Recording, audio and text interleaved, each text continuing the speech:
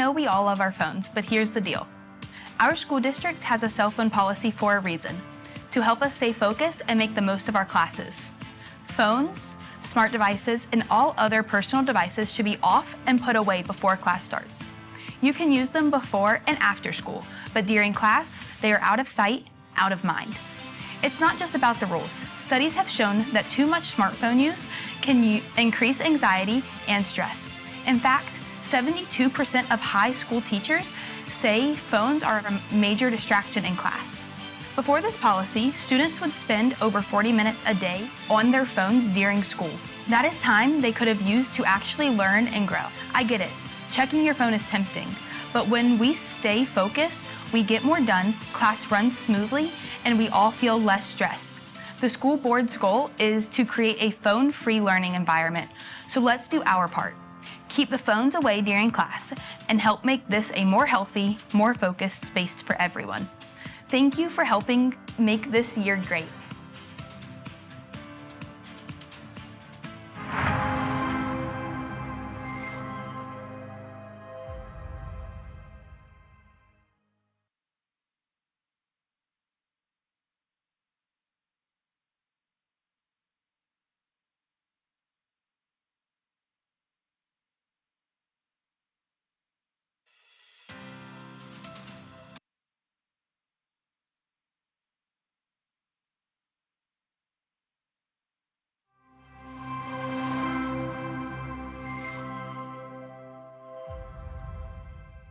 Hello, Suffolk. I'm Kenitra, the social media specialist for Suffolk Public Schools. And today we're hitting the streets to discover just how much our community knows about the groundbreaking achievements made by Suffolk Public Schools under our superintendent, Dr. John B. Gordon III. From innovative education programs to state-of-the-art facilities, our schools are setting the pace in the Hampton Roads area. Let's find out what our neighbors know and maybe even surprise them with what they don't know. Ready? Let's go. Hi there, I'm Kenitra Hatton with Suffolk Public Schools. You have a moment to chat about some exciting things going in our school division? Of course I do. Great. Did you know that Suffolk Public Schools was one of the first to participate in all district reads? Yes, I'm actually the one that coordinated all of the recordings and videos at the Center for Performing and Production Arts at Lakeland. We've done all 4 books for all district reads there, one of the first in Hampton Roads. Nice, that's amazing. We were also one of the first to achieve a VMEA Blue Ribbon School, and we were also the first to establish a Center for Performing and Production Arts. Yes, we have very exciting things happen in Suffolk. It's all about teaching students not just to be good artists and good musicians, but how to actually work as career artists and to be able to translate those skills into 21st century learning. Awesome. Well, thank you so much for taking the time to speak with me. Of course, anything. Hello, I'm Kenitra from Suffolk Public Schools, and today we're talking to folks about some of the cool things our division has done. Do you have a moment to talk? I do. Awesome. First, did you know that Suffolk Public Schools was one of the first in Hampton Roads to offer staff bonuses to recognize the hard work and dedication of our teachers and staff? I did know that. I actually got to be part of that conversation. Awesome. That's really uplifting to hear. We were also one of the first to do a fall turkey giveaway, offer a staff zoo and tides day. And lastly, did you know that Suffolk Public Schools was one of the first in Hampton Roads to have its own pharmacy for its staff and families? I did know that. It makes me happy as a way to show how we support our staff and show them things that we do to show that we care. Awesome. It was so nice talking to you. Thank you for taking the time. Thank you. Hi there, I'm Kenitra, and we're filming a special feature on the unique achievements of Suffolk Public Schools. Do you have a moment to chat? I do. What's up? Okay, let's start with something interesting first. Did you know that Suffolk Public Schools was one of the first to secure a BSN Sports and Nike deal? I didn't. Yeah, I think it's pretty interesting too. We were also one of the first to launch an elementary intramural sports program at all of the schools. And lastly, SPS is one of the first in the region to install turf fields at all 3 high schools. How do you see this affecting our students' athletic and school experience? I think with us improving the aesthetic of our fields, it helps our athletes perform better during our games. I couldn't agree more. It's incredible to hear how much these advancements mean to our community. Thank you so much for taking the time to speak with me. No problem. Have a good day. Hello there. I'm Kenitra from Suffolk Public Schools. We're sharing community thoughts on some of the exciting school initiatives. Do you have a moment to chat? Sure, why not? Great. Did you know that Suffolk Public Schools is one of the first in Hampton Roads to offer an SPS Summer Series? It's a series of educational and fun activities designed to keep our students engaged and learning throughout the summer. That is great. Awesome. We are one of the first to have an Alpha Best program, which offers before and aftercare right inside of our schools. We were also one of the first to create a Star Leadership program. And lastly, did you know that Suffolk was one of the first in Hampton Roads to offer the Letter of Intent for Graduating Seniors program? This allows students who graduate and pursue teaching degrees to return to teach at Suffolk Public School. What impact do you think this could have on our school and students? Giving back to the community. It's a fantastic way to encourage a cycle of education and commitment. Thank you so much for taking the time to sit and chat with me. Thank you. You're welcome. Bye-bye. Bye-bye. Hi, I'm Kanitra from Suffolk Public Schools, and today we're going to be sharing some accomplishments made by the division. Do you have a moment to chat today? Yes. Okay. First off, did you know that Suffolk Public Schools were the first in the area to install private fiber providing high-speed internet to all the schools with no monthly recurring costs? Wow, no, I didn't know that. We were also the first school division in our region to implement IP phones in the classroom. Our district was one of the first to achieve a 1-to-1 Chromebook ratio. And lastly, we produced a STEM Century documentary and book that chronicles the advancement in education over the last century. How important is STEM education in today's world? STEM education is hugely important in the students' lives. It helps them be more confident, become better students, and then eventually better citizens here in Suffolk. So I think it's excellent that we have all these huge advancements that help the students grow.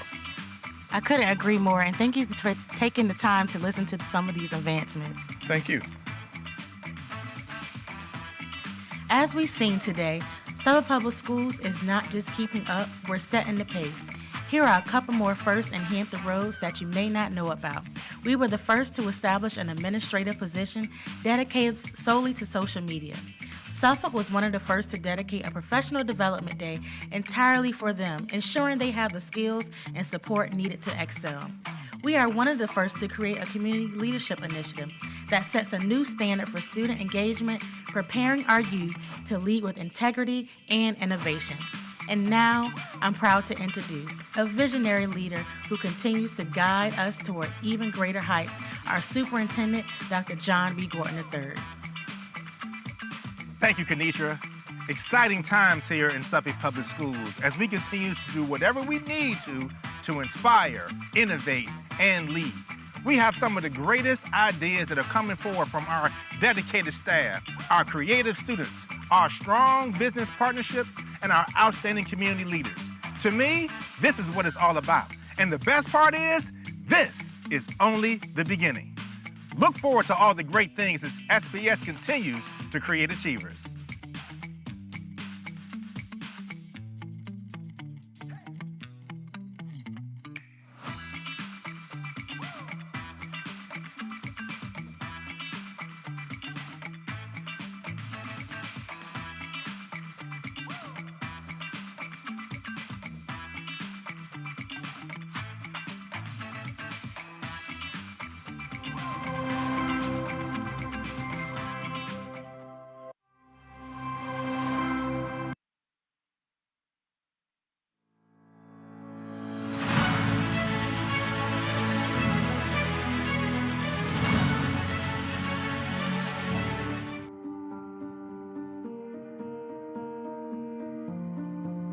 We are so thrilled to have Say It With Music again here this year. We've been able to add an additional camp. This morning, we had 2 middle school sessions where they'll produce 2 different videos. And then in the afternoon, we're here at the Center for Performing and Production Arts at Lakeland, where our very talented Suffolk Public School students have created their own piece. These students have collaborated, coming across all fields of art studies, from production to vocal performance, to instrumental performance, to their own music and recording and production program here, creating this amazing experience. The benefits are for our music programs on the secondary level especially. It gets the kids' foot in the door, it gives them ideas as to what they can do, and it really speaks to that music technology piece and the careers in music that they can have that are outside of the typical norm, music teacher, administrator, things like that.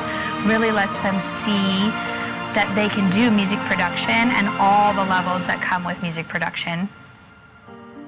I've always wanted to experience like the process of making a song, writing a song, getting the beat, feeling it, and like, you know, putting it.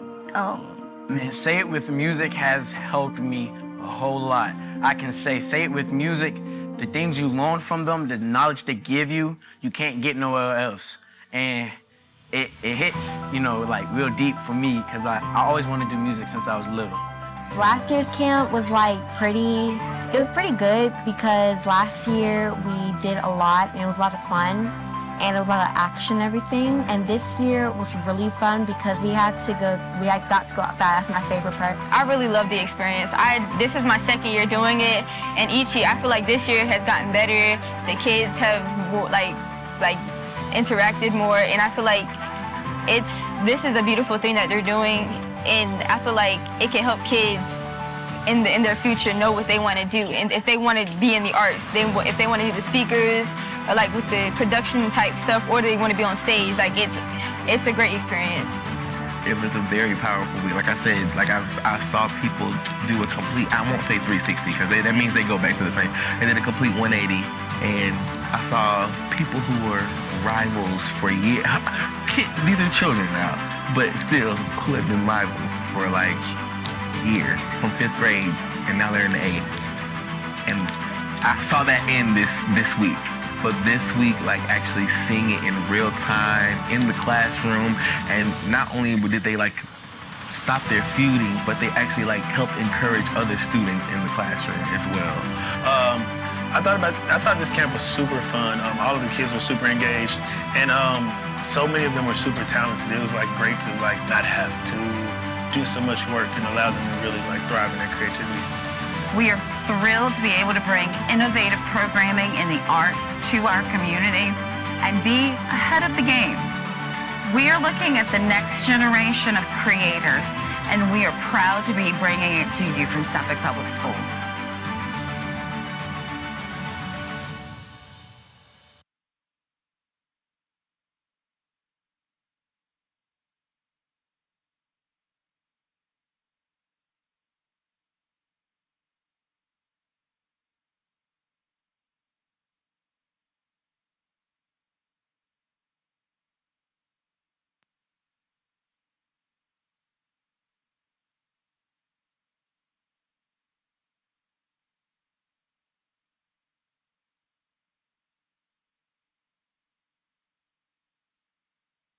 Good evening and welcome to the August 14th, 2025 work session of the Suffolk Public School Board. At this time, the meeting is called to order. First, Vice Chair McGee, can you hear us? Good evening, Chair. Yes, ma'am. I have you loud and clear. Good evening and welcome to the August 14th, 2025 work session of the Suffolk Public School Board. Just for review, in case you forgot what we're doing. The meeting is called to order. First, Vice Chair McGee, can you hear us? At this time, I'm going to yield the floor to Dr. Gordon for some of our updates. Welcome to the August 14th, 2025 work. All right, thank you, Madam Chair. I'm going to call to the podium our Chief of Administrative Services, Dr. Rodney Brown, who's going to do a 2024-2025 Administrative Services Discipline Data Review. This is an annual report that Dr. Brown does every year where he provides a recap for our discipline data as well as strategies that will be used for the 2025-2026 school year. Dr. Brown?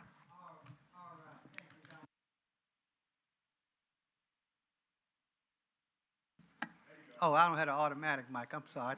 I'm not usually the first one up here. All right. Greetings, Madam Chair, Vice Chair, and others assembled tonight.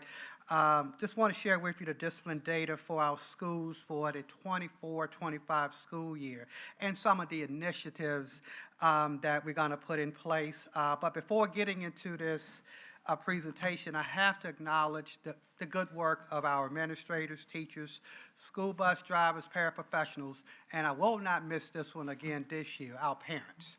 Right? Our parents are a partner in this with us, and we can't do this work as it relates to student discipline without our parents. So I definitely want to thank them for their work. And all of these individuals is committed to creating a safe environment, and we can't do it without the collaboration.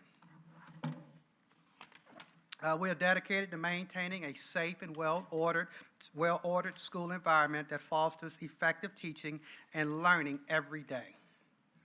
So what I'm going to look at tonight is we're going to look at the discipline data comparison for our students for the next 7 years, student discipline data by school. We're looking at the data by location and the top 10 incidents that took place over the last school year. We want to conclude with some of the initiatives that we want to put in place that addresses some of these discipline infractions that you see. I do also want to explain what you're about to see. Sometimes you want to look at the numbers. You see referral numbers and you see incident numbers. So I want to make sure you and our school community understands the difference. There's a difference. They will never match up. One incident could include 5 students. So you may have 5 referrals for one incident. So that's why when you look at some of the things that we're going to present, it won't always match up. You may see more referrals as opposed to more incidents because multiple students can have more than one incident. So let's take a look at the story behind this data.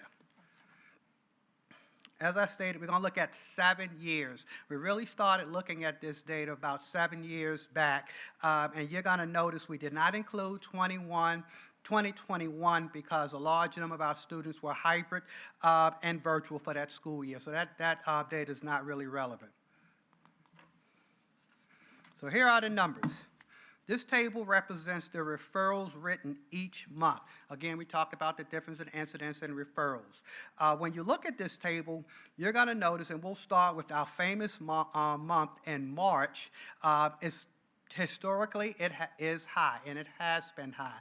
It's funny that I met with one of the team members reviewing this today, and she informed me this is statewide trend as well. When you look at the state trend, the month of March is always the highest number of referrals and incidents. Also, we want to compare other school years. We did not have as many referrals as we look at 17-18. So when you take a look at school year 17-18, 10,000 referrals. I'm just kind of let that 10,000 referrals. And as you look at the trend data for over the years, we have been trending down for the most part. And this year we were up a little bit. We were up a little bit. The enrollment is up a little bit, but I think we also have some educated guesses as to why those numbers were increased as compared to last year. Let me see, you may know, September. This is something we found, we noticed about the month of September.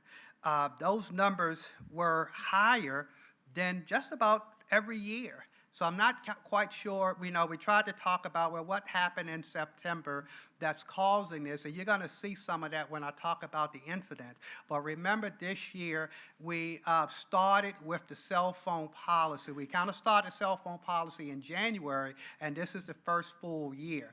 We've also increased our staff, our S3s. That means student monitoring, more people in the hallways, more people to monitor and guide students. So we suspect this number, especially in the month of September and October, is kind of why our students are trying to get adjusted to some of the things that we're doing.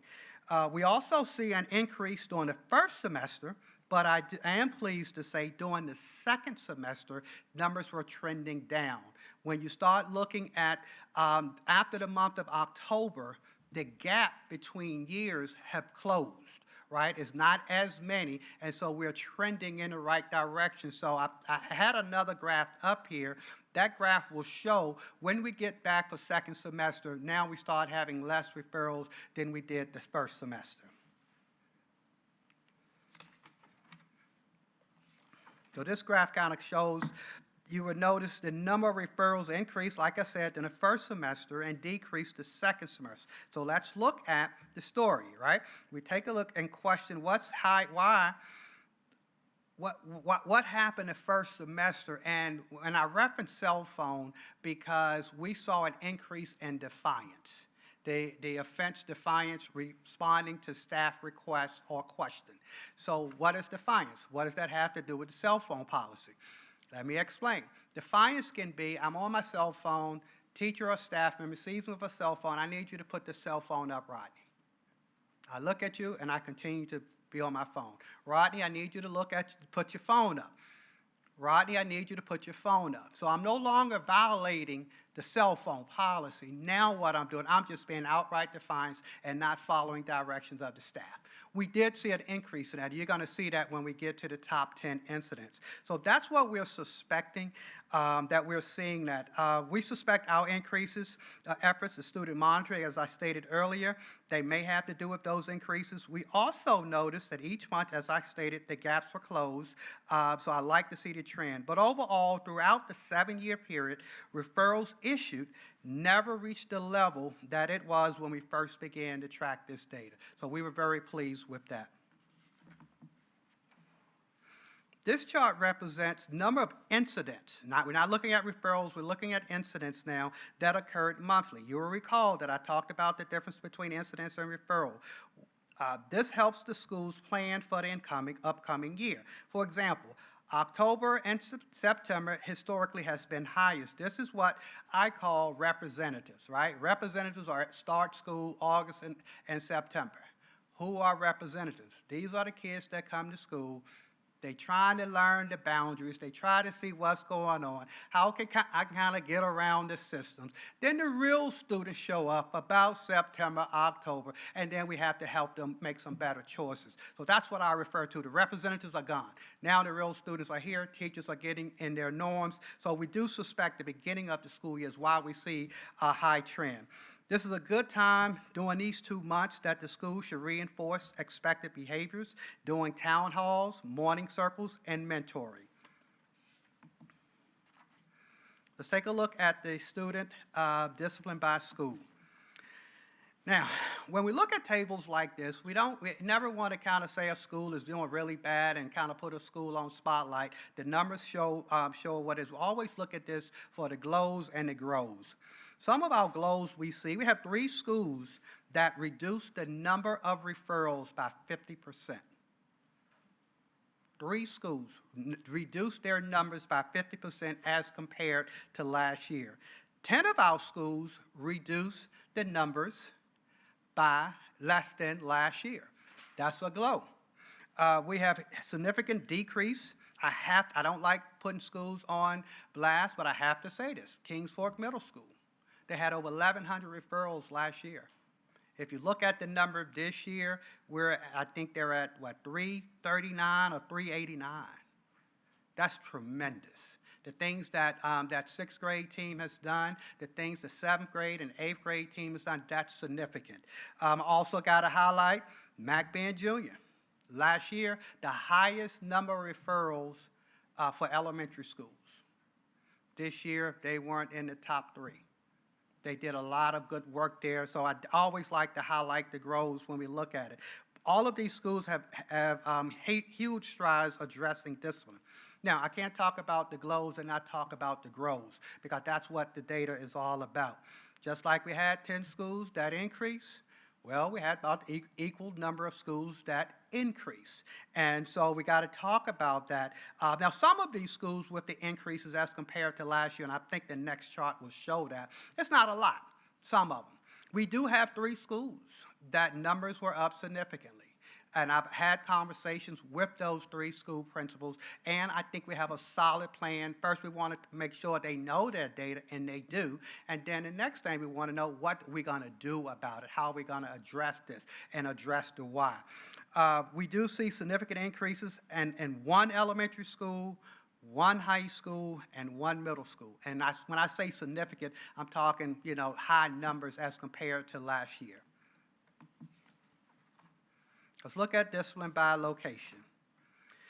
We see that 45% of the incidents occurred in the classroom. That's because this is where kids spend most of our days. I will like to say that number has decreased. So that's good. Last year we were up by 48%. We have decreased that at least by 3%. And I do think the reason, because there's a lot of focus on the practices, utilizing restorative practice, PBIS, and observation feedback. This is why we had the reduction. 15% in the hallway, reduction as compared to last year. And that's because S3s in there. We have more people in the hallways. We have a lot of things that's contributing to this. I do think going back to the classroom, these S3s relieving some of our teachers. Now they have more time. They have more time to plan and prepare, and that has also helped with our discipline. About 9% on the buses and 7% in the restroom. This is an increase from the previous years, not a large increase, but a slight increase. This number is mostly in secondary. We do believe we have an intervention to address some of these, especially the restroom one, and I'll talk about that a little bit when we talk about initiatives. 5% in the gym, about 4% on the playground. This is up by 1%. Altogether, these 6 locations account for about 91% of the locations for all referrals. I have to mention, I did notice this year, 47 students account for 10 or more referrals. 47 students. 3 of those students had 20, 23, 24, at least 20 referrals. So they're driving a lot of this, and I also think we have a plan. But sometimes we have a few students that are inflating the numbers a lot. Top 10 incidents. This one was interesting. What stands out to us was increase in defiance, and that's staff request and question incident. The first year, we didn't see this number being the highest. Last year, I believe we had push, shove, and strike was the highest number. We kind of rotated a little bit into defiance, and I do believe that's because of some of the things that we have done to kind of get the kids on the right path. Last year, we implemented, again, the new cell phone policy. We suspect that a lot of the defiance is putting away phones. Doesn't surprise me. It's new students needing to adjust. Keep in mind, just because a referral is written does not always mean that there's a suspension. This doesn't mean we suspended every kid that get a referral. Some of these kids just need a conference with the counselor. They need to have a parent meeting. So this is just an incident took place, and it doesn't always constitute a referral. And you can see learning interference is 4, behavior reckless in the classroom is 3. Let's talk a little bit about some of the initiatives that we have. So behavior remediation lessons, this is the ISS room and our OSS Focus Center. This is where we send kids and we use for kids to reset, because we don't want suspension to be the first result we go to. So kids are there to kind of talk about and have lessons that they work on regarding the infractions for why they're there. Re-entry meetings, we talked a little bit about that. I emphasized that at our boot camp with our administrators. That is a must. If a student is suspended, we have to have a reentry meeting. This year, we're including our counselors as part of that process. And what that reentry meeting is, you got suspended, you come back with the parent, and you have a conversation about what happened. Sometimes we will include the teacher, depending on the situation, so everyone can be on the same page. Because our goal is to keep that kid from having to be a repeater. So we know that, and we had some schools that really did this really well, and that's reflected in their numbers. We did revise our student code of conduct and handbook. That was important this year. Now we have 1 handbook as opposed to 21. We got 1 handbook for students, and that's going to help with bring about consistency. No matter what school you're at, no matter what's going on, we have 1 handbook that we all are using, and we're implementing these things consistently. The weapons detector, that was one of the things I talked about the restrooms. This summer, we're experimenting. We put metal detectors in front of the restrooms during lunch. Not in the restrooms, in front of the restrooms. Ask me why. Why, Dr. Brown? We saw a large number of students vaping. Kids in line, getting in the restroom, and we had a large number of vaping in summer school. We set the units up in summer school. Just so happened, not that many kids had to use the restroom anymore. And I mean, that's all we did. We just put them there, because now they're metal detectors. So you don't have a notebook, you don't have a Chromebook, you don't have these things going into the restroom at lunch. So if it goes off, we got to have a conversation. So we think that's going to help us with reducing some of these infractions as it comes to the restroom. And of course, our morning meetings continue to structure these meetings as always. We structured our PBS teams. We're going to reorganize Tier 1 and Tier 2, comprehensive anti-bullying campaign. Ms. Cindy Devers is the one that leads that charge every year. Our bullying numbers have decreased over years. We are pleased with that. Classroom guided lessons. We want to make sure our counselors are now adhering to 80-20 rule. That means 80% of their time is spent with students. 20% for administrative things, but 80% are with students. We started this about a year and a half ago, I believe, and we're going to continue to re-emphasize that because we do believe our counselors going in and having lessons with the students and small groups is going to help improve this. Handle with care, we'll continue with doing that.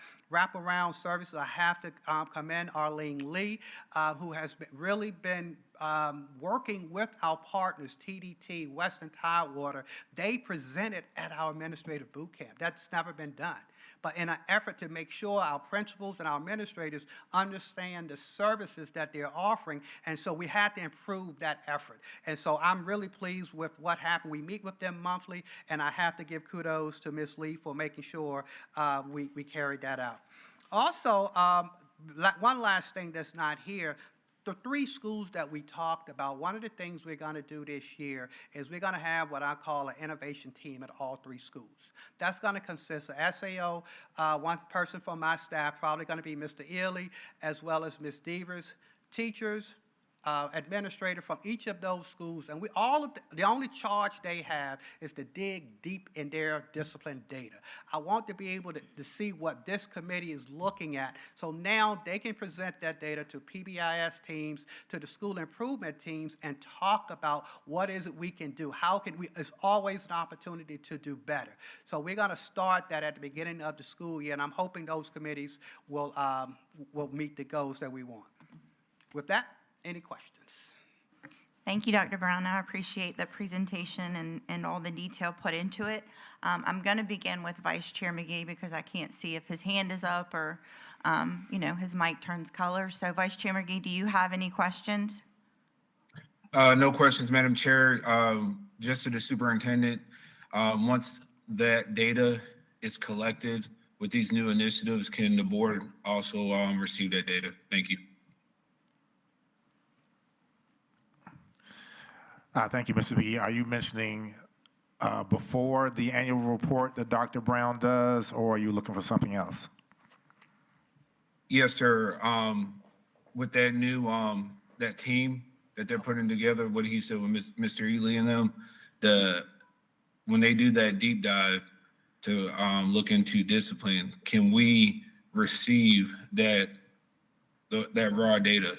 So we can be aware, just to see what they're collecting, the trends you're seeing, and not wait till an annual report.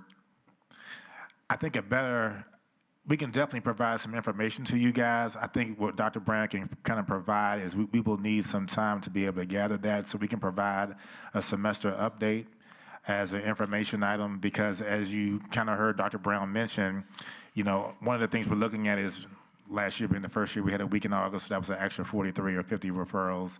But as soon as that information comes in, they are going to be able to start working on it October 1, because we want to be able to get through information to the board after we've had a chance to not only see what the issues are, but also if the problem steps have been implemented, if they're being implemented with fidelity. So we can provide an informational item to you all in January that would kind of give you a first semester update. All right, Dr. Gordon, thank you. Any other board members have any questions or comments? Okay, I saw Board Member Brittingham and then Board Member Slingluff. Thank you, Madam Chair. Dr. Brown, I appreciate the presentation that you've given us today. Just a few questions surrounding the data this comes from. This comes from the Virginia Department of Criminal Justice. This is the survey data that they collect from what you submit to them each year? So DCJS we don't submit this data. What you're talking about is survey data. This is raw data from each school. Same report that we generate, send to DOE. So this comes from our database in each school. So every referral that's written, all of the information is imported in each school, and we just collect all of that data. Okay. And looking at some of the trends that we saw this year, where some things have gone up, I saw where you talked about where you're restructuring the PBIS teams. I have a question just about PBIS in general. As long as we have used it, looking at this as an approach that we've been doing division-wide, and I heard you say that you are going to start solidifying some things so that from school to school, you're going to have the same disciplinary format and framework that you're using. But at some point, these trends don't get better. Is there a possibility that we would look in another direction for how to deal with discipline in the school system? Just because in looking at PBIS data, it's not the strongest model out there. There are other models that, you know, if you look at just peer-reviewed and data that's out there, the studies, I'm looking at Science Direct right now, and I'm looking at one that has to do with collaborative academic that deals with a model for social emotional learning. Let me see here. Sage Journals has something about a program called Check In and Check Out. So there are other models out there that are showing a better outcome. So just if we can't garnish more from the PBIS model, is there a possibility that we could pivot and try and use something that we're seeing nationwide is a little bit more effective? I mean, we're always open to trying the things that work, you know, the things we look at. We know there's research on everything that works and pros and cons. PBIS, there has been some restructuring, how we're doing it. The thing that we focus on, and that's what's key, and I stress to my team, I had Cindy up here to prepare for any questions with that, but the key to it is fidelity, right? I'm a true believer that it's several programs. I can probably implement most of those programs with fidelity and get results. The thing we have to work on is fidelity, the consistency, and making sure we're educating and adjusting as need be. So we're always open to improve. I mean, I'm never resistant to, no, I don't, want to stay away from things. We're always open, but we also want to make sure what we're doing it well with fidelity and consistency. Absolutely, thank you. Okay. Thank you, Dr. Brown. I appreciate it very much. I always enjoy your presentations. I have a question about the metal detectors. When you said you're repositioning the weapon detectors to the bathrooms, two questions about that. Number one would be, what are we doing at the main entrances if the metal detectors are now at the bathrooms and someone wants to come in? What are we doing there to increase our security in the absence of the metal detectors? And number two, my question would be, and this may be something simple that I just don't know, why would the metal detectors at the bathrooms catch a vape but not catch it at the front door? Very good. And then I have one more thing after okay, that. Okay. So. Okay, let me get the first question. Yeah. If I understand your first question, we're not removing them from our front entrance. So our process in bringing kids in the buildings, kids enter the buildings through two entrances. Okay. The car, on the side, or through the front entrance. That's our window of time to get kids in the buildings. After kids are in the building, no one is coming from the bus port. Okay. There are 2 units on the bus port. You have been very generous and supported our schools with at least 2 units. The unit in the front remains there all day. The unit on the bus port, we don't need that unit on the bus port because no one is entering. You can't come in a building, teachers, staff, students, after the buses unload, everyone comes through the front door. There's always a unit there. Okay. All right, now, to answer your question, why are we picking up vapes in the restrooms, but we may not pick up the vapes in the morning? Just a few minutes ago, 4 of us took about 3 minutes to get in, 4 people, because we got to get bags, we got all of these things. We're bringing in 1,700 students in one of our largest schools. If we were to do that for 1,700 students, it's going to take a long time. Understand our morning entrance is designed to keep weapons out of our buildings. Okay. You can increase and decrease our sensitivity on our machines. So if we set them to metal detectors, it'll take us hours to get kids in the building. Not that we are bringing kids, when it goes off, we're searching. Sure. Sometimes they're plastic. It's regardless of what you put up there. That's where our random metal detector checks comes in. That's what those daily checks are. Our goal, we don't want weapons in our buildings. That is our number one priority, and that's what that morning enters. Now we have other things to deal with, like a vape or some other contraband that may come in. We'll deal with that in a different way. Sure. Well, I appreciate that, both of those answers. That was very helpful. And then I have one other, and this is kind of a request. I looked back at last year's report for my schools to find out, the specifics of the adjustment on whether they've gone up or down. I have several schools, and I appreciate the idea of not highlighting any of them with significant change in my mind. Some of them are increased quite a bit. One, as you mentioned, Kings Fork Middle School has gone down. Is it possible?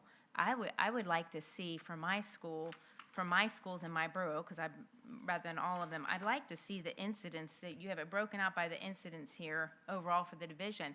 I'd like to see for this year and last year the incidents in my schools to see where the increase or decrease is for my particular schools.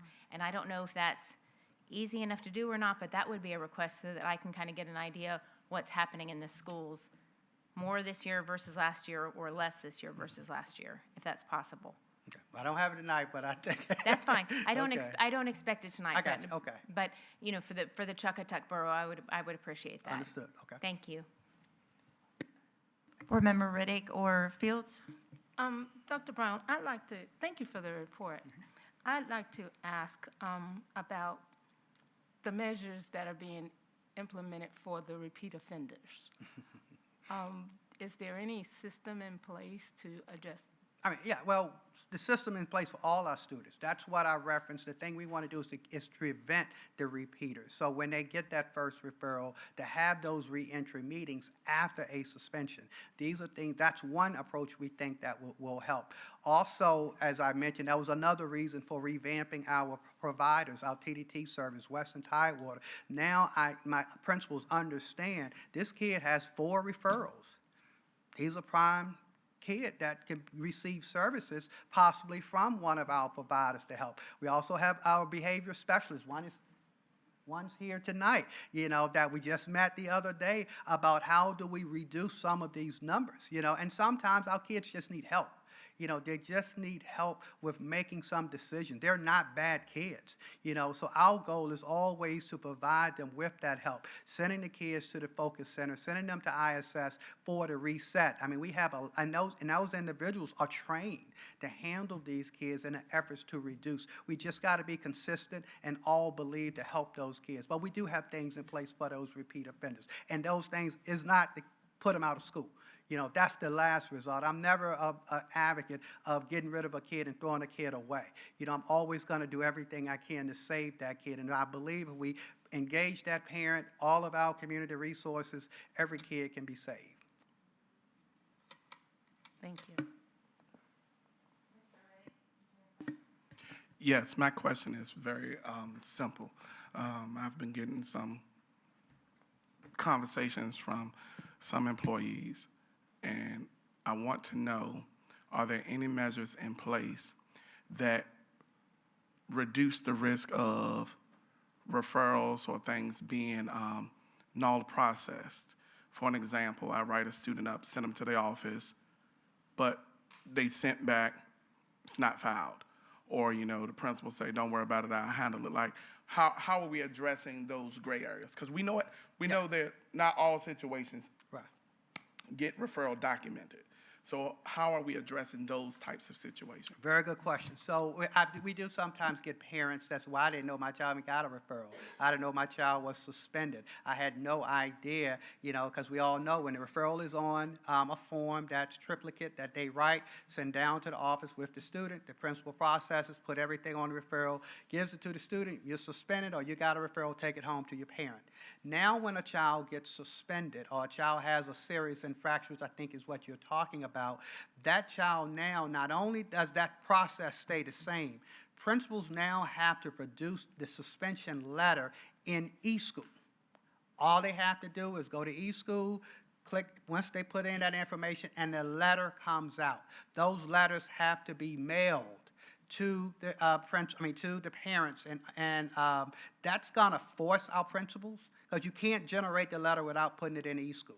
So that is their effort, and to ensure, that's another reason we want to make sure these letters are being generated through eSchool, because you have to input them in eSchool. And that's part of what I'm thinking and I'm hearing. Sometimes the referral gets there, but nobody knows what happens after the referral. It kind of sits there, they talk with the kid, and there's no communication the other way from the teacher or from the parent. So we definitely address that at our administrative boot camp. That's something that our principals must communicate with the principal. And it's not just teachers, it's bus drivers. Bus driver turn in a referral, they don't know the kid's suspended off the bus for whatever, and we got to do better with that. So we want to make sure our principals are doing a much better job with that. Thank you so much, Dr. Brown. The reason why I'm asking these line of questions is because regarding to the concerns that I've been receiving from some staff and some community people, their fear is that a lot of the things that are taking place are being documented properly, which then can mislead the information that is presented to us at the meeting. So I'm not saying that's the case. Right. I wanted to know what safeguards do we have in place to reduce the occurrences of that happening? Okay, well, I'm not aware of any of those things happening, which I'm not going to say a principal is intentionally not reporting the data. I have nothing to substantiate that. However, I do believe our principals are professionals. They understand the process. We also have, the principals aren't always the one that put the information in eSchool. That referral is many times processed with the bookkeeper or the attendance clerk or someone there. Is there areas of opportunity? From what I'm hearing you say, I'm sure there is. You know, I don't know what safeguards I can put in place to guarantee every time a referral comes to the office, that referral is being processed, other than reiterating with our principals, who are professionals, that we need to make sure we process. Now, you also got to think about what's on the referrals. You know, am I writing a referral for something that needs to have a referral? You know, that happens too. You know, so sometimes, to be honest, a principal's not going to penalize a kid for something they should not have been written a referral on and then process it. They do have the conversations with that professional about, hey, we don't quite understand why we have this referral. Have you did this first? Have you contacted the parent? Have you, sent notices home? Have you done these things first, or was your first result is to write a discipline referral for this kid? And I do know in incidents like that, principals do talk with the professionals about that. Thank you, and I agree. Our administrators are professionals, and so are the staff who do write referrals. You had mentioned, what I want to know is, are we documenting the number of referrals that we are not processing? Because, for an example, as a teacher, I can write Johnny up for hitting someone. It goes to the office. The principal can say, well, Johnny, I understand. I talked to you at conference with parents, discard Johnny referrals not in file.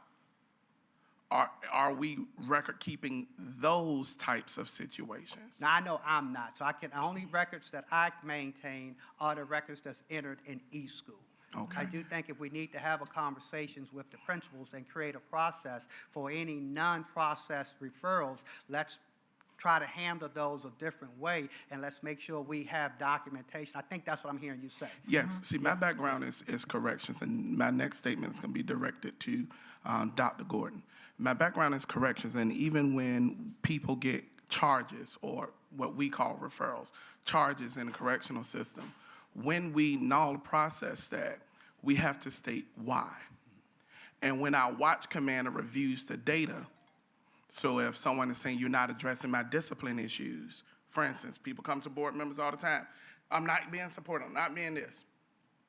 If it's not a documentation, it didn't happen. So is there a document saying, hey, we didn't handle any of this teacher stuff because she said the person keep mispronouncing her name and she found that disrespectful. So that's why we null process this situation. So my question to Dr. Gordon, maybe this is something that PRC may want to talk about, is can we collect that data on the amount of null processings? What is the trend of null processing? Because as a board member, one of the most complaints we get from staff is that the discipline. I'm writing referrals and nothing is happening. But if the only data we have is the data where a consequence is imposed, there's another skew of data that we're not looking at because we're not keeping that information. So when you bring up the data of a school that had 1,000 referrals and now they dropped to 300, is it a behavior change or is it a null process change? So that's the way I'm looking at it. Because hold on, let me finish my point. The reason why I'm asking that is because I want to know, as a board member, how can I further support you all in the day-to-day? Coming from a safety conference and hearing the information that was shared, hey, I got a whole brand new perspective on day-to-day safety.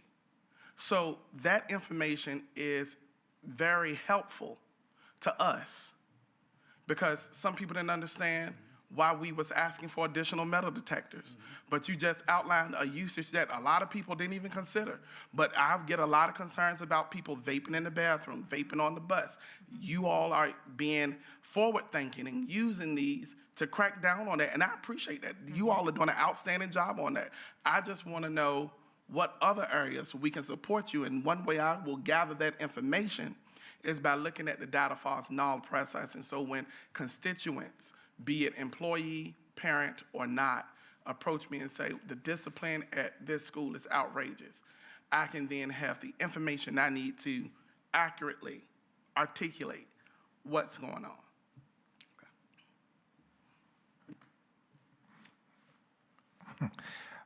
So I think there's a couple of ways that we can look at this. I do know that our administrators do keep files for any time they're meeting with students.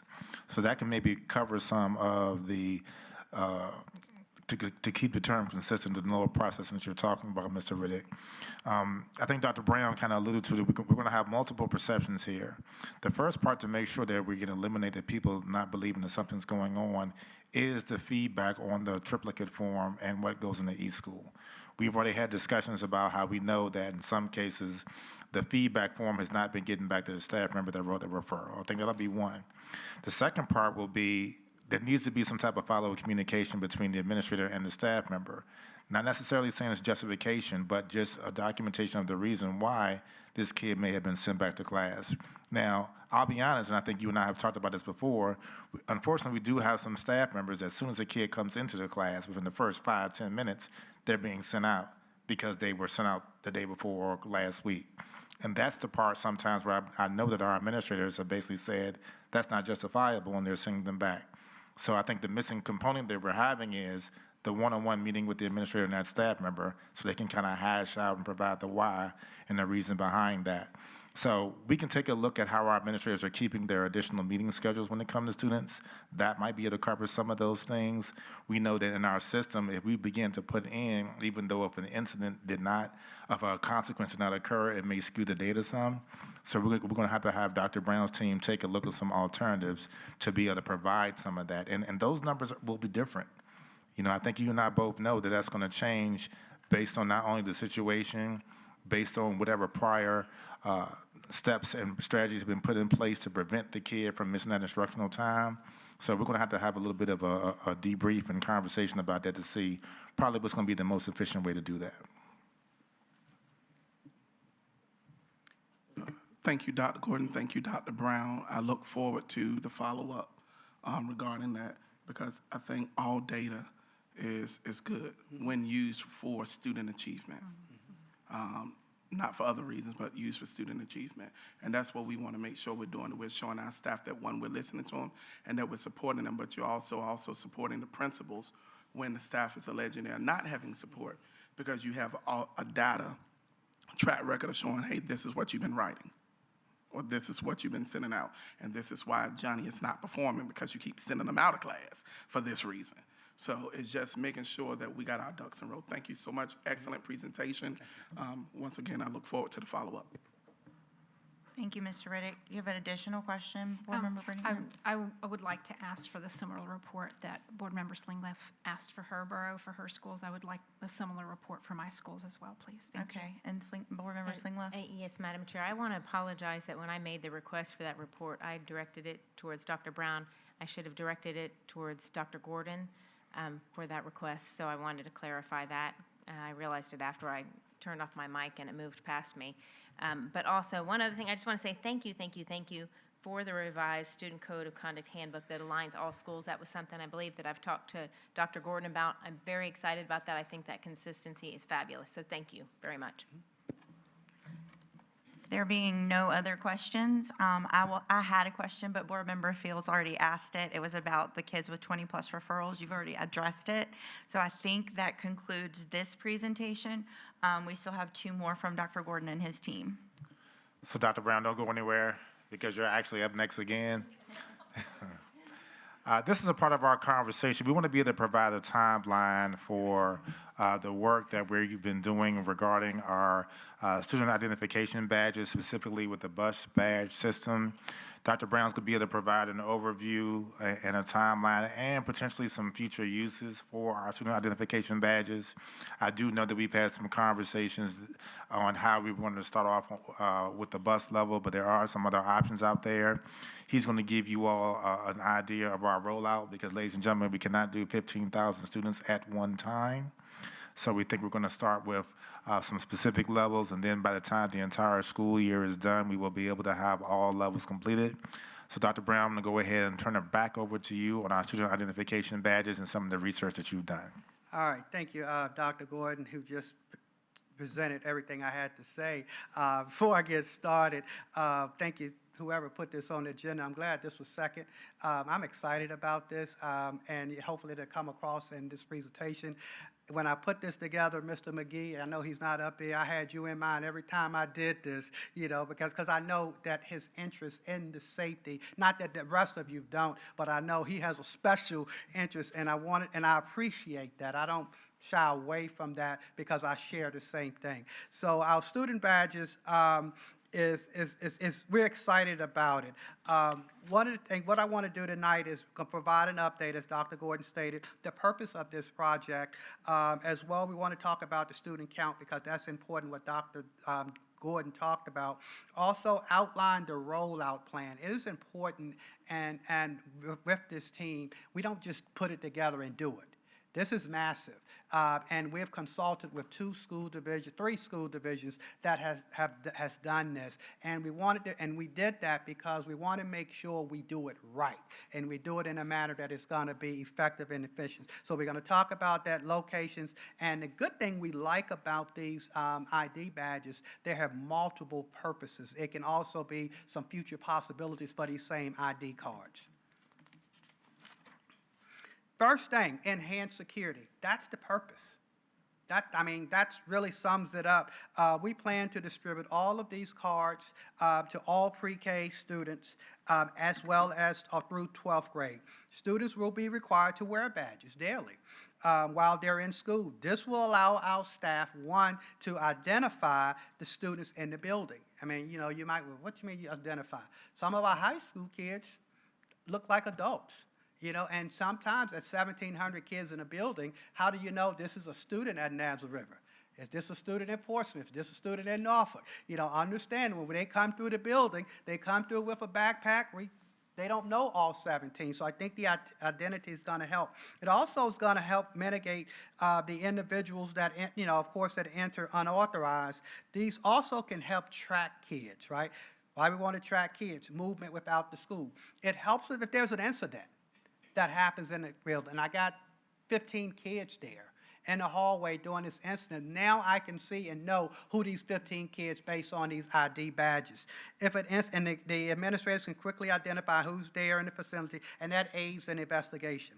Now, monitoring ridership, I think this is where the conversation probably started. This is the initial phase that we want to do to monitor the ridership on the bus. We want to require students to scan when they enter the bus and when they exit the bus daily. Now, what this happens is going back again, tracking. Not only it tells me where the kid got on, where the kid got off, if there's an accident. I know every kid that's on that bus. And it's real-time information, as opposed to, hey, can you give me who's on bus number whatever? I might have 5 kids who have a bus pass to go somewhere else. They're not going to be on the master list, but if something occurs, right there, real time, tell me the kids that are riding on bus 51 right now, and I have that information right there to give the authorities or whatever. And that reassures the parents. Also, ridership. We know kids. We know high schoolers, sometimes middle schoolers. They supposed to get off at this stop. They're going to get off at somebody else's stop. Down the street, they go to a friend's house. I mean, these are teenagers. But it helps reassure the parents, no matter where that child got off. If that parent calls, I can tell you where that child got off and what time that child got off the bus. As opposed to bringing the bus back to the garage, let's pull the camera off the bus, let's try to identify who the student is. Now I can tell you where the kid got off the bus. I mean, so that's going to help with that ridership. And this is, like I said, for our little kids, for our older kids. Sometimes our little kids get off the wrong place. It's going to help me track them very quickly. Multi-usage. We're going to talk about, student recognition for drivers. Drivers know if you got a badge, you're a student.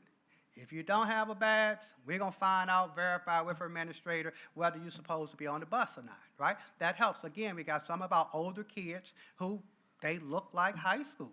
They might be 19 years old. We're going to make sure everybody that's on the bus belongs on the bus. And that ID badge, just like I have on, is going to verify that they're up there. Multi-usage, we're going to talk about that at the end, but these badges can also be used in the media center, they can be used in the cafeteria, and they also can be used to support attendance. It's important to know about our student count. We got about 14,500 students. 10,000 to 11,000, they ride the bus daily. That's a lot of kids. And so we want to make sure we know and identify. We transport kids to 21 buildings. We even transport kids in the middle of the day to CCAP or to other programs. We need to know, and it's not the driver there every day. That's for those kids, you know, and sometimes it helps in knowing who's on the bus. So it's going to help with that. And then also, if a child loses a card or they damage a card, we're not going to leave them at the bus stop. You know, but there's a card on every bus that's a spare card. So what that tells us is I got 50 kids on the bus. I got one warm body. I don't know who it is, but little Tyrone did not have his badge today. That warm body must be little Tyrone. But at least it tells me that I got a live body up there, and they can use that card to scan. Now, we'll create some things and regulations and all of that. Okay, you got 3 days, you got whatever to replace that badge, but I need you to have that badge. So that's how we're going to address that. This section right here, as I stated earlier, we want to do it right. We have to have the policy or the regulation in place to support what we want to do. That was the main thing that came about with the schools that we talked about. If they had a redo, they would have put the policy in place, then rolled it out to all of their students because it would be easier to kind of roll out. And what we're looking at, every student should have a picture for enrollment. That means every year you're required to take a picture and have a picture on file. That's not a requirement. Every picture student is not required to take. That's why sometimes if you look in East School, you may have a ninth grader with an elementary picture. You know, so we want to make sure the students are taking pictures for enrollment. The card scan for entering and exiting the bus, that's a must. That's a non-negotiable. Card display during the school day. That helps us with identifying who's in our building. We've already met with our community engagement. Well, we want to make sure we have a huge rollout campaign with our school community to get their input, to make sure they understand the pros and why we're doing this, so they can talk with the kids about the importance of all of this. The equipment identification and distribution of schools. We've already have printers. What comes with this, and you'll see later, it comes with a printer. We're going to do the bulk distribution from our office. That means I'm going to have 17,000 cards, and these people you see in this room with me tonight going to be sitting there sorting these 17,000 cards. And now after that, now we have a kid that enrolls late or a new student. The schools now can take the picture, print the ID out right there at the school. So all 19 of our buildings will have those systems. We don't need it at CCAP, and we don't need it at Tarleton Wood. The staff training, minimum training, staff got to be trained on how to take the pictures. Bus drivers, again, we'll have a meeting with them next week. The stands, I believe, are already on the buses. The scanners, I'm pretty sure they're here, about to be installed, so we'll have that conversation with our drivers. We're looking at piloting this initially in the beginning at one elementary and one middle school. And that's just going to help us to see what kinks or what areas do we need to improve. I would hate to roll it out with 14,000 students and have to redo and adjust. Let's kind of roll it out the right way, test it with these schools to get feedback from the staff, feedback from the drivers, feedback from the parents. And then once we work those kinks out, all elementary, all middle school, full implementation. We got to make sure we get that right, get it going. And now, high school. We roll it out with the high school, and that's going to be the challenge. I'm going to be honest, I know, but we're going to roll it out with them. So that's our timeline and our rollout plan. As I stated earlier, every kid will have a card, badge holder, breakaway lanyard, because that's required. And they can't have their own lanyard. They have to use the lanyard that we give them because it has to be a breakaway. Also, the card readers and the stands on the buses, we already talked about that. Locations, we talked about that. High school, we're anticipating probably second semester for the full implementation. If we move it a little bit sooner, that does give us a natural break to prepare the high school community for this transition. Future possibilities. This is something that I'm also excited because it's not just for ridership, right? This also can be used for device login with the badges, the printers. It also can help track visits to the clinic, right? So a kid goes to a clinic, all they have to do is scan what time they got there, scan what time they're there. Now we know when these kids enter the clinic, now they have to sign in, but this just cleans up the process a little bit. Attendance. Students arrive late, and we watched this in one of the schools. The kid came in with the mom. The kid went to the desk, scanned in. The principal, the teacher, cafeteria were notified that this kid was present in school. That's it. They didn't have to do anything else. It communicated with eSchool, marked the kid present. And that's going to be at all of our kiosks. Door access, it can be door access, but we're not going to deal with that. They don't need door access.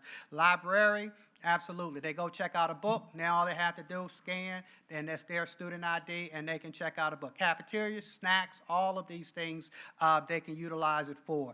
Another school, and I do have to mention this, and again, this is further down the road, but these also have the capability. One school uses it at sporting events. Students must wear them to a sporting event, to a game. Why do they wear them to a game? Now I can identify who the kids are that's here that may not be doing what we expect, and all I got to do is get that badge and say, hey, Mom, your kid is doing X, Y, Z. You need to come pick them up.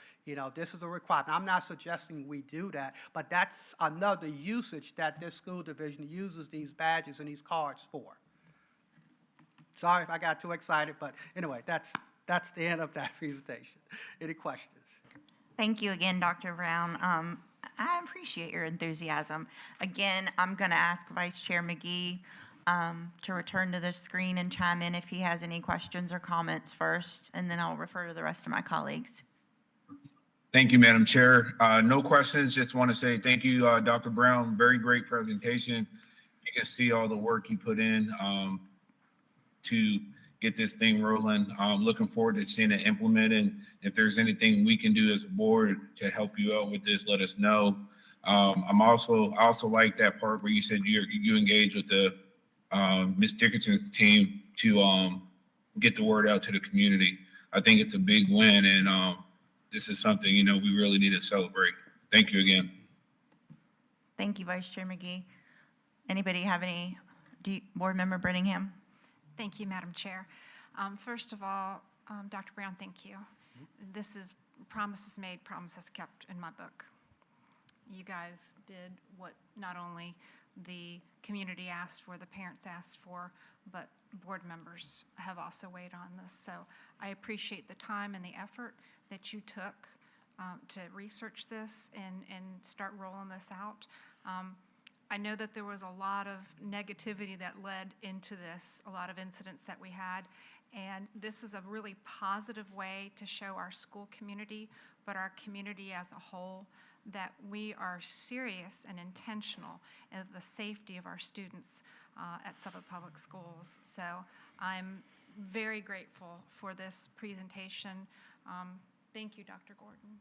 Thank you for listening and hearing the school community and putting your money where your money where your mouth is on this one, because I feel like again, not only is this immediately going to deal with our school, our bus and transportation, but there's future implications for this technology that the school is investing in. I like the very intentional rollout. We're going to do it with elementary, middle, and then we're going to roll it out in high school. And we're going to do it with partnerships with other school communities in Hampton Roads that have done this. We don't want to reinvent the wheel. They've made mistakes. We don't want to make the same mistakes. We want to learn from the mistakes they've made, and we want to roll this out well. You hit safety, you hit more efficiency in transportation, and accountability to the parents. Where's my kid? And you will be able to say, I know exactly where your kid is. They got on at this time stamp at this place, they got off at this time stamp at this place. And it takes that out. And I know there's an app that a lot of parents use to track their kids. This just takes it to a new level, I believe. One of the questions I want to know is, how will we ensure that the students are using the correct badges? It has that picture on it. Okay. The badges, that's why I stated earlier, we want to make sure we put that part of your enrollment is to have a picture. It's going to have their picture, it's going to have their name, Okay. and it's also going to be associated with the student ID. Now, I'm not saying a driver every day is going to say, hold on, let me look at this, and that's going to be a little tough, but they will have their names, it will have their picture up there, and so hopefully, kids will be honest about it. Right. Yeah. I'm also wondering if we could get a mid-year report on the rollout of this program and see the successes, maybe some of the struggles that we've hit, and kind of the learning growth that we're having in this. Maybe sometime in December, if it's possible, Madam Chair, we could get you to come back and just share with us the success of this program, what it's done, and how efficient it's been, and how it's added to our school community. Thank you, I'm Madam. going to defer to Dr. Gordon and Dr. Brown for that, because there might be a more natural cycle than just December. Sure, with the way we're rolling it out. Yes, I think it's going to really depend on when that full elementary and middle school rollout. So to your point, Madam Chair, I don't want to lock into a specific month. I do know that the natural break before when we start high school may be a better time. Okay. And the only information Dr. Brittingham will probably be able to share with you is we've had X number of kids that now have badges. And of course, I think Dr. Brown has already kind of provided the uses. But we will be able to have, as a part of our communication plan, to be able to give the school community a heads up once we get past our pilot elementary and pilot middle, when the other grade levels are going to go. So we can definitely include that as well. Okay. Again, Dr. Gordon, thank you very much for this program and for listening to the community, and just for your excellent effort, Dr. Brown, in getting this on the ground and rolling. I really appreciate it. Thank you. Anyone else have any comments or feedback? Yes. Okay. Mr. Riddick, sorry. He said yes before your light turned on. First and foremost, Dr. Gordon, Dr. Brown, everyone, especially my people in transportation, thank you all and your staff for putting this together. This is a classic example of not what one person can do, but what we can do. This started as a conversation many years ago between Dr. Gordon and I, and kind of fell back, but Dr. Gordon and his staff picked it up and implemented. This is an example of what we can do as board members when we use our phones for the right reason, not to stoke the fire, but to use our political capital to make things happen. This is a fruit of that. This is not just Dr. Gordon putting the citizens' money where his mouth is, but this is Suffolk Public Schools being intentional about our scraps we take forward. This is excellence with intentionality. And I want to say, Dr. Brown, thank you so much, because I know the workload that goes into this. I assisted another division in rolling this out. So I know it's a lot. And I want to say, I think it's a grand idea to ensure that all students are having their pictures up to date every year. As a former bus driver, I know the immediate benefit that our drivers, those who are up when we're still asleep, pre-checking the bus, doing 4 extra routes, and some of which you don't even know where you're going or who's supposed to be who. This is a safeguard. And thank you for your presentation, and you did it so well. I don't have any questions. I appreciate you both and all the staff that work with you to make this mission come to reality. Thank you. Board Member Slinglove.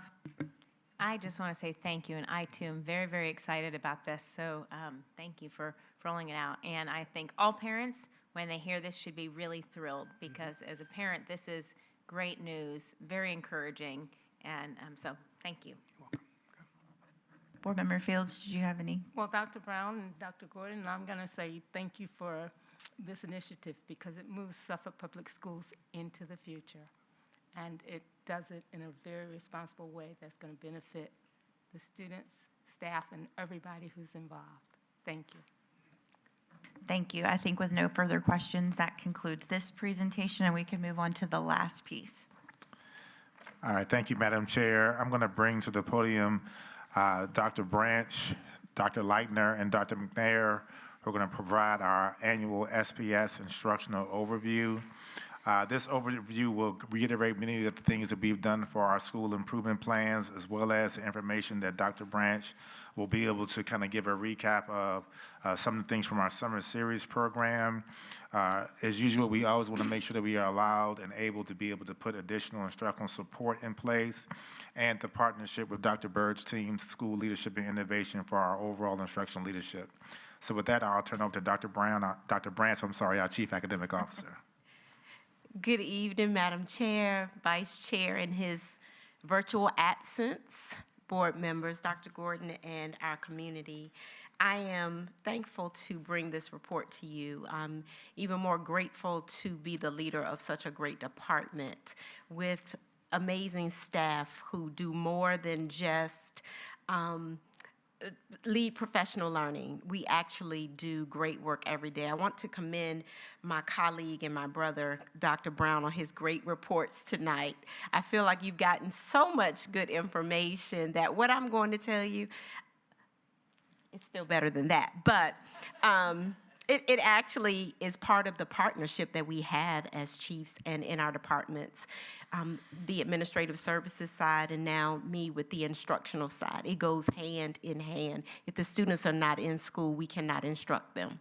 And if we cannot instruct them, then they have safety issues and all the other things. So it works in tandem. I'm joined, as Dr. Gordon said, with my partners, our directors of curriculum and instruction and special education, as we provide you this overview.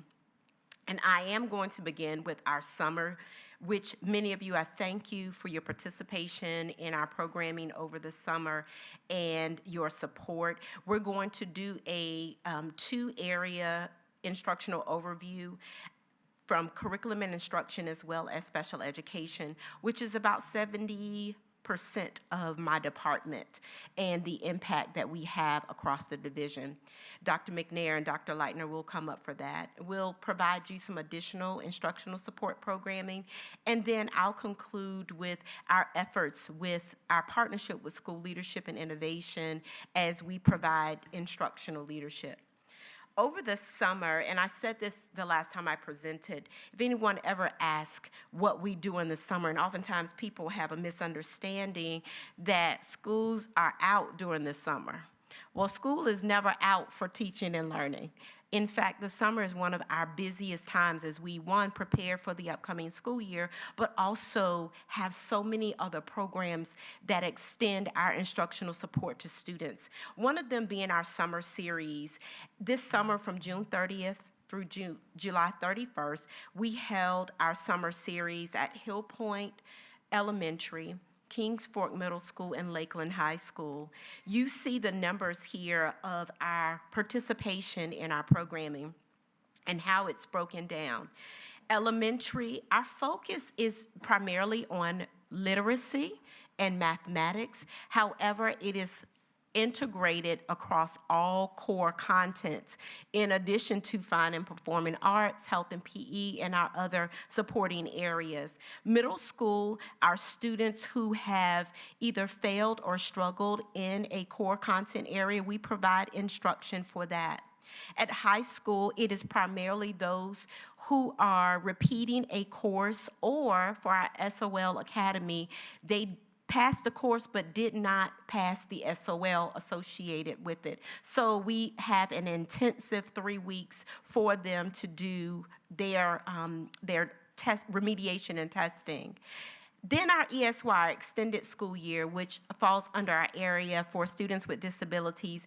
Those are the students who we have recommended from the buildings, elementary and secondary, who may have some regression if they do not continue to be in school. And so it is highly recommended for them to attend. We had 47 total students from various programs within special education and sites to participate in that. And then we have our summer bridge, which is open and available for all students. We provide acceleration with content aligned with our SOLs for them to get a head start on the next year. And so it is an online program where our teaching and learning team actually builds the curriculum and provides those activities and resources for families to engage in acceleration over the summer. In addition to our summer series, we also had 3 amazing camps that were supported by the United Way of Southampton Roads in various ways. And so I've listed some of the support from the United Way of Southampton Roads, as they have done for the last couple of years with our summer programming. Some of you attended our STEM extravaganza. We had 89 students, 100 were actually registered.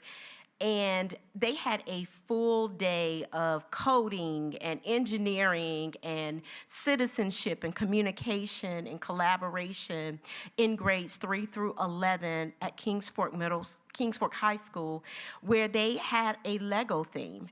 And they were charged with creative thinking and design and using coding and communicating with each other and working together to build, to create, to ideate, and etc. We also had our Gifted and Talented Summer Academy for Student Showcase, which was at the conclusion of it. We had 63 of our Quest students. Those are gifted and talented identified students who participated by choice in this, and it was a very robust programming where at the conclusion they presented their projects and sold their ideas and their stance on certain topics, and it was a really fulfilling time for them as this is another opportunity to advance them as well. And one of our last camps was the music recording and production camps, which if you were here prior to the start of the work session, you saw a video of our students participating in that music recording and production camp. 100 students, middle school and high school, who created their own songs, who created their own choreography, who scripted their own action and the theatrics for their production videos. Amazing work, learning behind the scenes of what the music industry is beyond just music, the technical, as it stated in the video, and all the things, business contracts and negotiations and how that works. And we are really proud of all the work that we've done over this summer. And then we turn right around the next week and start doing even more as we prepare for teachers to come back into the building and for us to start. So thank you to the United Way. But we also, in our summer programming, we cannot do it without partnerships. And these are, and I won't call them out, but these are a list of our elementary summer series partners, our elementary students for the past 4 years. And while they're in summer series, I open up the session and I remind teachers never to remind students of why they're in summer. They already know. But we're going to make this a learning experience where they're exploring, they're learning, they're engaging, and they are accelerating. The Suffolk YMCA for the past 3 years has offered our students water safety swimming classes.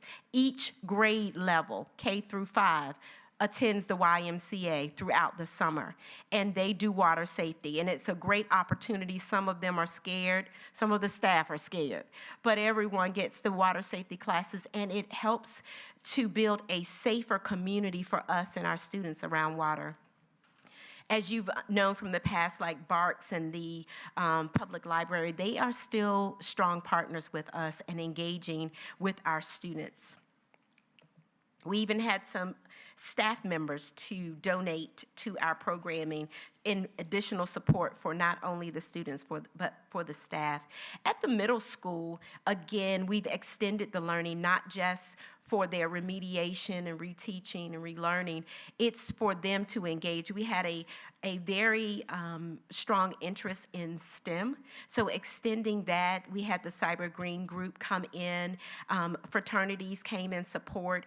ODU, through their Monarch internships led by Mrs. Katina Barnes, who's from Suffolk, actually came in and talked to our students about STEM opportunities and what ODU does to actually provide those for students at different levels. These are just some. Our City of Suffolk Forensics Department engaging the inquisitiveness of our students in that STEM day that we had at the middle school. I'm going to turn it over now to Dr. Leitner to go over our last year's instructional highlights as well as this year's instructional planning.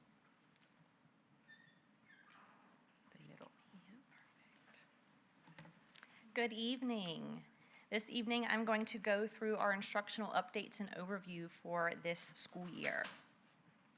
So starting with some instructional highlights that we have from the 24-25 school year, starting with elevating our focus areas for instructional consistency. So we took some time to recognize that we needed consistency across all of our content areas here. So we really focused on 3 things: vocabulary across all content areas, small group instruction, as well as inquiry-based learning. So that's students exploring before we're in front of the stage of explaining to them what they're about to learn. Vocabulary was key here. There's 3 levels or 3 tiers of vocabulary. Tier 1, your basic everyday terminology. Tier 2, a little bit more difficult. And Tier 3 is your content-specific vocabulary. So we recognized the content-specific vocabulary was occurring in those content classrooms, making sure we were having a focus on all 3 tiers to build the capacity with our students there. Next, as a highlight, we provided targeted professional learning. We made sure that it was differentiated by level and by our staff members. So we had professional learning for paraprofessionals, for our teachers and staff, as well as our instructional leaders, so that all levels were receiving the same information and the same expectations for what we had in the classroom. Next, we had enhanced for our interdisciplinary integration and real-world connections. We saw a need to make sure that students saw themselves in the curriculum, but also saw themselves for the future and for future careers.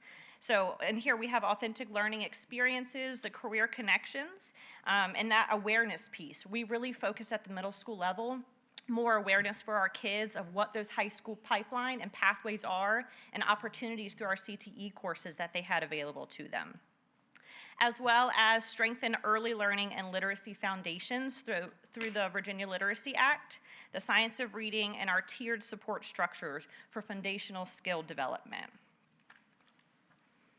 So first I have our English updates. So that first link that's in there is our Division Biennial Literacy Plan. So our current division literacy plan is posted on our website. That was approved by the Virginia Department of Education last year, so that's available for public review. What they have for us this year is to update our division plan, which it's now updated biennial, so every 2 years that we have. Right now, we're waiting for approval from the state for that plan. So this plan has everything in from last year that was already approved by the state. What we had to update this year was the addition of middle school, which I'll go through. So the VLA, the Virginia Literacy Act, so this requires evidence-based reading strategies and high-quality instructional materials that are state approved that we have here in Suffolk Public Schools. Last year, we had the implementation of elementary, so K through 5, pertaining for our VLA. This next year, for the 2025-2026 school year, we'll be implementing this in 6 through 8. With 6 through 8, what that is, and it's also outlined in our biennial plan, is a 90-90 instructional model. So one day pertaining, it could be odd day or even day, it's tier 1 instruction for all students. The opposite day, whether that's odd or even, is interventions, small group instruction that's happening pertaining to what they received from tier 1 instruction. So our 90-90 instructional model will be implemented this school year. We actually had professional development today for our middle school teachers pertaining to this model to equip them with those necessary resources to implement this with fidelity. VAL screening assessment, so the Virginia Language Literacy Screening System. This is given 2 times a year, in the fall as well as mid-year. Last year we had it as a screener for K through 3, so that's an identification for our lower level, our younger students. So that's telling us where they are in relation to their reading skills and abilities. This year, we'll be implementing this in grades 4 through 8, which is part of the VLA updates that's required for us. This will be a diagnostic, so I like to say it's almost like an x-ray. So it's where they're having trouble. They've already been identified, and so now where is that trouble for us to be able to dig a little bit deeper and help with those specific skills for our students. For student reading plans, last year we implemented these as the requirement for the VLA in kindergarten through 3rd grade. This year, the updates for the 25-26 school year is implementing this in grades 4 through 8. So who receives a student reading plan? As a refresher, it's any student who has failed basic or below basic, the reading SOL, or a child who has a read aloud accommodation for the English SOL. If they've passed it but have that accommodation, they still would go through the VALS assessment screener. What we have done from last year and then more into this year that we've already started is professional development. So with the VLA, professional development is essential for all members to receive. So not just our staff, but our paraprofessionals, our reading specialists, our academic coaches, as well as our instructional leaders at the building level. As they go in and do observation, it's important for them to be aware of these expectations. So we are continuing that and that targeted PD for staff and administrators. This summer we had professional development specifically for middle school, knowing with the VLA push moving up from 4 through 8, we had targeted PD for the reading specialists, academic coaches, as well as our building administrators this summer. And then today, as mentioned earlier, we had professional development for all of our secondary staff. We had paraprofessionals earlier this week and our teachers, long-term subs. They all received that training today, and we were accompanied by our building administrators. It was wonderful to see both parties together so that the teachers were able to see their leaders in there with them to receive that training. Shifting gears to social studies. This year we have new social studies standards, K through 12. So what you'll see on the screen is the implementation timeline. So starting back in April-May timeframe in 2024, the state released the instructional guides for school divisions. So in March, we started those revisions. We wanted to make sure that we enhanced the clarity and usability for our teachers and staff for what those were released. So our social studies department started that work back in March. In January, we started preparing teachers because we knew this was coming. We were just waiting for those instructional guides to be released from the state. So my social studies team coordinator and specialist provided professional development to our staff that was aligned with the VDOE, as well as our Suffolk Public Schools initiatives, just to ensure those teachers were starting to be prepared for this school year.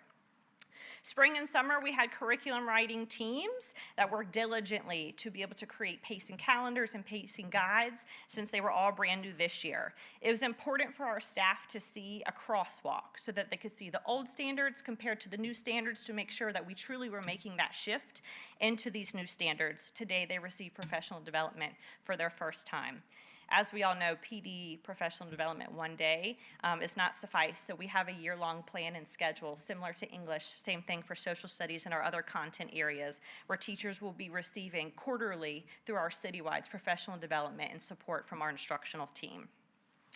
June until now, we've continued to have professional development and workshops. The VDOE has been offering professional learning asynchronously for administrators, for our staff, as well as teachers. That's been available, as well as my social studies team has been providing PD specific to curriculum guides, and inquiry-based learning pertaining to social studies.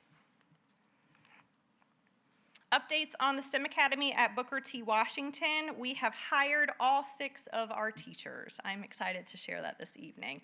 So we have all of our teachers hired. We have our special education teacher hired. We've hired the majority of our paraprofessionals. We're still missing a couple. That application is still out for those to be able to apply for those positions. So as a reminder, I have 1 classroom per grade level, so 1 full-time teacher and 1 paraprofessional per grade level in those classrooms.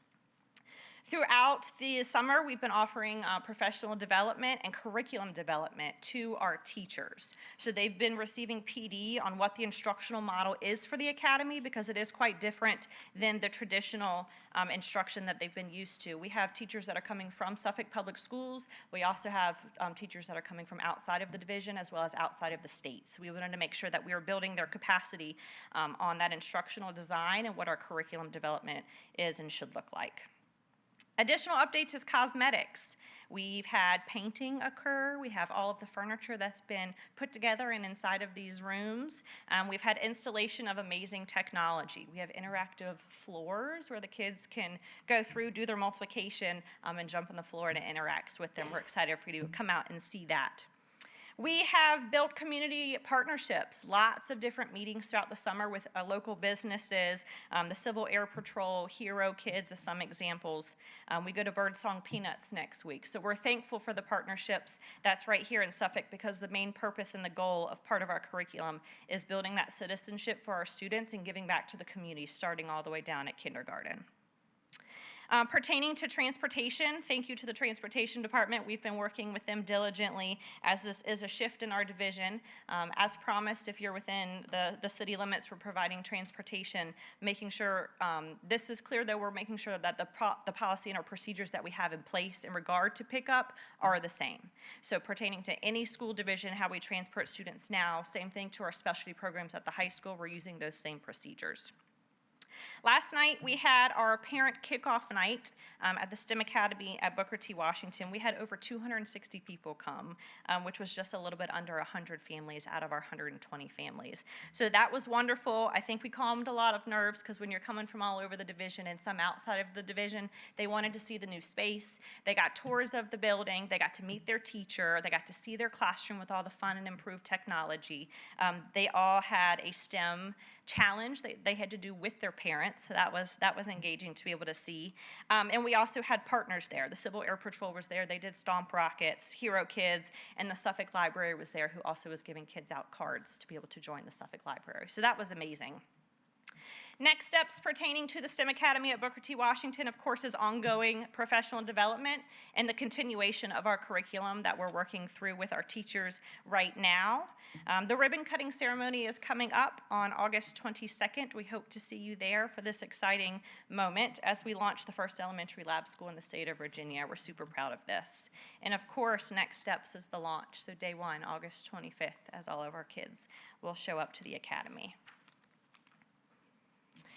Next, I have on the screen pertaining to our 5E instructional model. So we implemented this about 5 years ago. This is research-based, and the state of Virginia has actually adopted this as their instructional model as well. So the lesson plans that they make at the state follow this format, so we're directly in line with that research-based instructional model that they're promoting. So for the 5E instructional model, we start lessons with engage. We want to engage our kids. We're piquing interest of our kids, the curiosity, why why are you in my class today? That's of the most importance for kids to recognize, why am I here and how is this going to benefit me in my future? The next part of this cycle takes you to explore, mentioning that earlier pertaining to inquiry-based learning. We want kids to explore a task or concept before we explain it to them. That's how we get the problem solving. Next is explain. Importance in this is we give them something to explore, they explain what they explored, and then the teacher follows up with explanation. Like I tell my staff, there's no reason of giving them something to explore if they can't explain what they just explored. So making that clear to our staff as we've been doing professional development. Kids are exploring, kids are explaining, and then we follow up with explanation for that direct instruction piece. That's where we address misconceptions, tie in that key vocabulary for them. Next we have in there is elaborate. So that's where we give them a brand new opportunity. They've explored, they've explained, we've explained, and now they have a new opportunity to showcase their learning of what they've learned during that instructional block for the day. And of course, last but not least is the evaluate. The evaluate section actually is in all of the E's because you're evaluating students based on their responses from the engage phase of your lesson or the explore phase. But that's at the end of the lesson, whether that's formative or summative, to be able to have a plan in place for what you teach tomorrow. So this is our instructional model that we utilize in all of our content areas. These are just a couple of examples of one of our content areas for our instructional resources and curriculum guides that I wanted to showcase. On the left is a suggested pacing calendar. We have a calendar for all of our content areas. This is beneficial for new teachers, but also veteran teachers, so that we have uniformity across the division and across our contents. So we have it paced out day by day. We make sure we take off the days that we're off so that it is helpful for them for their planning purposes. But we have the assessments that are already outlined in there that are the division required assessments that they have. So each of our contents have pacing calendars to follow. And on the right side, this is an example for biology. So a science example is a 5-day plan. So if you look inside or up at the top, it's hyperlinked to the resources that we have. So their textbooks hyperlinked, that takes them straight to the instructional resources for that content area, as well as any vocabulary support. Day-to-day operations. So what we've done is we've taken our experts in the biology field and we've given a suggestion of day-to-day how to break down biology point 3 cell structure. Day 1 focusing on this strand all the way down to day 5. Closer to the bottom, you'll see the rows that say innovation plans. Research says we should not write innovation plans or lesson plans for every single day for our teachers and staff because they have to write those lessons specific to the kids in front of them. So what we have done is we provided sample lesson plans for certain topics or certain skills that we know are a little bit more difficult to have as a guide for teachers to be able to take and tweak to be able to deliver based on the students in front of them. And at the bottom, we have formative assessments available for staff to be able to use and administer in their classroom, as well as all of their end-of-unit assessments are available for them through our Mastery Connect system. All right, so in relation to 2025-2026 instructional programming and supports, what we have in place is to continue to increase hands-on learning. That shift from COVID where we had our devices right in front of us. Yes, there is a reason and a purpose to have these devices. We want to make sure our students are prepared for the technology world that we have, but making sure when they're in front of us we have direct instruction and that hands-on learning happening. Targeted instructional support for student success, so continuing our SPS Saturday Academy and before and after school tutoring. Targeted professional development for teachers to support instruction. So as mentioned before, this is differentiated based on the role, making sure that we're supporting our new teachers, our long-term subs, our paraprofessionals, our teachers, as well as our administrators in the building. This year, we will have cumulative predictive data by 9 weeks for all content areas. So that's something new this year. Last year, we really focused on helping build capacity with our staff with common assessment, so they're end-of-unit assessments. So this year, the division, my team's making cumulative assessments by 9 weeks, so we have predictive data along the way prior to our SOLs. Professional learning committees, those are to help with those data-driven decisions. Those happen K through 12. Those are an expectation for our division, elementary all the way through high school. Last but not least, that's new for this year, is our elementary parent guides to support learning at home. So we're trying to continue to communicate and collaborate with our families based on their success of their child. So the next slide shows you an example of one of those guides. This is the kindergarten overview. So what this is, on the left side, you'll see each of the content areas. They're hyperlinked. It takes them straight to the Virginia Department of Education so they can see the standards of learning. Because every school division paces it out differently, we wanted to make sure that our elementary families knew the order of events in which how we deliver and instruct the content and the skills so that they can support them at home. So it's organized by 9 weeks. So you'll have first 9 weeks, second 9 weeks, all the way through fourth 9 weeks. And then it's broken out by content level. So they'll be able to see those exact skills to be able to boost that support. Ms. Dickens will be showcasing this out on our social media platforms each 9 weeks to be able to promote that to our families. So we're hopeful this is helpful in our collaboration to be able to support families at home with the instruction and success of their child. I'm going to hand things over to my partner, Dr. McNair, for the updates for special education. Thank you, Dr. Leitner. Dr. Leitner and I have been pretty lockstep for the last year, just ensuring that our programs are aligned between curriculum and instruction as well as special education. One of the things to think about as I'm getting ready to present is many of the things that I'm going to say, you're going to say, I've heard this already.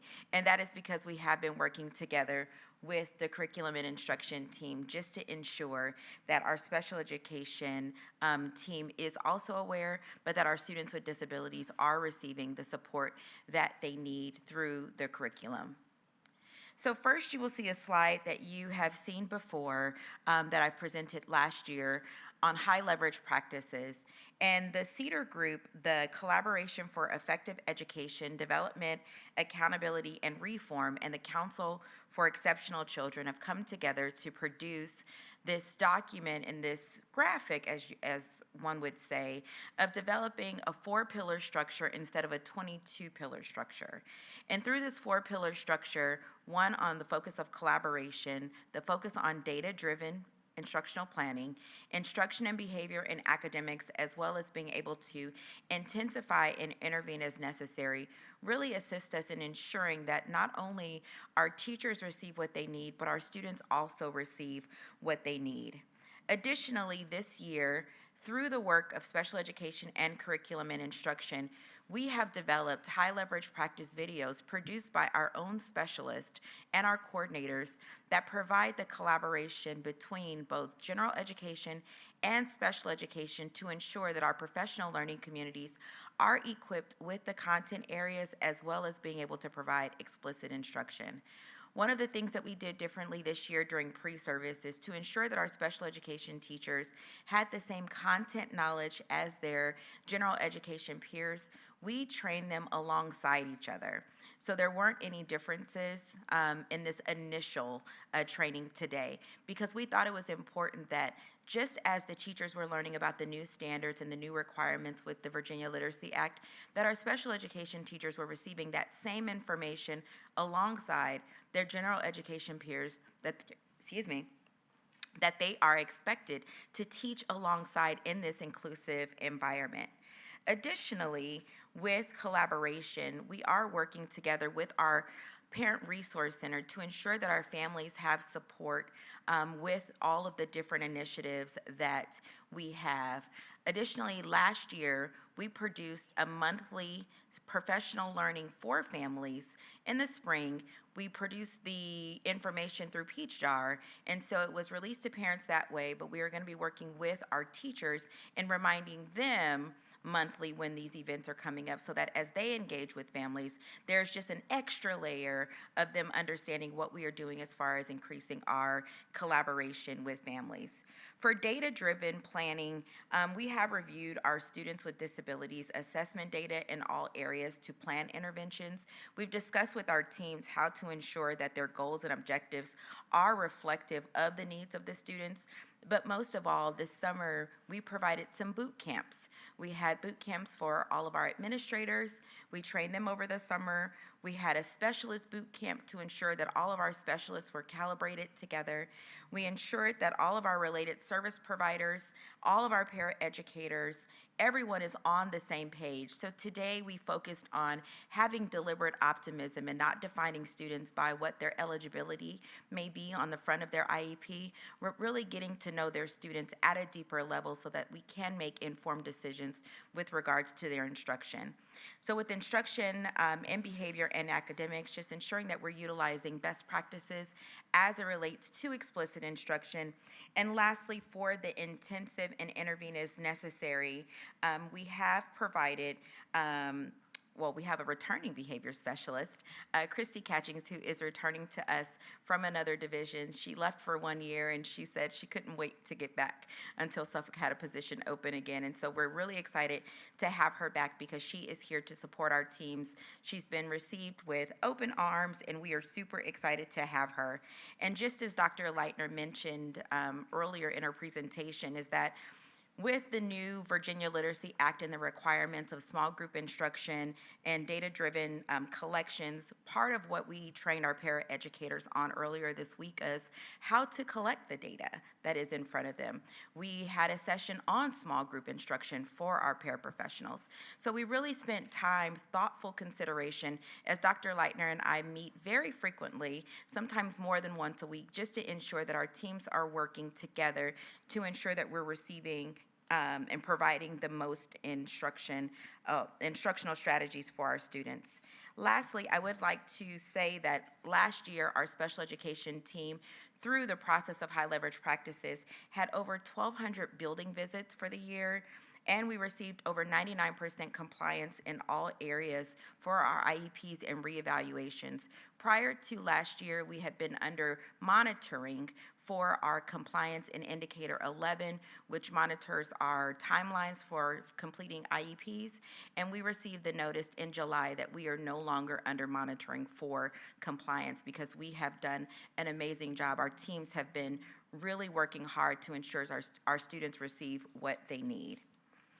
Lastly, I wanted to say that this year, we are working in an OIC model and ensuring that we are continuing the communication with all of our teachers in all of our buildings by ensuring that they receive tips every month on organization, making sure that they start the year off correctly. For all of our new teachers, we held a session on Tuesday on how to get organized, training on Virginia IEP, and then we also provided open office hours where new teachers could just stop by, talk with me, talk with any of the coordinators in regards to being organized for the year.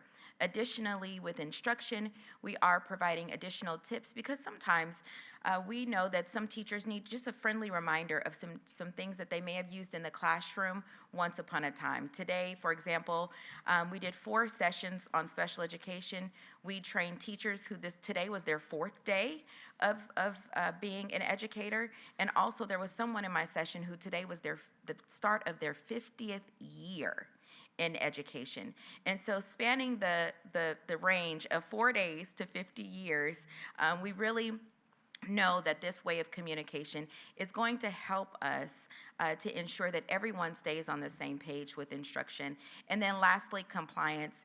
The newsletter is going to have a spotlight on ensuring that our schools remain in compliance with all of our student evaluations and annual IEPs. I'm going to turn it over to Dr. Branch.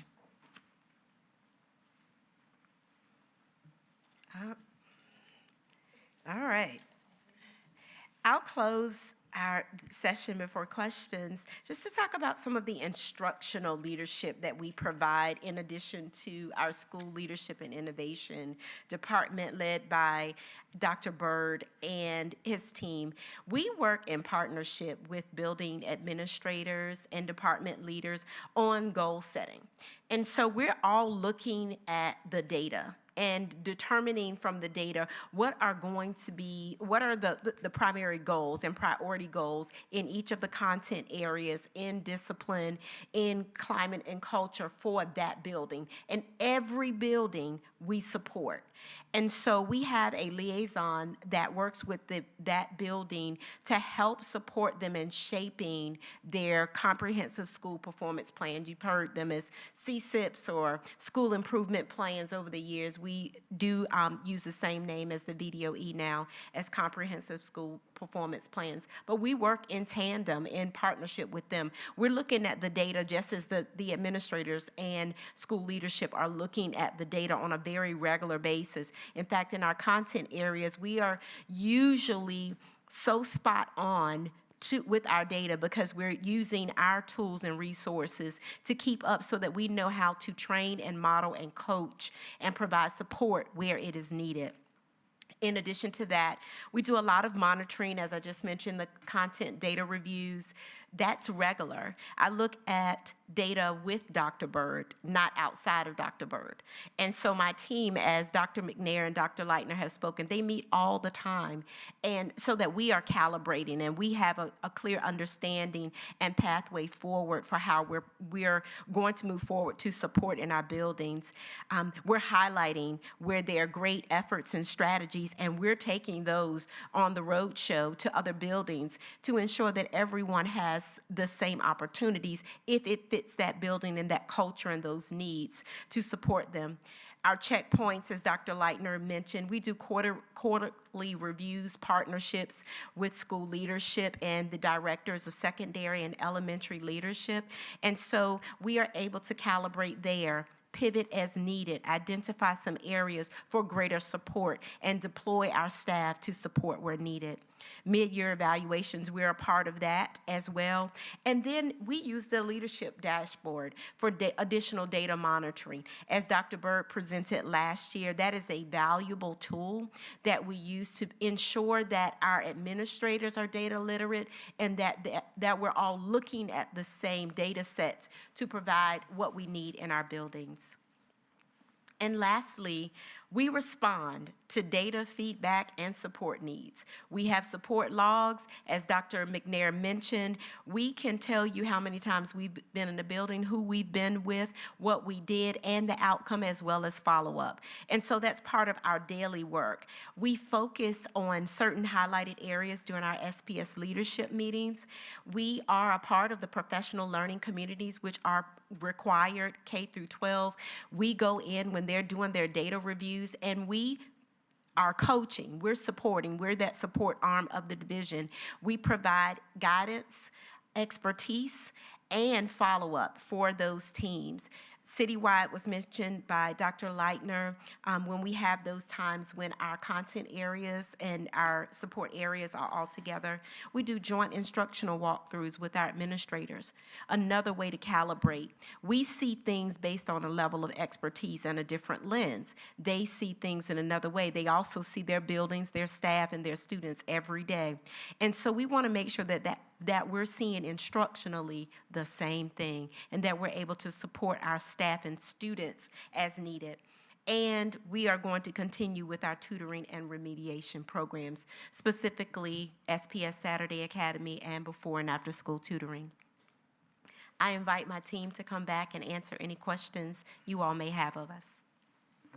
Thank you, Dr. Branch, Dr. Leitner, and Dr. McNair. Before I offer the floor to my colleagues, I would like to encourage you all to consider offering up your critical questions tonight and following up with Dr. Gordon about things you're curious about or other feedback you'd like to share, being aware of the time and staying on schedule to the best of our ability. So I will begin with Vice Chair McGee again. If you have any questions that you would like answered tonight, go ahead. Thank you, Madam Chair. I have no critical questions at this time. Just want to say thank you guys for a great presentation. Thank you. Does anyone have any critical questions they would like answered tonight? Yes. Okay, Mr. Riddick. What is the impact of providing transportation for the STEM Academy at Booker T. Washington on our day-to-day transportation of our normal schools that is not the STEM Academy? Because if we're short of bus drivers, who are we pulling? How are we staffing that? That's a great question, Mr. Riddick, that our transportation department has been working with us since the launch of the STEM Academy to ensure that our students in the STEM Academy get that door-to-door service as we do with all of our other students. I invite Dr. Brown to add anything else to that. All schedules for transportation with those routes are going to be posted, I believe it's August 21st. But as far as impact, they aren't on the buses yet, but we are including them in regular schedules and ensuring that there is dedication to those students coming to the academy. There he is. Thank you, my friend. Very good question, Mr. Riddick. And I'm not going to sit here and say, oh, no impact. I mean, I'm a realist. But I do want you to know we've been meeting with Ms. Leitner and her team since January. You know, this isn't anything, so they're being efficient. They're looking at the size of the buses, types of the buses, may have a smaller bus. We could put some of these kids on. I just met with Mr. Privet a couple of days ago, and he hasn't finalized the plans because we got to get all the numbers in. But it will have some impact, but it's not going to be a major impact. Can we get this done? Absolutely. We can get it done. We just got to work and plan and make sure we have the most efficient routes. Same thing we do as with our program students in our high schools. You know, we transport all over the division when we go to the IB program, the medical program, and as well, and Project Lead the Way. You know, we do the same thing. We just got to work around it and make sure we get the most efficient routes. This is where my concern comes in here. With specialty program students, those students are picked up. But we have other routes who are on double routes and other things. So I'm concerned that and I say this multiple times, every time we come up with a specialty program, I always bring this up, and I brought this up in all of my 6 years of being on the board. We're putting more strain on an already strained system. And we already know we're opening the school system with not enough bus drivers. So to take away a dedicated bus driver that could service a bus route for 78 kids versus shifting that bus driver that may have a route of 24, because we don't know how many buses we're going to use. I'm assuming that we're not going to have one bus to pick up all the kids in the city of Suffolk. That's not efficient. So we're talking about taking away the possibility of 2 or more bus drivers from something that parents elected to put their children into. I don't see how that is, and I'm not knocking the program, because ideally, if we had enough bus drivers, it would be perfect. But that's one of our major concerns. Attendance. Getting kids on to school on time for instructional hours. So my concern is, why are we sacrificing dedicated drivers to accommodate a smaller capacity route and versus not putting them on a route that is sitting vacant?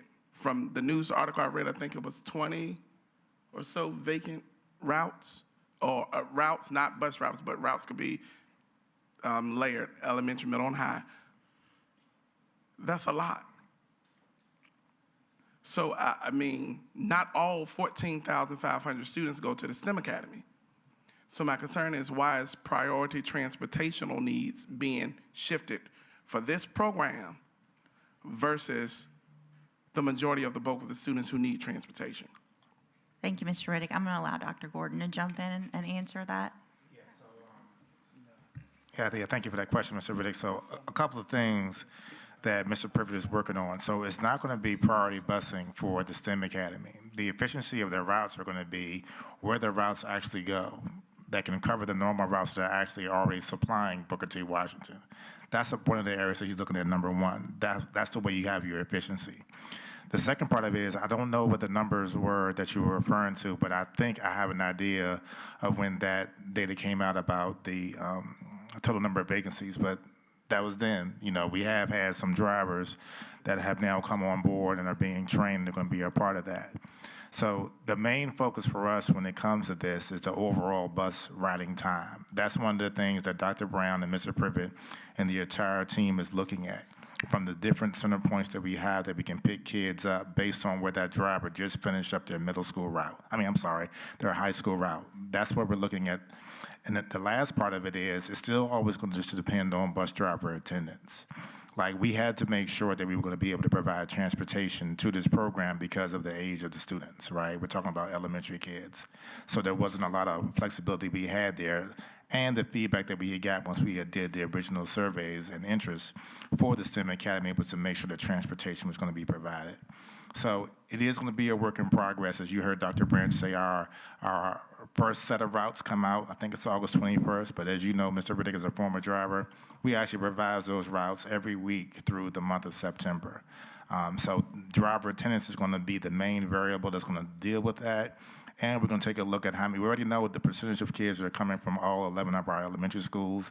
27% actually come from Booker T. Washington. So that is a nice group that was already in that pattern. So then we have the other 73% that we're looking at, with some of the other ones coming from some of the schools that are actually a little bit closer. So we are only really going to be concerned about the exterior routes, the ones that are actually coming from the northern Suffolk area a little bit more. That's the piece that Mr. Privet is working on to try to make sure that we can cover that and not have an impact to those kids that get into school late. Thank you. I have a follow-up, because we don't want to have an impact of those children getting to school late. But what about the other ones? They have an SOL too. They have learning that has to take place as well. So, and from experience, driving the school buses since 2011, I believe, you can start the school off fully staffed, and then when it's time to open the school, people don't show up to work, they quit. Transportation is one of the most revolving doors throughout the state, throughout the country. A lot of people are not volunteering to drive buses. And that happened to be my wheelhouse where I had experience. So I'm concerned that I feel that the other bus routes may not be given the same level of priority. I would ask that we look at a possible shuttle service, not for a third party, but when Mr. Rivas was here as our transportation coordinator, we had a service, and I'm not telling you how to do the job, but I'm giving an idea of how I remember we did things like this in the past. If a parent had a child that was out of zone because of them working, they would go to school with the parent. After the regular routes were done or en route to the elementary, a bus would swing past and pick them up from that particular school. Instead of a door-to-door stop, you were picked up from a designated school stop. I want all of our children, as much as possible, to get to school on time.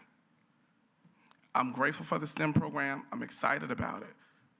But I wouldn't be doing my due diligence for my constituents if I didn't raise the issue of the impact of my concerns about transportation and how we're going to ensure that these children receive staffing, because we got a report. So I'm certain we're going to make sure that these kids get here on time as much as we possibly can. And that's not saying you're not going to do it for the other ones, but I get it. But I want to make sure that our other kids are not lost in the sauce. I do have one last thing I'm going to say, and I'm going to be done with this line here, is in regards to passing out the information to our families of students with disabilities. Is it possible if we could do just, in addition to the electronic method of delivery, a handheld flyer? Because all families are not well-versed into technology. Some people just, like the flyer coming home. So I would like to see if that's an option. I know that's been something that a lot of parents have shared with me. Peach Jar, some things can get kind of buried in other emails of things of that sort. But if we could just do that, and if we're already doing kudos, just keep it going. I can answer about not only special education, but in all of the things that we've talked about tonight at the elementary level.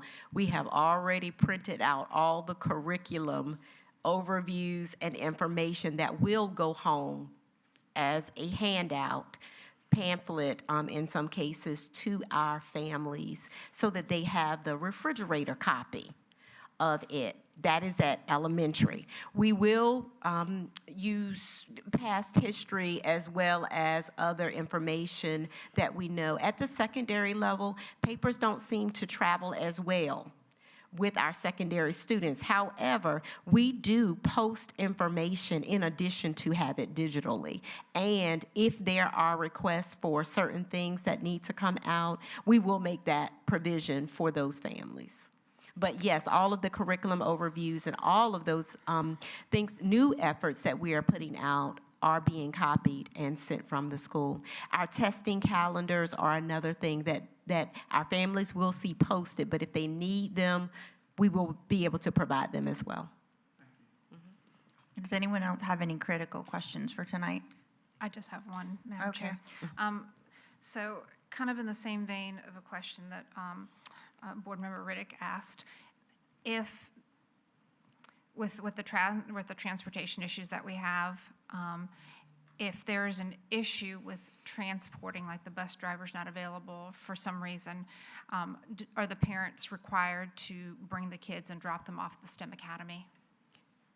We don't require any parent to pick up and drop off. That these students are in our academy. They're Suffolk Public School students. So all regulations, all policies, as far as the elementary school, as far as our school division, have to be followed. We don't require parents to take their students to school if our buses are not available, but we do, and our transportation department does a really good job of trying to reroute and supporting getting those students there. But our parents would not be the fallback or required. We cannot do that legally, and not through the lab school grant either. Based on the lab school code of Virginia, we have to give them the same access as all other students. So no matter what, at this point, transportation for the STEM Academy is going to be in place. So if there was an issue with the route bus driver, they would just find somebody else to come Correct. do like a third or a fourth route if they had to, in order to make sure the kids got to school. Okay. Correct. They are a Suffolk Public School student, so all rules and regulations apply. Thank you again, everyone. Dr. Brown for chiming in too. At this time, we are going to recess for our dinner break, and I just want to apologize to the community. We've received a wealth of information, 2 hours worth, and so when we recess, it's my inclination to allow our staff to have an adequate dinner break, so we will not be able to start at 7. I'm going to call us back into session at 7:30. Again, I apologize for the delay. This has been a very information-rich work session, and so if you all plan to return to chambers or just get comfortable where you are, we will recess for dinner and be back at 7:30.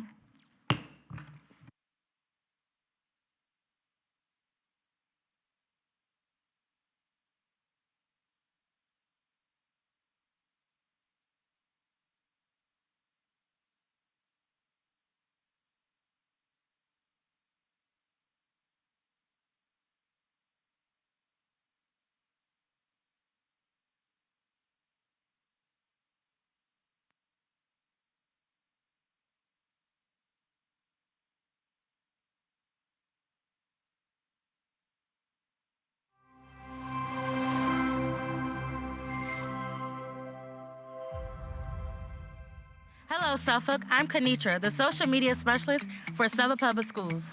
And today we're hitting the streets to discover just how much our community knows about the groundbreaking achievements made by Suffolk Public Schools under our superintendent, Dr. John B. Gordon III. From innovative education programs to state-of-the-art facilities, our schools are setting the pace in the Hampton Roads area.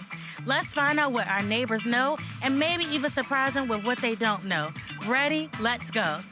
Hi there, I'm Kenitra Hatton with Suffolk Public Schools. You have a moment to chat about some exciting things going in our school division? Of course I do. Great. Did you know that Suffolk Public Schools is one of the first to participate in all district reads? Yes, I'm actually the one that coordinated all of the recordings and videos at the Center for Performing and Production Arts at Lakeland. We've done all 4 books for all district reads there, one of the first in Hampton Roads. Nice, that's amazing. We were also one of the first to achieve a VMEA Blue Ribbon School, and we were also the first to establish a Center for Performing and Production Arts. Yes, we have very exciting things happen in Suffolk. The Center for Performing and Production Arts is all about teaching students not just to be good artists and good musicians, but how to actually work as career artists and to be able to translate those skills into 21st century learning. Awesome. Well, thank you so much for taking the time to speak with me. Of course, anything. Hello, I'm Kanitra from Suffolk Public Schools, and today we're talking to folks about some of the cool things our division has done. Do you have a moment to talk? I do. Awesome. First, did you know that Suffolk Public Schools was one of the first in Hampton Roads to offer staff bonuses to recognize the hard work and dedication of our teachers and staff? I did know that. I actually got to be part of that conversation. Awesome. That's really uplifting to hear. We were also one of the first to do a fall turkey giveaway, offer a staff zoo and tides day. And lastly, did you know that Suffolk Public Schools was one of the first in Hampton Roads to have its own pharmacy for its staff and family? I did know that. It makes me happy as a way to show how we support our staff and show them things that we do to show that we care. Awesome. It was so nice talking to you. Thank you for taking the time. Thank you. Hi there, I'm Kanitra, and we're filming a special feature on the unique achievements of Suffolk Public Schools. Do you have a moment to chat? I do. What's up? Okay, let's start with something interesting first. Did you know that Suffolk Public Schools was one of the first to secure a BSN Sports and Nike deal? I didn't. Yeah, I think it's pretty interesting too. We were also one of the first to launch an elementary intramural sports program at all of the schools. And lastly, SPS is one of the first in the region to install turf fields at all 3 high schools. How do you see this affecting our students' athletic and school experience? I think with us improving the aesthetic of our fields, it helps our athletes perform better during our games. I couldn't agree more. It's incredible to hear how much these advancements mean to our community. Thank you so much for taking the time to speak with me. No problem. Have a good day. Hello there. I'm Kanitra from Suffolk Public Schools. We're sharing community thoughts on some of the exciting school initiatives. Do you have a moment to chat? Sure, why not? Great. Did you know that Suffolk Public Schools is one of the first in Hampton Roads to offer SPS Summer Series? It's a series of educational and fun activities designed to keep our students engaged and learning throughout the summer. That is great. Awesome. We are one of the first to have an Alpha Best program, which offers before and after care right inside of our schools. We were also one of the first to create a Star Leadership program. And lastly, did you know that Suffolk was one of the first in Hampton Roads to offer the Letter of Intent for Graduating Seniors program? This allows students who graduate and pursue teaching degrees to return to teach at Suffolk Public School. What impact do you think this could have on our school and students? Giving back to the community. It's a fantastic way to encourage a cycle of education and commitment. Thank you so much for taking the time to sit and chat with me. Thank you. You're welcome. Bye-bye. Bye-bye. Hi, I'm Kanitra from Suffolk Public Schools, and today we're going to be sharing some accomplishments made by the division. Do you have a moment to chat today? Yes. First off, did you know that Suffolk Public Schools were the first in the area to install private fiber providing high-speed internet to all the schools with no monthly recurring costs? Wow, no, I didn't know that. We were also the first school division in our region to implement IP phones in the classroom. Our district was one of the first to achieve a 1-to-1 Chromebook ratio. And lastly, we produced a STEM Century documentary and book that chronicles the advancement in education over the last century. How important is STEM education in today's world? STEM education is hugely important in the students' lives. It helps them be more confident, become better students, and then eventually better citizens here in Suffolk. So I think it's excellent that we have all these huge advancements that help the students grow. I couldn't agree more, and thank you for taking the time to listen to some of these advancements. Thank you. As we've seen today, Suffolk Public Schools is not just keeping up, we're setting the pace. Here are a couple more firsts in Hampton Roads that you may not know about. We were the first to establish an administrative position dedicated solely to social media. Suffolk was one of the first to dedicate a professional development day entirely for them, ensuring they have the skills and support needed to excel. We are one of the first to create a community leadership initiative that sets a new standard for student engagement, preparing our youth to lead with integrity and innovation. And now, I'm proud to introduce a visionary leader who continues to guide us toward even greater heights, our superintendent, Dr. John B. Gorton III. Thank you, Kanitra. Exciting times here in Suffolk Public Schools as we continue to do whatever we need to inspire, innovate, and lead. We have some of the greatest ideas that are coming forward from our dedicated staff, our creative students, our strong business partnership, and our outstanding community leaders. To me, this is what it's all about. And the best part is, this is only the beginning. Look forward to all the great things as SPS continues to create achievers.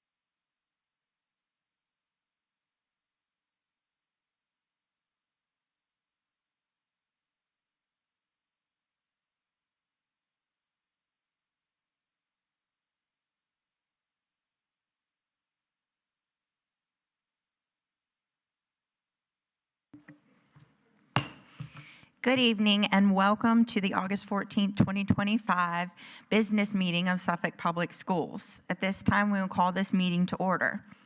If you would, please stand, and Board Member Slingluff will lead us in the Pledge of Allegiance.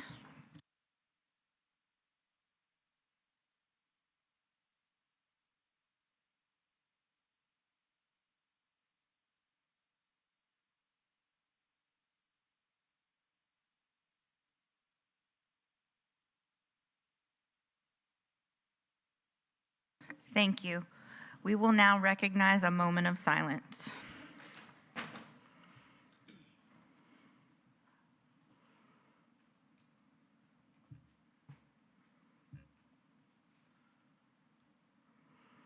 Thank you. Board Member Riddick will read our mission statement. The mission of Suffolk Public Schools is to produce 21st century learners that will become productive citizens in society, foster a dynamic, safe, and nurturing learning environment, partner with school community for the benefit of students and staff, strengthen the school division by employing a highly qualified and diverse staff, effectively and efficiently manage capital and human resources, effectively communicate to increase community investment. Thank you, Mr. Riddick. Before we jump into the agenda, I just want to confirm Board Member Jenkins has joined us. Can you hear us?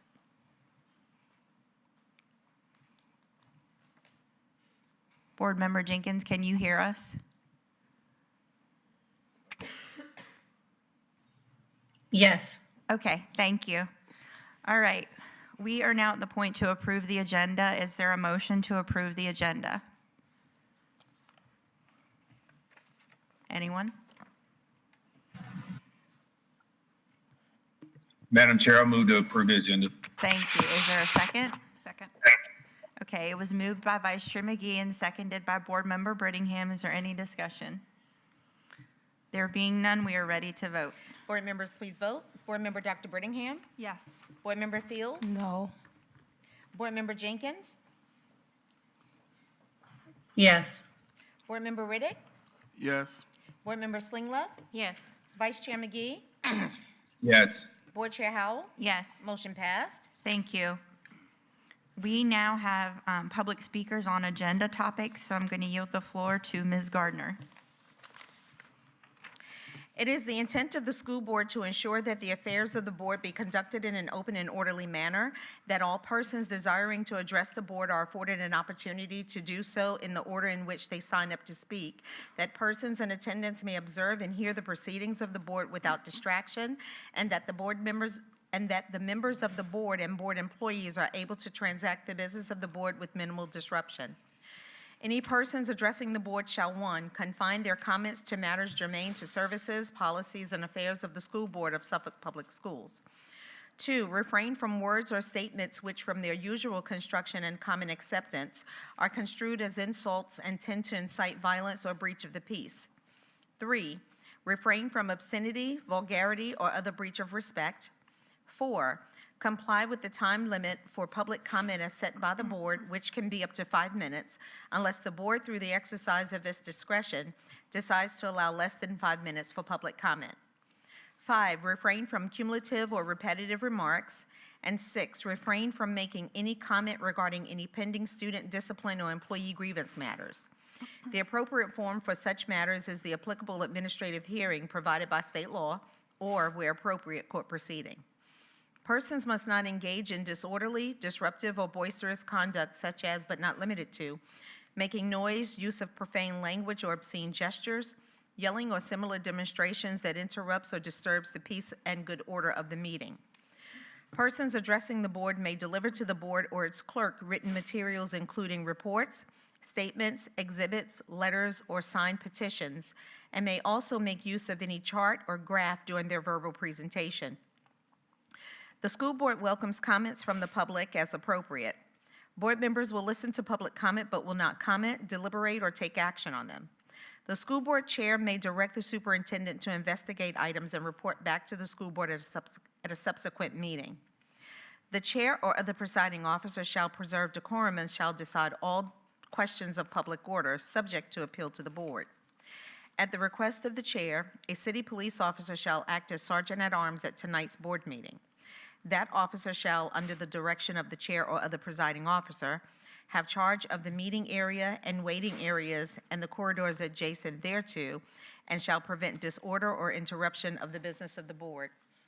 Our first speaker is Elizabeth Morningstar regarding forensic audit.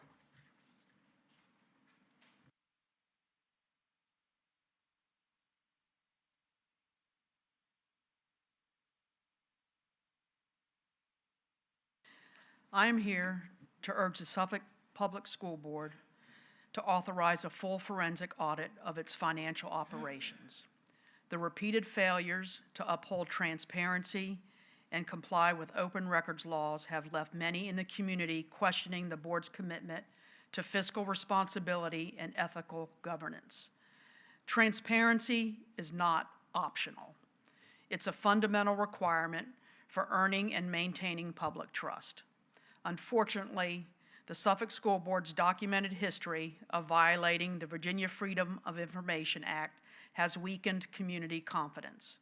When elected officials appear unwilling to be accountable, it creates a climate of suspicion and erodes support from taxpayers, parents, and educational partners. A forensic audit, unlike a routine financial review, offers a comprehensive independent examination of financial activities with a specific focus on uncovering fraud, waste, abuse, and inefficiencies. It is a proactive step that can restore faith in the board's stewardship and demonstrate a serious commitment to transparency. The need for a forensic audit is clear and compelling. Virginia law mandates annual audits under 15.2-2511, but those are limited in scope to basic financial compliance. A forensic audit, by contrast, can detect fraud, waste, and structural inefficiencies. The Suffolk School Board's track record necessitates such a comprehensive review, not as an accusation, but as a way to rebuild trust and ensure every dollar serves its rightful educational purpose. A forensic audit, on the other hand, would, 1, identify misstatements and discrepancies, 2, detect inefficiencies and misuse of funds, 3, rebuild public trust. Given the history of FOIA violations, the size of the budget being managed, and the board's role in overseeing the education of our children, now is the time to pursue a forensic audit. Not only is this consistent with the legal framework provided under Virginia law, it is also the ethical obligation of any board member entrusted with public funds. Fortunately, the Commonwealth offers a viable funding source, the Virginia Lottery, proceeds which are constitutionally dedicated to K-12 education. In fiscal year 2025 alone, the lottery generated over $901 million for public schools statewide. Local school districts, including Suffolk, received significant funding from these proceeds, more than $12 million in 2025 as reported by Virginia Lottery to News 3 WTKR. The discretionary funding provides a legitimate and immediate opportunity to finance a forensic audit without jeopardizing classroom instruction or core programming. As of today, there's no greater priority than restoring trust in the leadership that governs our schools. A forensic audit is not an accusation, it is a safeguard. We simply cannot put off restoring our schools' fiscal integrity. The board has the means and the responsibility, using lottery funds, to demonstrate transparency and accountability. It is a tool to ensure that every dollar entrusted to our school system is accounted for and that our board is acting in the best interest of Suffolk students and families. A forensic audit would confirm that Suffolk's financial practices align with the trust granted by taxpayers and families. It is time to act meaningfully. Let's restore confidence, justice, and stewardship in our schools without compromising educational resources. Thank you. Our next speaker, Jennifer Willman, regarding proposed audit and published agenda itself. Good evening, members of the school board and SPS staff. I'm pleased to speak with you tonight about several key topics, including a follow-up to my previous comments regarding the implementation of forensic audits as a best practice for Suffolk Public Schools. As I mentioned earlier this spring, forensic audits can identify control weaknesses, enhance governance, and promote transparency and accountability, all essential for Suffolk Public Schools to be successful. I urge you to implement a schedule of this comprehensive examination of financial records and data every 3 to 5 years, with consideration for more frequent audits in high-risk areas. Prioritizing transportation and accountability in all aspects of SPS operations is crucial for building trust, confidence, and support. Regarding transparency and accountability, I want to revisit remarks made in a recent meeting, characterizing engaging with the media and focusing on campaign promises as being negative. I believe it's essential that we acknowledge, as constituents, I truly expect elected officials to follow through with their commitments. If positions change, it's vital that that's clearly articulated and the reasons why for the change. I commend the board members who uphold the positions they ran on, as this increases public trust and confidence. To further promote accountability and transparency, I encourage the board to model efficiencies at these meetings by holding the second meeting of the month here at City Hall to reduce the cost and labor associated with setup and breakdown, by sharing the good news report and your closing remarks through already available tech channels to minimize the impact to staff schedule, and most importantly, by using this time to focus on key metrics related to student performance, school safety, transportation, workforce development, and staff retention. By prioritizing these metrics and engaging in ongoing data-centric conversations, we can regularly evaluate and fine-tune our strategies, ensuring we're on track to meet our goals. As leadership, it's your responsibility to not only demonstrate accountability, but to also provide the motivation, tools, and the plan to positively impact these outcomes. This frequent discussion will bring focus to key areas, enabling informed decisions and the ability to drive progress. Additionally, with focus in mind, I propose that you all remove distractions and other influences during these meetings. Following the example of bell to bell, I would love to see gavel to gavel. By eliminating electronic devices and utilizing only monitored channels, our community can truly ensure that we hear your voices. In the past year, I've reached out to everyone in front of me this evening. I know that the response I received, or quite frankly, the lack of it, was very helpful in garnering a true understanding of who is speaking for our community. In summary, I urge you to prioritize practices that benefit our students and support their success. Let's work together to make Suffolk Public Schools a model for effective governance and student achievement by toning down the theatrics and personal feelings, actively listening and collaborating, and prioritizing student needs and making data-driven decisions. By doing so, we can make meaningful progress. Now, wouldn't that be truly legendary? Thank you for your time. Thank you. No additional speakers. So now we are at the point of the consent agenda where I need a motion to move that forward. Madam Chair, Yes, ma'am. I move that we approve the consent agenda with the removal of the school board minutes from July 10th, 2025 to new business. Okay. Is there a second? Second. Okay, the motion was made by Board Member Slingluff to approve the consent agenda, moving July 10th minutes to new business, seconded by Board Member Brittingham. Is there any discussion? There being none, we are ready to vote. Board members, please vote. Board Member Dr. Brittingham? Yes. Board Member Fields? Yes. Board Member Jenkins? Yes. Board Member Riddick? Yes. Board Member Slinglove? Yes. Vice Chair McGee? Yes. Board Chair Howell? Yes. Motion passed. Thank you. Give me just a second here. Okay, moving down the agenda, we're on unfinished business. The first item is a continuation from our July 10th meeting. So at this time, I'm going to yield the floor to Vice Chair McGee since the request was originally made by him to have this added last month.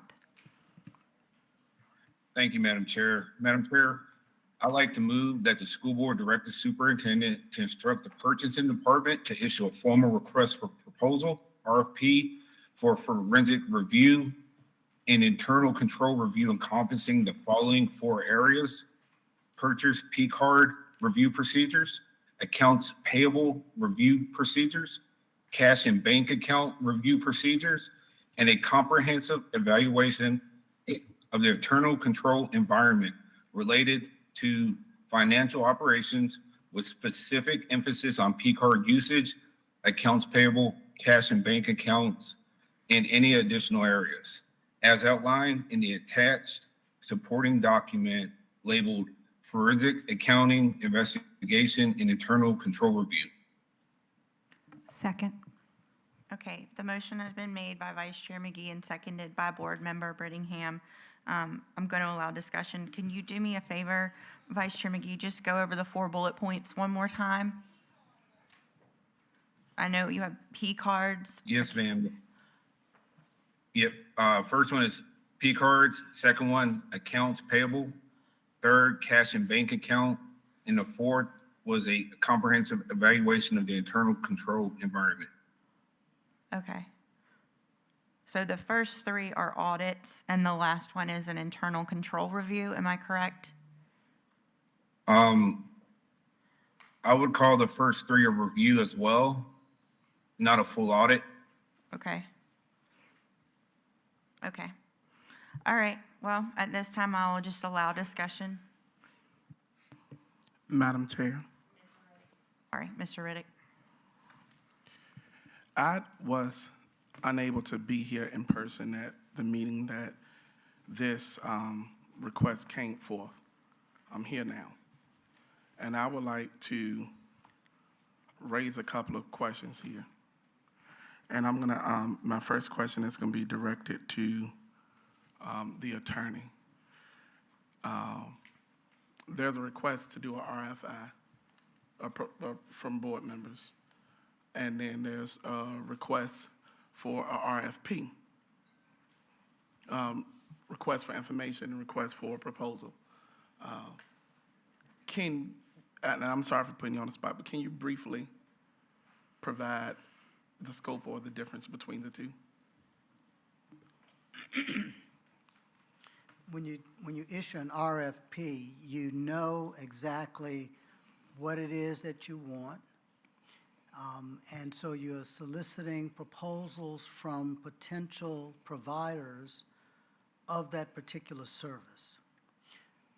Once you issue that RFP, you then have to, based on the criteria listed, determine based on the responses who is considered to be a responsible and responsive provider to give you those services.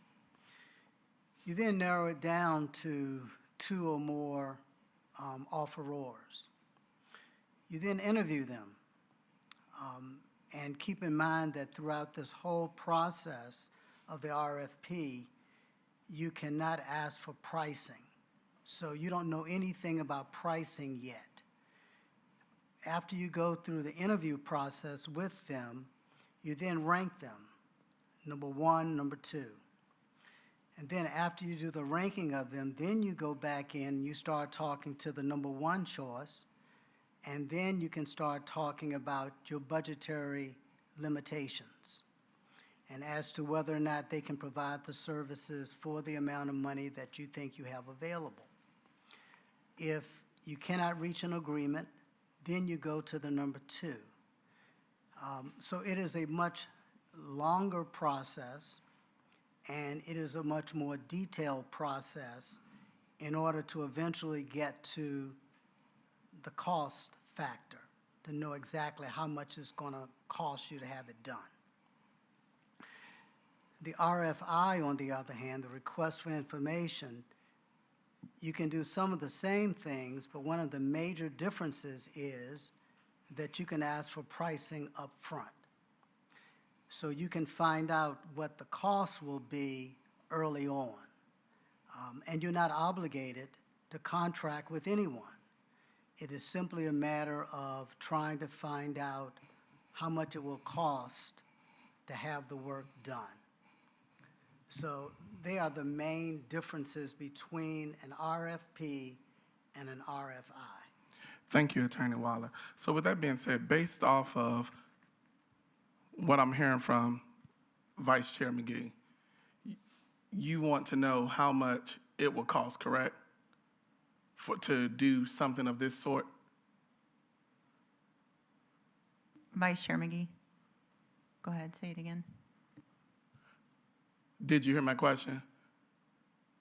I'm sorry, no, sir, I did not. Based off of your initial motion, you want to know how much it would cost for a service that addressed those 4 items you mentioned, the P cards, accounts payables. Madam Chair, if you can hear me, it's coming in broken, I'm sorry. Okay, give us a second. Mr. Littlefield, is anything wrong on our end?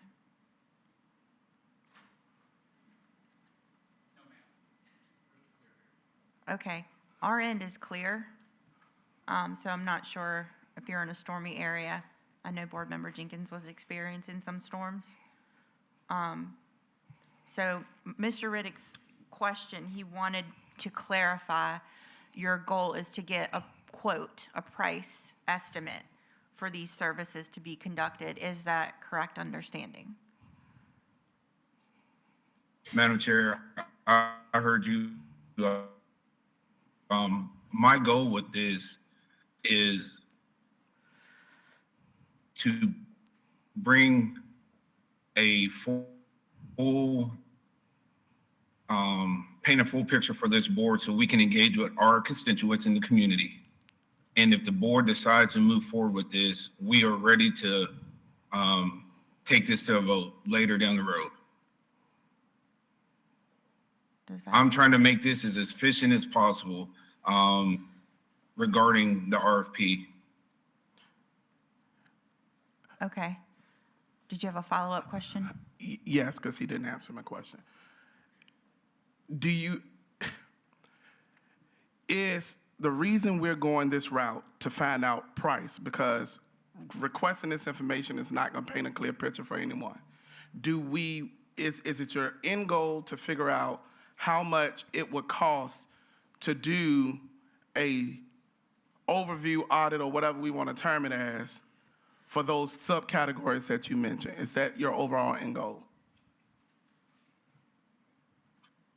Well, after hearing the attorney speak, I would like to see this go to an RFP so there could be a negotiation on some of these services provided so we can get probably the best deal. I don't think with an RFI we'll get a negotiated price. I don't think it's going to be an actual price that we can accurately present to the community. I think the negotiation is going to get us to where we have an accurate price. This is what it looks like. This is the cost, and it's a decision the board has to make. Okay, thank you. Madam Chair, with the information that I heard, I was trying to find somewhere of common ground to move forward. I don't really see it here because based off of the banter and the rhetoric that this board has been, board members have been using is price. How much it's going to cost? Who are we going to take from to make sure this happens? A citizen gave a possible solution. But if the RFP route, it's a longer route to get to price, why go that way when we're able to talk finances with the other one sooner and more upfront. Furthermore, the areas that does concern me is the board never came together and worked on exactly what a scope of work would be. When I spoke with Vice Chair McGee on the telephone, and he's correct, and I said it at the meeting, he called me and I said, y'all have not been following standard practices this far. Why follow it now? You know, why bring it to the Finance Committee now, take it to the full board, let the full board have a weigh-in of what we want to have done, and then move forward. I never said go and investigate and have conversations with third-party companies or anything of that sort. So I want the record to be clear on that. So now we're in this situation here where 3 people got together, had a conversation, had the motion aforehand. Ms. Fields wasn't asked what she wanted to have, neither was Ms. Jenkins. When Ms. McGee and I spoke, I was very adamant, and I've been adamant on day one from the dais. I'm not supporting a witch hunt because that's what was coming to the dais. People were actually calling out employees by their name. It was listed in the Suffolk News Herald, employees by their name, for things that may have happened years ago. This is not the same board. So what bothers me is, when did we give 3 people the authority to make the decision on behalf of this board and act on it? And that's not my emotion, that's just a real question, because policy does not support it. All of you are out of pocket because policy does not support it. So what I want to see happen, I will, as I stated always before, so if it was not sent to those who didn't support it, politically I understand that move. But I always said, let's get the audit over with. I always said, let's make it happen. But where are we going to take it from? I was blindsided with a 3-page motion. No one submits a 3-page motion. That was a scope of work. There was a consultation with a company asking how to do this and that, and the board didn't authorize any of this. And per the state, per our board policies, one board member has no authority, whether it's chair or vice chair, to operate on behalf of the board unless given the express power by the school board, of which that was not granted. So if we're going to switch this to an RFI, Vice Chair McGee, I can support a RFI because then we can talk about the money up front and we can see if the lottery winnings or whatever will help us get there to clear this water. But if it's to go down an RFP pathway, that's not getting to what you all have said from the dais you would like to see as far as the cost application. You're not getting there soon enough. You can't talk money. You have no room to negotiate. So when you do RFP, you don't know what the normal cost of it would be. So when you're at that final point, you can have that discussion because we as a board don't even know if we really want to move forward with a RFP or to have this done to this scope, let alone there were board members who didn't even know that the city oversee the financial aspects of our accounts and that the treasurer's office is responsible for that. And if we're going to do this, are we going to audit the private school books that we oversee for their money as well, especially in areas like special ed? We oversee that part of the money. So are we going to look at that? Have any private schools said anything about their money coming up short? Because we oversee that aspect. So my thing is, I want us to be efficient. I'm open to opening the books. I support that, always have. But at what cost? I will not support it at 3 people thinking they're going to hijack this board. And that's not being emotional, that's not being political, that is protecting the integrity of the board. The power is in the board. That's why we vote, because that's where the authority is. This sidebar meeting that was had was, I'm pretty sure that was possibly a violation of FOIA, because that was one of the FOIA lawsuits. People had a meeting about something and came and acted upon it. And that was what the judge said. I was on the board when that happened. So our thing is, if we want to talk money, if you would amend your motion to do an RFI, I would vote yes. If you want to go down the whole of an RFP, I'm going to vote no. Okay, just real quick, I want to jump in here and just clarify something because I have asked questions following the July 10th meeting, Mr. Riddick. There was no meeting. documents were emailed for review and suggestion to 2 other board members. There was no literal meeting, so there is no evidence of a FOIA violation. Nothing occurred in a group of 3. So I do want to clarify that. Okay, well, I want to address your comments because you were made aware of that. And as you stated, I asked after the meeting. No. I want to let me finish. You were made aware that there was conversation back and forth between the 3 formulating a document, a working document that the other board members didn't have. And to say it's not a working document, it was work being done. You said what you wanted. It was collaborated. It was shared. That's a working document. Am I not correct with my definition of it? That's a working document. When you are working together. I mean, I know you always break the rules. So. Yeah, it depends on whether or not they were at the same place at the same time communicating together about it. Right. So there was play in the gray areas, because I know how this go. There were play in the gray areas. It came here, and if it wasn't, why didn't you share it? Why didn't you share it? Why didn't you share it with the other board members? You know where the votes are. You know you got your votes to make things happen. Why didn't we share it in advance if what we wanted to do was move towards the middle and be objective about what does the board want to see? And it was articulated. I went to those who supported. Well, here's one who was supporting the audit. I just said I didn't support the witch hunt. And I always said that. So I didn't get it either. I'm the chair of the finance committee.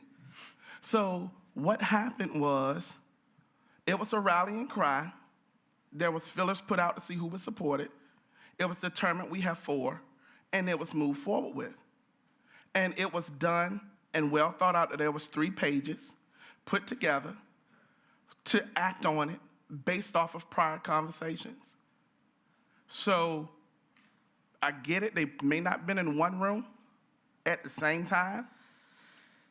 We can't prove that they won't.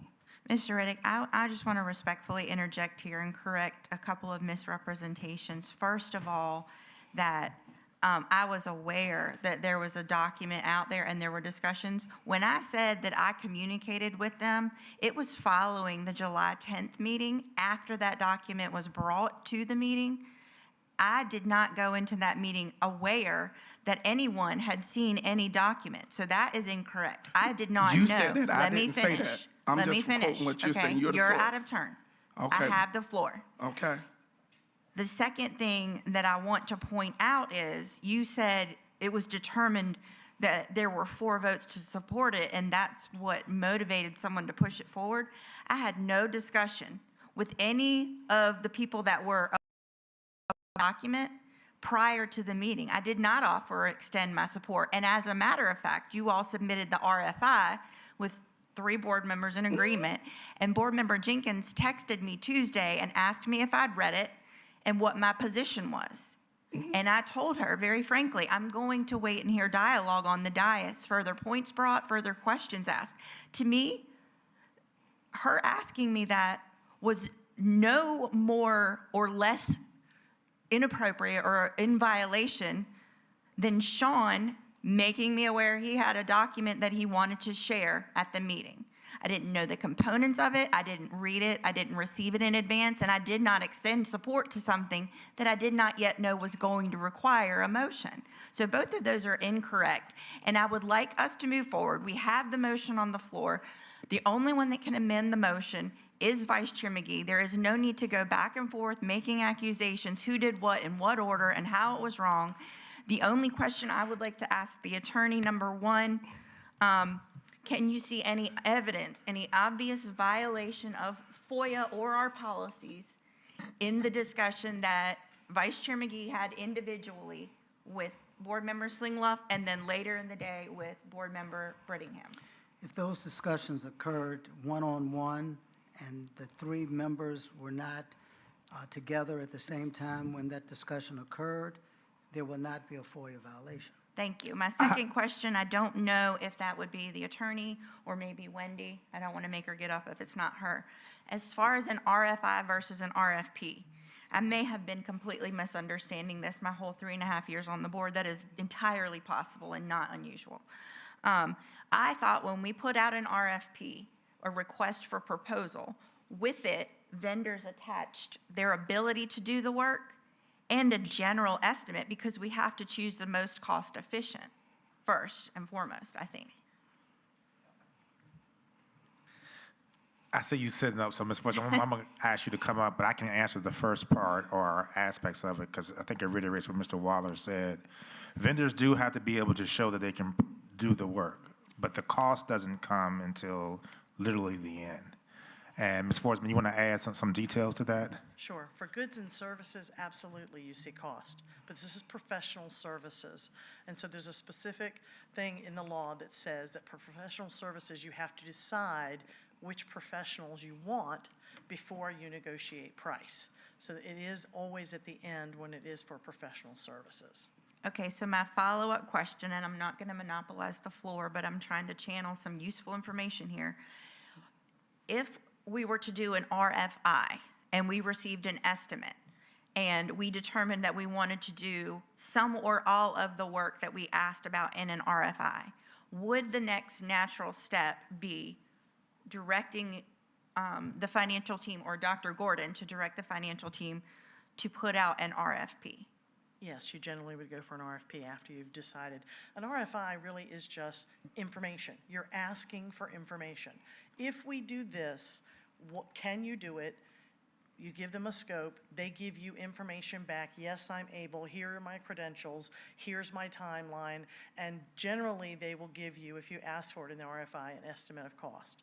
Okay, so what is generally the timeline to receive information back if we put out an RFI? It's the same as an RFP. You can do it for 20 days or 30 days, depending on how you decide to do it. Okay. And so that information would likely be available within a month from the vote to do it. And then the next step could be to take that apart and choose what we would want to include in an RFP. That's correct, but I would caution you, you need to make sure that in your RFI that you're very specific, what time frames you want. When do you want them to look at it? What is the approximate amount of items they'll be looking at or scope of work that they'll be looking at? Because if you don't give them enough information, they're just going to come back to you with a bunch of questions because they can't answer what you're asking them to answer. Okay, have you seen the document that Vice Chair McGee provided July 10th? Yes, the I three-page saw it at document. that meeting, yes. So is that a proper scope for an RFI? I'm sorry to put you on the spot. I'm trying to I'd navigate have to really a study it a tantrum little bit over here. more. I don't believe there were specific timeframes. For instance, fiscal year such and such, 25, 26, 24, whatever you would want. Sure. And I don't believe that it gave the scope of the number of transactions that someone would be looking for. At least to my knowledge, I was never asked, or no one on my staff was asked, how many transactions we're talking about. They're going to want to know those things in order to give you some sort of price, because that determines how much time they have to take to decide. If you want interviews with the staff and you want walkthroughs of internal controls, that's time on their part with our staff. Therefore, they're going to charge you by the hour for that generally. So you have to be very specific about exactly what you want, how you want it.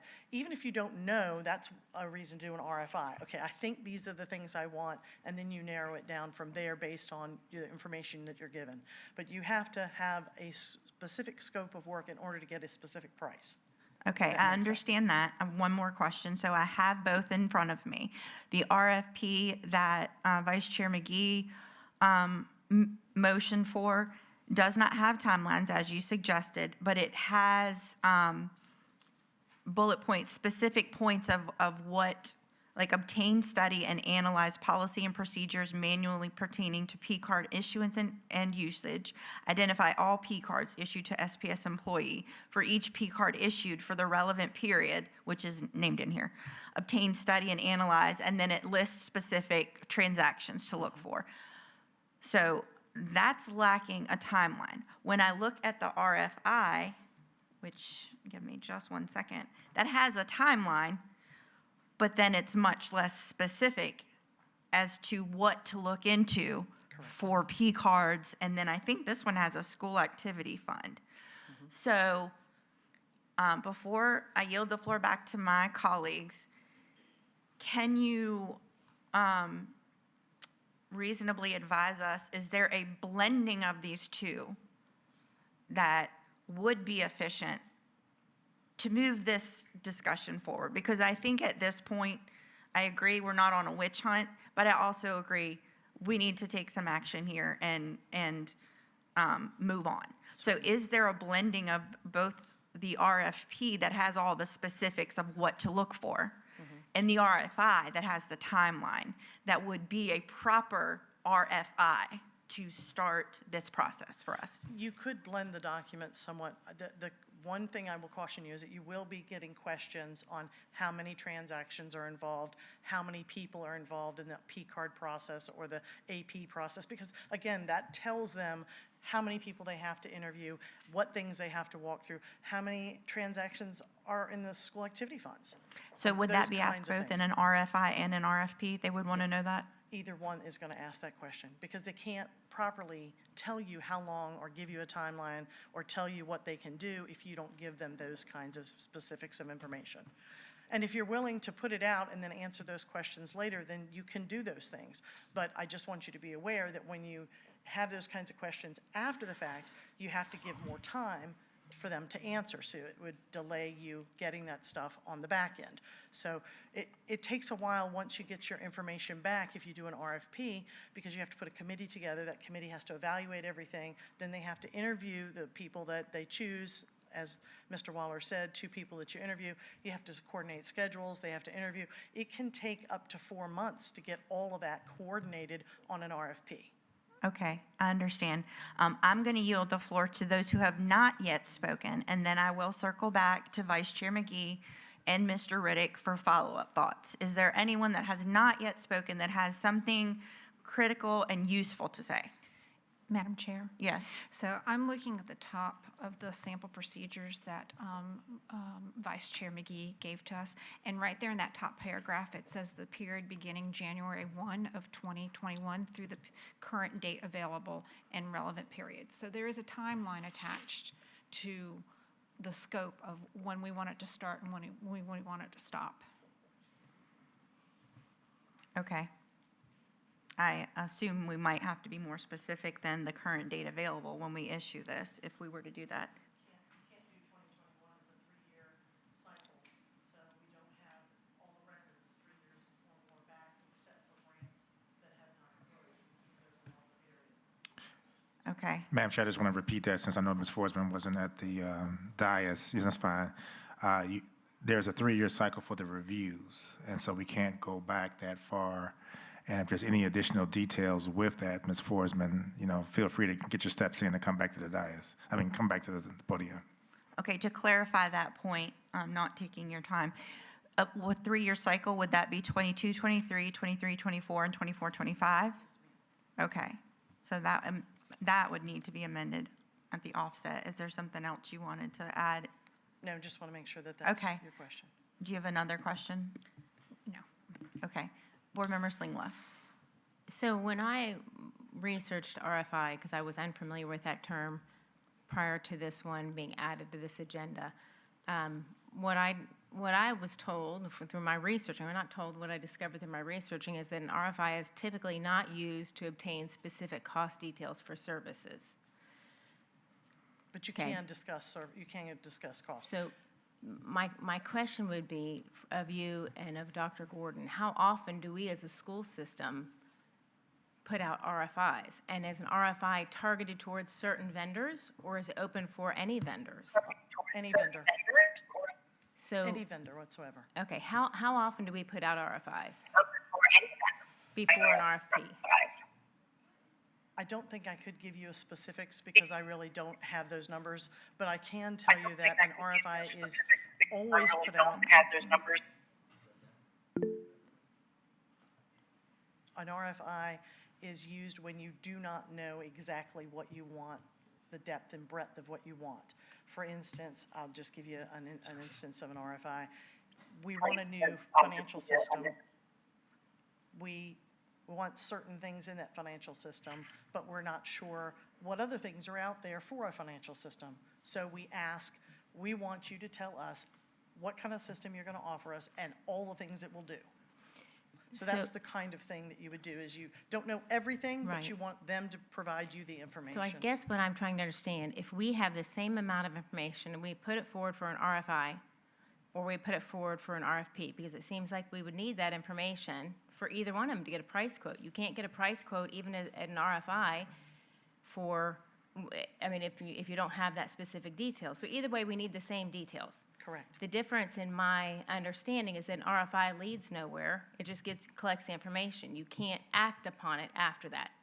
So you put the same information out there for an RFP, you can go through the process, which may take a little longer. It's going to take longer if we do an RFI as well, because then we're still going to have to do the RFP, which now we've in essence taken that potential 4-month process and made it a 5 or 6 month process. If we go through with an RFP at this point, then an RFP is saving us that initial month or 2 of inquiry. If we do an RFP, do we have to still go through with services at the end of it with any of them? You don't actually have to award it, but it does waste the vendor's time, and it's not a good practice. I will tell you that the big difference between the RFI and the RFP process is that if this board goes through the RFI process with a very broad scope and gets cost and decides, hey, that's too much, or this is too much, or this is not really what we want based on what they've come back with, then with an RFI, then you have the ability to refine your RFP to only those things that you really want to do. And that's the big difference between the two of them. Thank you. Okay. I'm going to start with Vice Chair McGee and then come back to you. Oh, I'm sorry. Did you have your mic lit? Did you want, no, okay. So that covers everybody that wanted to speak the first time. We'll circle back to Vice Chair McGee and then Mr. Riddick if you had further questions. So, oh, Madam I'm sorry. Chair, Karen, did you want to Jenkins. speak? One second. Board Member Jenkins. Yes. I'm so sorry about that. Yes. Yes, can you Go hear right me? ahead. It's a Can you bit hear me? patchy, but just do the best you can. I just want to. We can't really hear you. Maybe if you turn your camera off, the audio will be stronger. It seems like we're. I don't think she hears me. Board Member Jenkins, we can't hear you, so would you turn your camera confusion off to between see if you can reduce- improve the audio?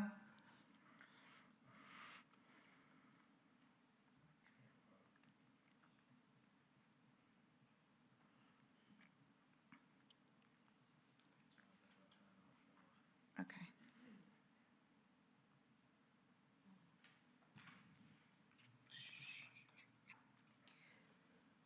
She's off. Okay. Okay, try again. Start from the beginning. Can you hear me now? Yes, we can hear you better. Thank you. It just seems like with all the discussion, we can't move forward with voting on anything tonight. And we have to go back to the drawing board to get this in proper organization so we can present it. I mean, the discussion is great, but it just doesn't seem like we're going to agree on anything. And it seems like that we have to combine some things on either one to, send it to who we need to send it to. And yes, I did contact you as you being the chair to see if you did receive or have time to read what was sent to the whole board, about a week ago.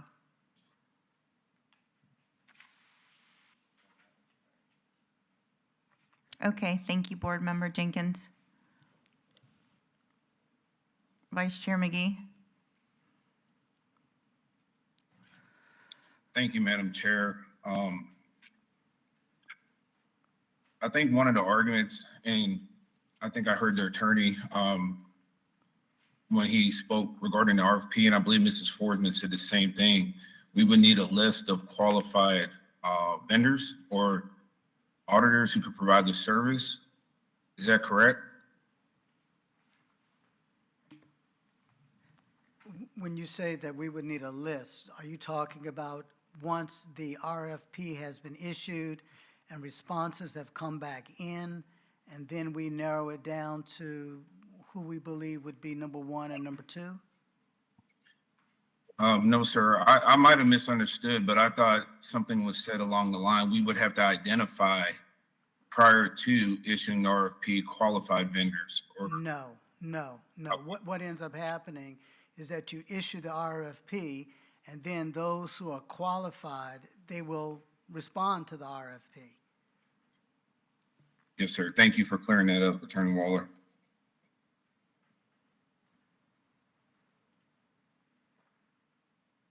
I guess right now, Madam Chair, I'm just having a hard time understanding the benefit.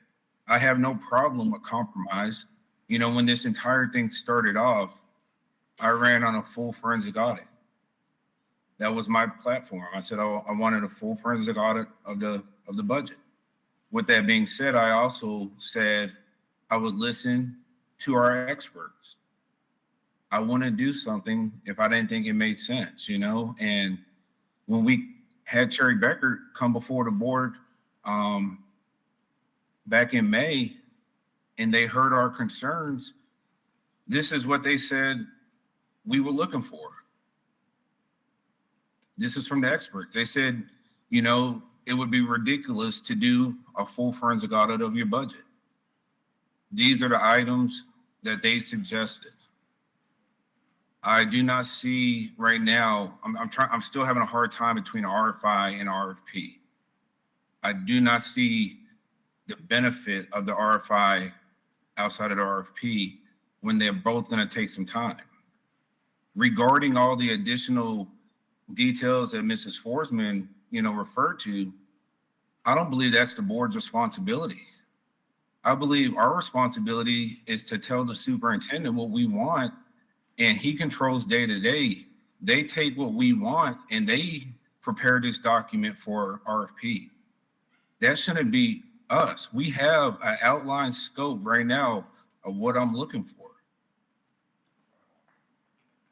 I'm kind of, you know, I'm not sure where that's coming from. Like, that's not our lane. That's day-to-day operations.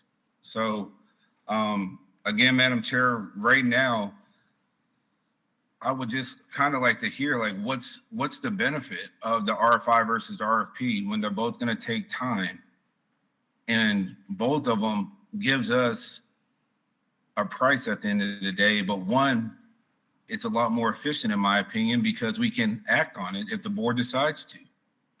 I feel like if we do the RFI, now we're going to have to take that, do our RFP. All we're doing is kicking the can.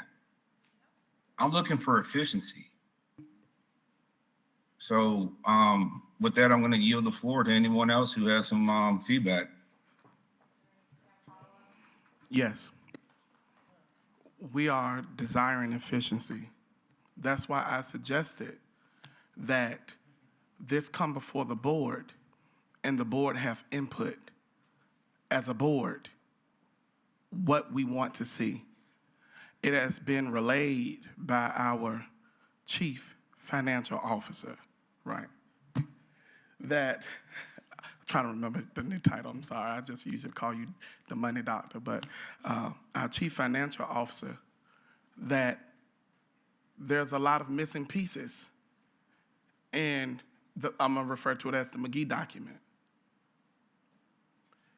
That doesn't cover all of what the citizens who came to the dais wants. The concerns I heard from the citizens was they wanted to know about the student activity fund. That wasn't included in the 4 that you put emphasis on. I want to clear up some misconceptions here. This McGee document was not crafted by the board, it was crafted by 3.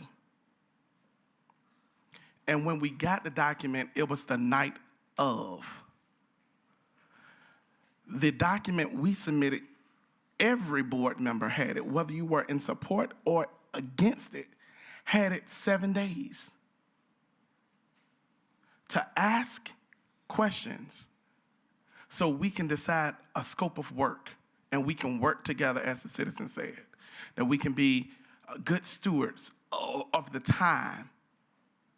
And right here now, we don't know what window of scope, because the scope that was prepared in one document fall out of the window of the 3-year rule. That's why it was suggested that we come together as a board to work. I agree with Board Member Jenkins. We don't know what we want. And of the two, which direction that helps us best for when you don't know what you want, it's the RFI. So if our goal is to figure out cost and figure out how we're going to get it done and where we're going to pull it from, take the RFI route. And then if we have to use year-end funds, as you stated before, I believe that's what we brought up in conversation when we were talking, it will put us at the end of the next fiscal year, of this current fiscal year, that if we want to spend, this year books is closed at that point, we can move forward. But just to check a box for constituents to say we're doing something, that's not right. And we've had constituents come to the board and almost but threaten school board members. Your promise. That's what they said. You promised in the election. So everything I addressed was not originated from Tyron Riddick. It came from you all. I'm just requoting what you said. You may not like it, but it's what you said. My recommendation to this board, if you want to talk money and price of how much it's going to cost, do the RFI. But either way, we got to come together and merge the two documents. And if it's our job to tell the superintendent what we want him to do in his job to carry it out, what defines the we? Because I wasn't considered in the document that is being recommended to go forward. And I have constituents too. And I know we all want to think we won our elections 100% of the votes. We didn't. Some of us had tight elections. So we're representing those who voted for us and those who didn't. So I don't think it would hurt us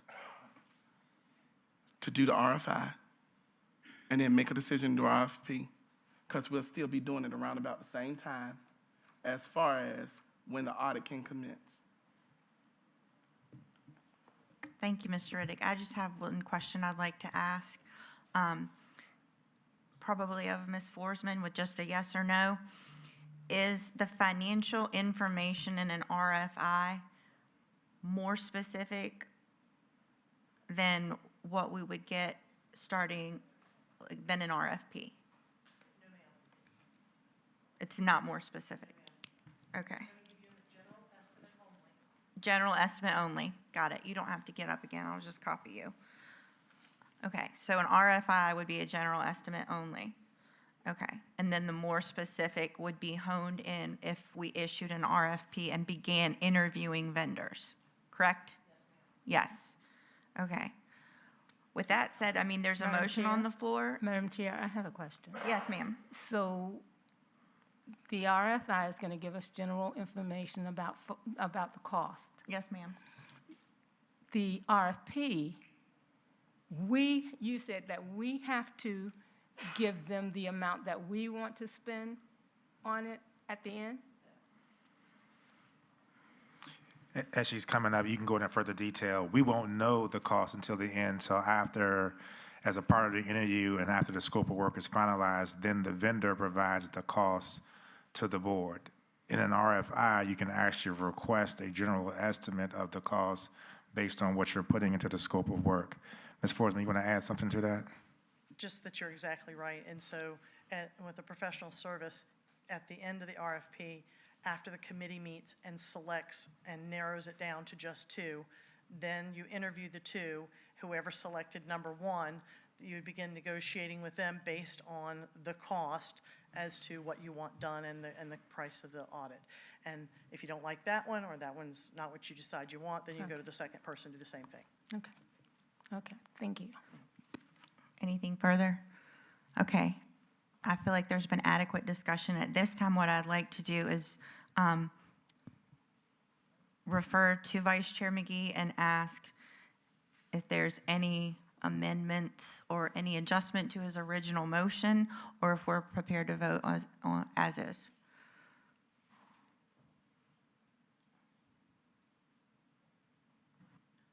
Thank you, Madam Chair. Can you hear me? Yes. I'd like to amend my original motion to make sure it's in compliance with the date time frame that Mrs. Forsman referred to. So I believe it would be my original document, the document that I referred to in my original motion, to change those dates to the school years of 22-23, 23-24, 24-25.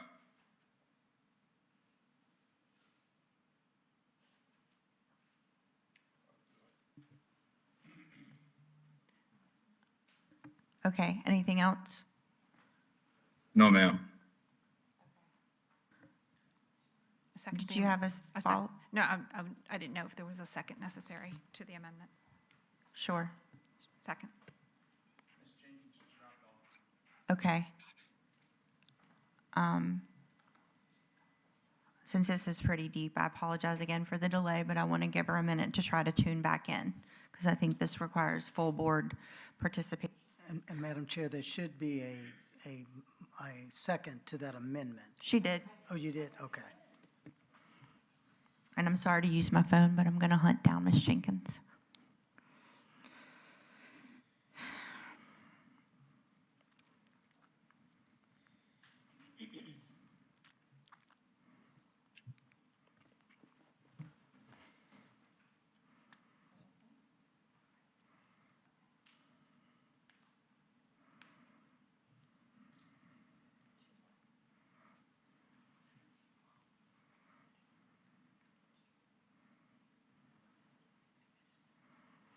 Okay, well, she's in a bad storm wherever she is. I do know that. So I'm not sure if she's even lost power with that.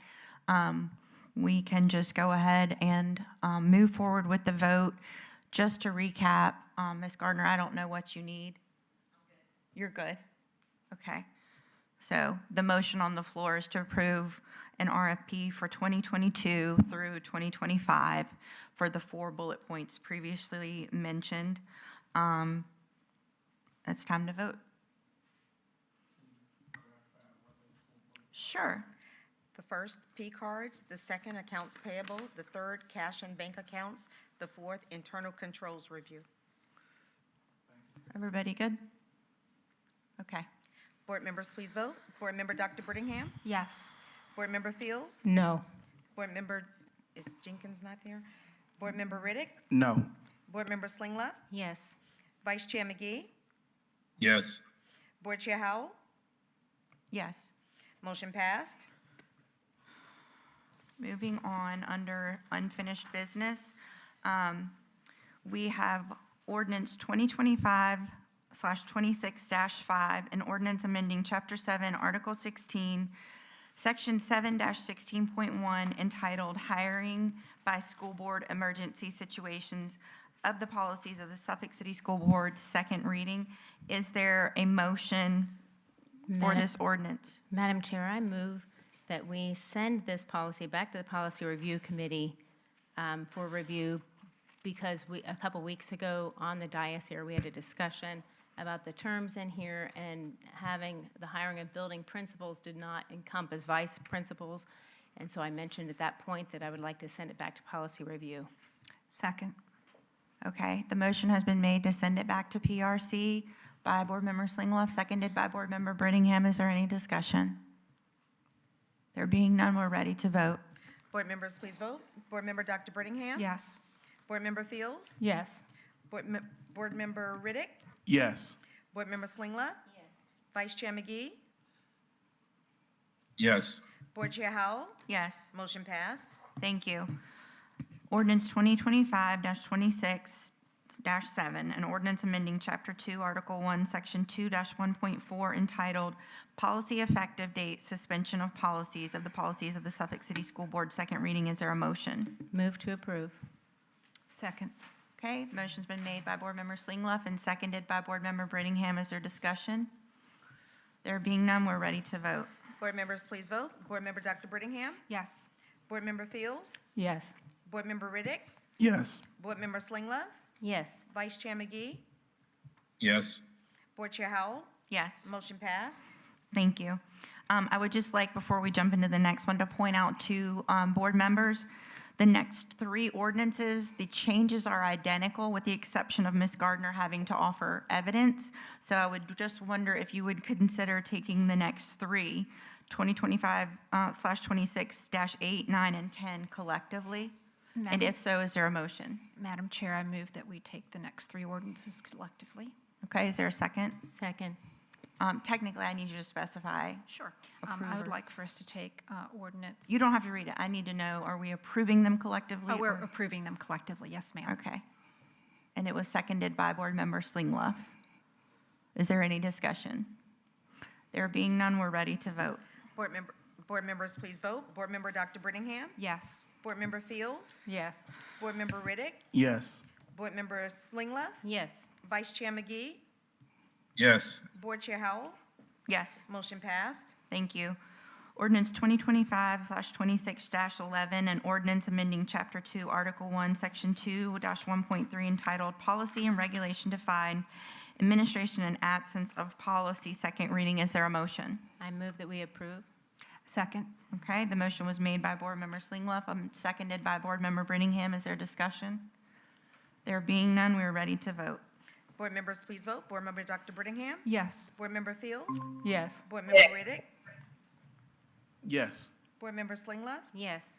Vice Chair McGee? Yes. Board Chair Howell? Yes. Do we have Board Member Jenkins back? Board Member Jenkins, did you hear the motion? Are you prepared to vote on ordinance, number 7 on the agenda, ordinance -11? Yes. Okay, is that your vote? Yes. Okay, Motion passed. thank you.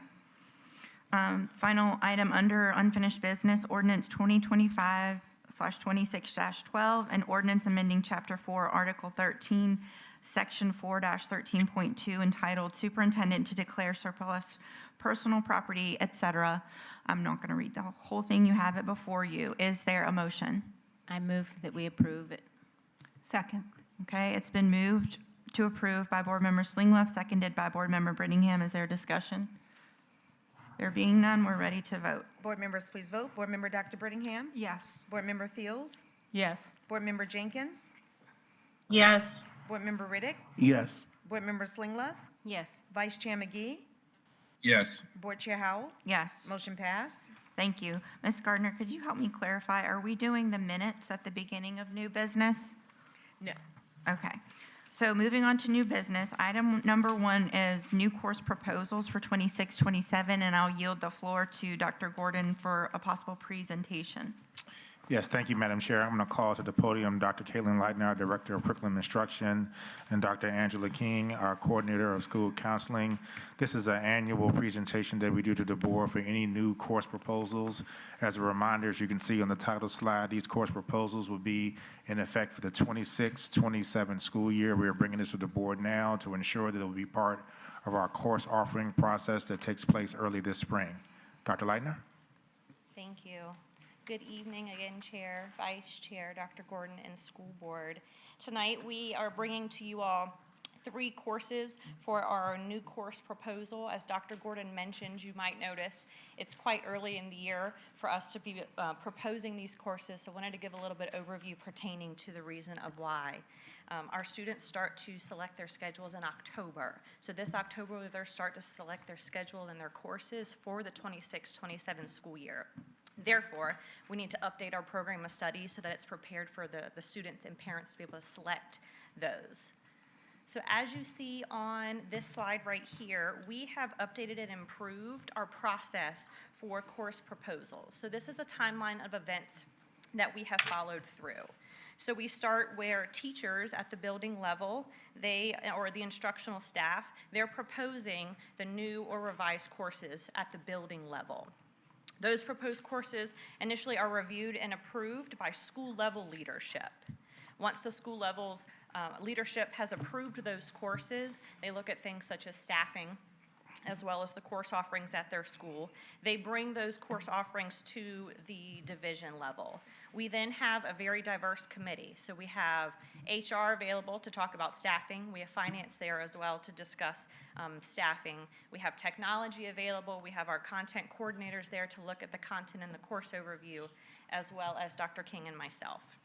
So the course proposal team, we evaluate the courses based on the division-wide needs. And those recommended courses are then forwarded to the Chief Academic Officer, Dr. Branch, and the Superintendent for final approval. The summer, once approved by the Chief Academic Officer and the Superintendent, the finalized course list is then presented to the school board this evening for consideration and approval. And then after approval, that's when we'll update our program of studies for our students. And in the fall, around the October timeframe, is when they'll register, and registration applies for the courses for the 26-27 school year.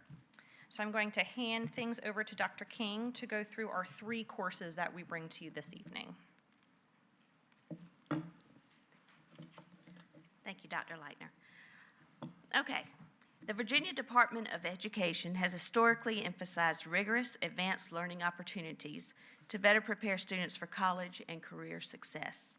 By expanding our selection of AP courses, we ensure our students are challenged and engaged at the highest levels.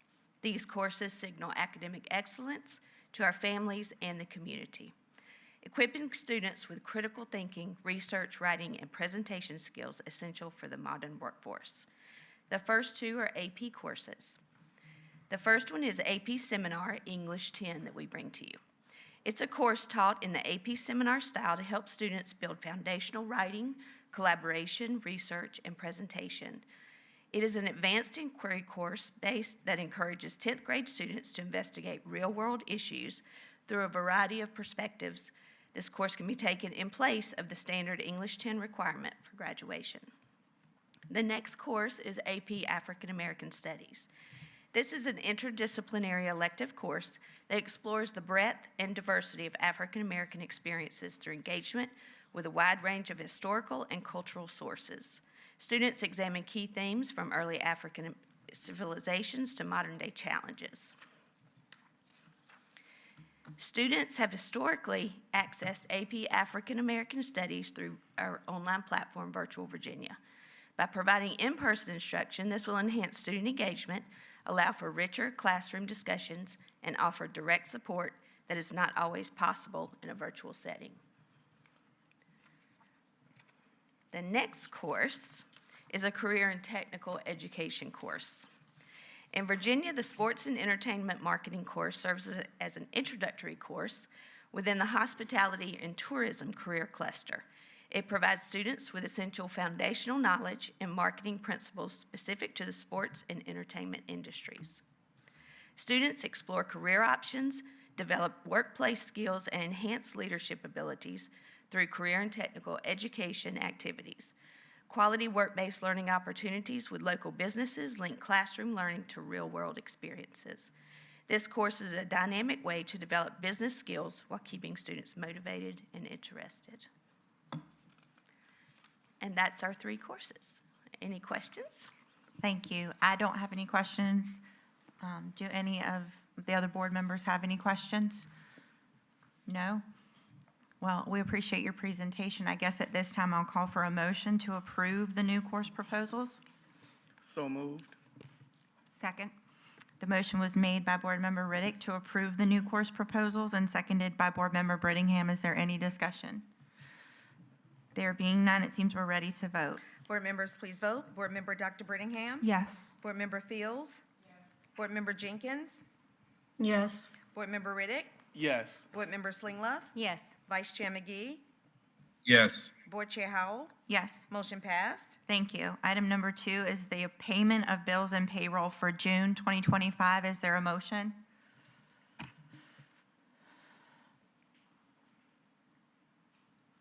So moved. So moved. Okay, so It was moved initially by Board Member Fields. I would count as second by Board Member Jenkins. Is there discussion? There being none, we're ready to vote. Board members, please vote. Board Member Dr. Brittingham? No. Board Member Fields? Yes. Board Member Jenkins? Yes. Board Member Riddick? Yes. Board Member Slinglove? No. Vice Chair McGee? Yes.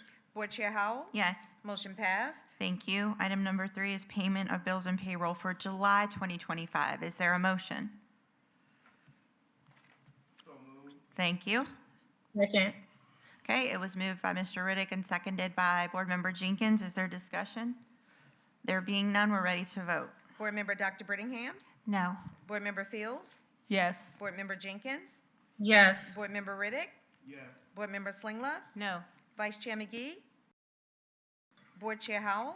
Yes. Motion passed. Excuse me. Item number 4 is a budget development calendar for 26-27. Dr. Gordon, do you have a presentation? Madam Chair, it's not really officially a presentation, but it is, I'm open up the other one real quick. It is a quick little overview. I'm not going to really ask Ms. Fortson to come up because I think she's been up a lot today. But just to give the information that's on the 3 slides, Madam Chair and school board members, we wanted to highlight, because I know there was some discussion early on about the school board's involvement in starting this process earlier. As you can see, in about 7 weeks, October 9th is when the school board's budget priority requests are sent to board members. In December, about 2 months later, is when we have our community input session when the school board actually hears from the public. 2 months after that is when we discuss some highlights. That's usually, I do that on the last Thursday when I give you my official budget presentation. After the board has had and the school community has had an opportunity to hear the budget presentation from Ms. Forsman and myself. And 2 weeks after that, on March 12th, is when we have our second community input session, because now the school community can hear the reasons and the why and the background on why we are making some of these recommendations to the board.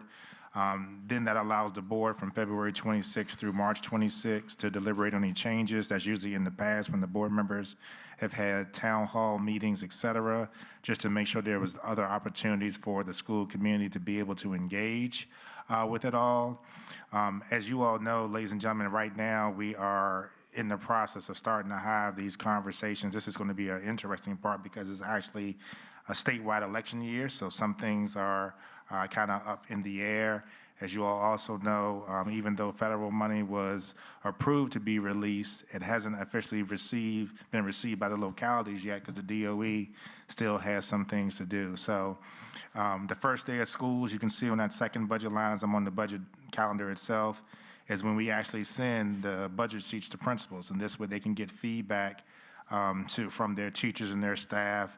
And then we begin to have the discussions all the way through December for our budget discussions with our different employee groups. And so as you all can see on here, there's literally over 20 different steps. We've expanded on some things based on board member feedback just to make sure that everyone was clear on what those expectations are. And for that, Madam Chair, I will open it up for any questions to myself or Ms. Forsman. Thank you. Does anyone have any questions about the proposed budget calendar? Madam Chair, just a quick one. I understand October 9th is when the email will go out to board members requesting their budgetary priorities. I'm curious when that close date, do we already know when that close date would be that they're due? Ms. Forsman, don't we usually give them about 2 weeks for that? We didn't add that on here because we try to give you all some flexibility with it, just in case things change, between when we start this process. But we usually provide about 2 to 3 weeks, and then that also includes, as you all know, when we start to begin our two by twos, if we see a common theme in some of those things, then we also make those adjustments to be included in the February presentation. Any further questions about the budget calendar? There being none, is there a motion to approve the budget development calendar? Move to approve. Second. Okay, it's been moved to approve by Board Member Slinglove, seconded by Board Member Brittingham. Is there discussion? There being none, we're ready to vote. Board members, please vote. Board Member Dr. Brittingham? Yes. Board Member Fields? Yes. Board Member Jenkins? Yes. Board Member Riddick? Yes. Board Member Slinglove? Yes. Vice Chair McGee? Yes. Board Chair Howell? Yes. Motion passed. Thank you. Item number 5 is Resolution 25/26-5, a resolution of the school board for the city of Suffolk, Virginia, approving an award to A.R. Chesson Construction Company Incorporated pursuant to written invitation for bid issued by Suffolk Public Schools. And just for clarity, Dr. Gordon, is this in regard to Northern Shores? Yes, this is the expansion for Northern Shores. Okay. Is there a motion to approve this resolution? Move to approve. Okay, it was moved by Board Member Fields. Is there a second? It was seconded by Board Member Riddick. Is there discussion? There being none, we're ready to vote. Board members, please vote. Board Member Dr. Brittingham? Yes. Board Member Fields? Yes. Board Member Jenkins? Yes. Board Member Riddick? Yes. Board Member Slinglove? Yes. Vice Chair McGee? Yes. Board Chair Howell? Yes. Motion passed. Thank you. Items number 6 through 16 are info only. I do want to call attention to item number 6. If you haven't looked at it yet, we're going to be, we need to be prepared to reissue our CIP plan to the city in September, I believe. And so depending on their deadline, we will likely plan a brief work session just so we can have open dialogue at the September meeting. But in the meantime, individually, be considering your priorities. I would consider keeping number one, and by number 1, I mean number 3. That's Elephant's Fork, because that's in motion, and I would like to not see that halted. But your choice is your choice. In regards to number 7 through 16, info only, are there any questions you're prepared to ask tonight? Madam Chair. Yes, ma'am. For ordinance 2526-17, the only question I have is, has this been through the SEAC committee, being that it potentially could impact students with disabilities? Attorney Waller, are you able to answer that? It's the one about remediation efforts. I believe that it has, but if it has not, we'll make sure that it happens. Thank you, Attorney Waller. Are there any other questions on any of the other info items? Okay, if you come up with any between now and our first September meeting, feel free to communicate with Dr. Gordon or Attorney Waller. We have one additional action item, I believe, under new business. Would that be the July 10th, 2025 minutes now, Ms. Gardner?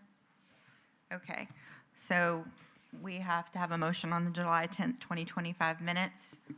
Board Member Slinglove? Madam Chair, I would like to make a correction to these minutes. Okay. A clarification, perhaps. On page 4 of the minutes, this is during our request for proposal audit back on the 10th. It states in here that they expressed concern with the process, stating that it was a violation of board policy as board members did not receive the documents in advance of the meeting.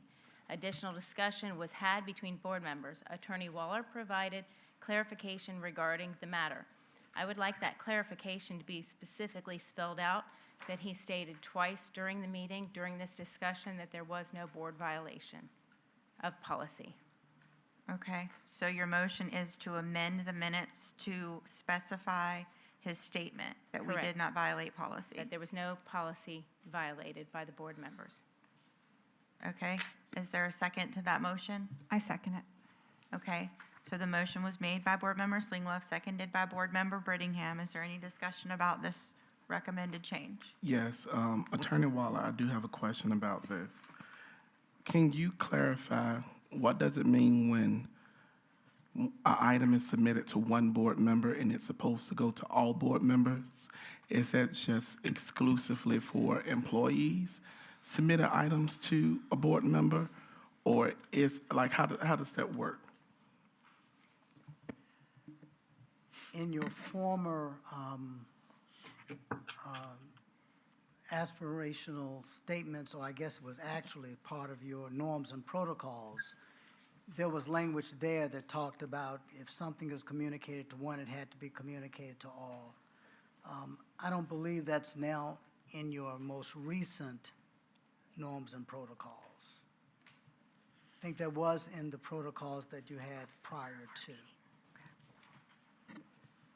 Thank you. Any other questions? Okay, are we prepared to vote on the motion to amend the minutes?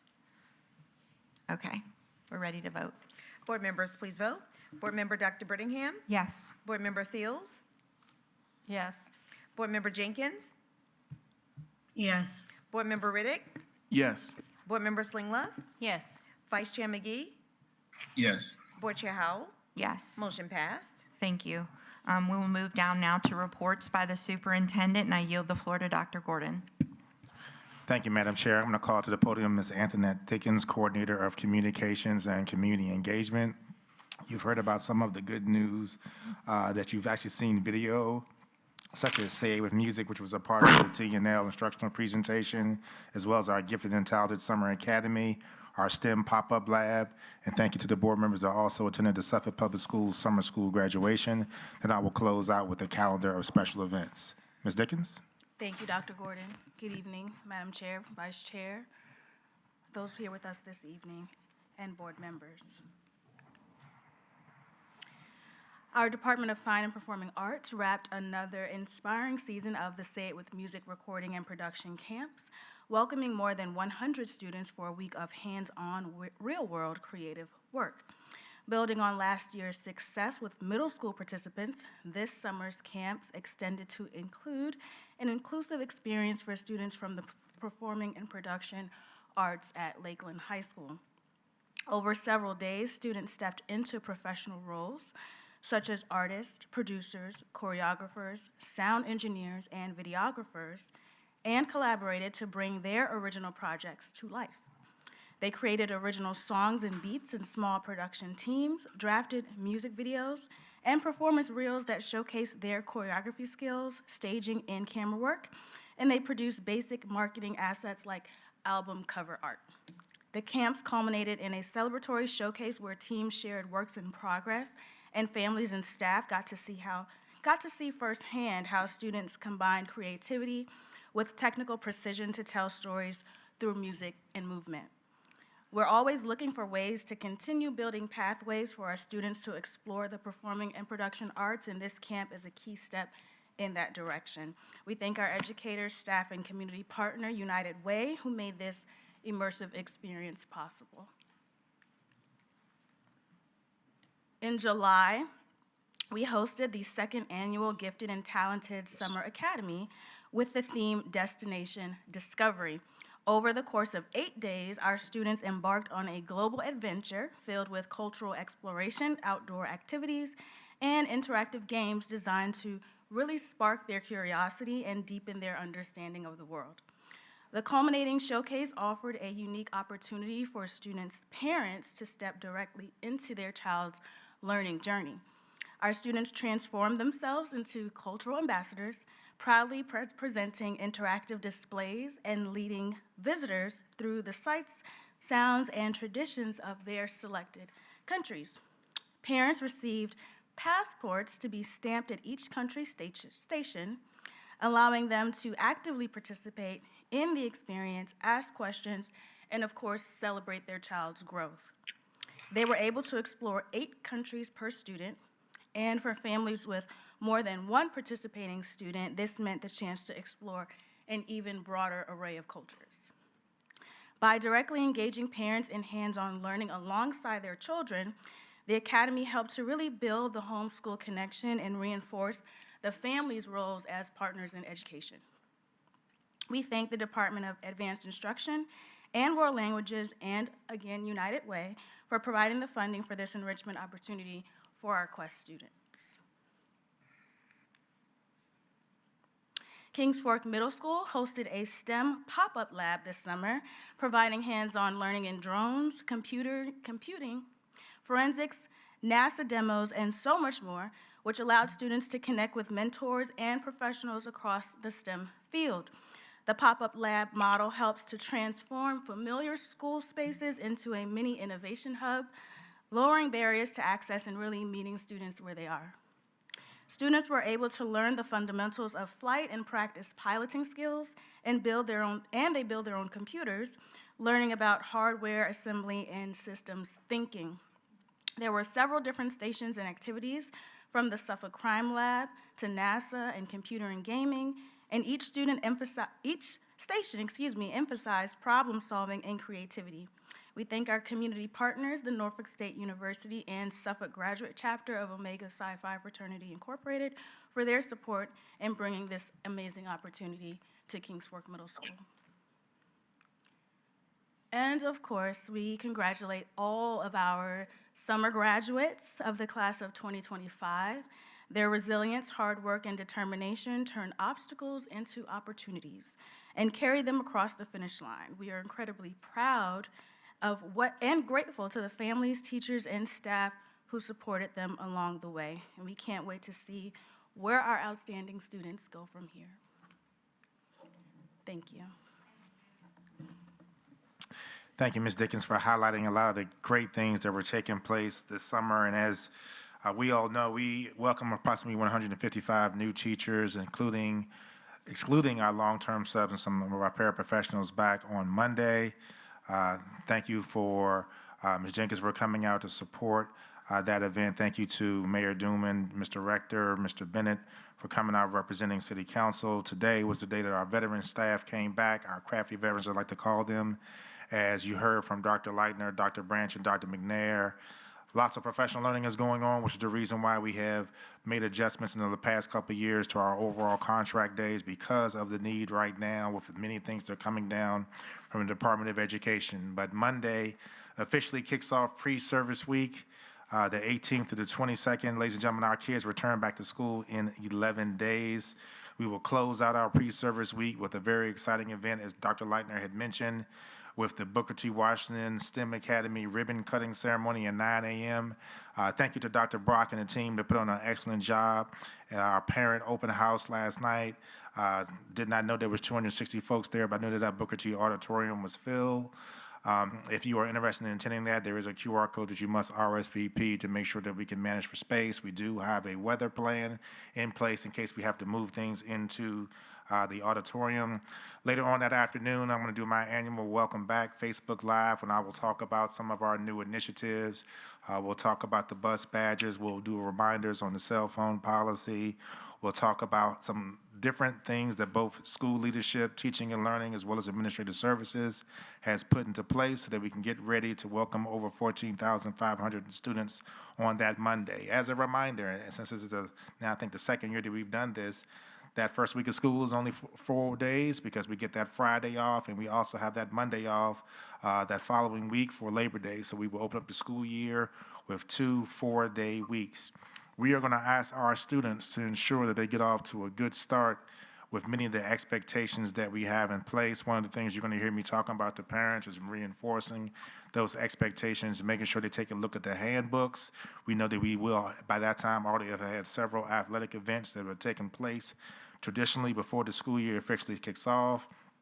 Madam Chair, we will be here for our next school board meeting on September 11th at 5:00 p.m., and that includes my calendar of special events. Thank you, Dr. Gordon. Next up, we have public speakers on non-agenda topics. So again, I will yield the floor to Ms. Gardner. It is the intent of the school board to ensure that the affairs of the board be conducted in an open and orderly manner, that all persons desiring to address the board are afforded an opportunity to do so in the order in which they signed up to speak, that persons in attendance may observe and hear the proceedings of the board without distraction, and that the members of the board and board employees are able to transact the business of the board with minimal disruption. Any persons addressing the board shall, 1, confine their comments to matters germane to services, policies, and affairs of the school board of Suffolk Public Schools. 2, refrain from words or statements which, from their usual construction and common acceptance, are construed as insults and tend to incite violence or breach of the peace. 3, refrain from obscenity, vulgarity, or other breach of respect. 4, comply with the time limit for public comment as set by the board, which can be up to 5 minutes unless the board, through the exercise of its discretion, decides to allow less than 5 minutes for public comment. 5, refrain from cumulative or repetitive remarks. And 6, refrain from making any comment regarding any pending student discipline or employee grievance matters. The appropriate forum for such matters is the applicable administrative hearing provided by state law, or where appropriate, court proceeding. Persons must not engage in disorderly, disruptive, or boisterous conduct, such as, but not limited to, making noise, use of profane language or obscene gestures, yelling or similar demonstrations that interrupts or disturbs the peace and good order of the meeting. Persons addressing the board may deliver to the board or its clerk written materials including reports, statements, exhibits, letters, or signed petitions, and may also make use of any chart or graph during their verbal presentation. The school board welcomes comments from the public as appropriate. Board members will listen to public comment but will not comment, deliberate, or take action on them. The school board chair may direct the superintendent to investigate items and report back to the school board at a subsequent meeting. The chair or other presiding officer shall preserve decorum and shall decide all questions of public order subject to appeal to the board. At the request of the chair, a city police officer shall act as sergeant at arms at tonight's board meeting. That officer shall, under the direction of the chair or other presiding officer, have charge of the meeting area, the waiting areas, and corridors adjacent thereto, and shall prevent disorder or interruption of the business of the board. Our speaker is Lucia Uloa. Regarding disability has not been addressed correctly.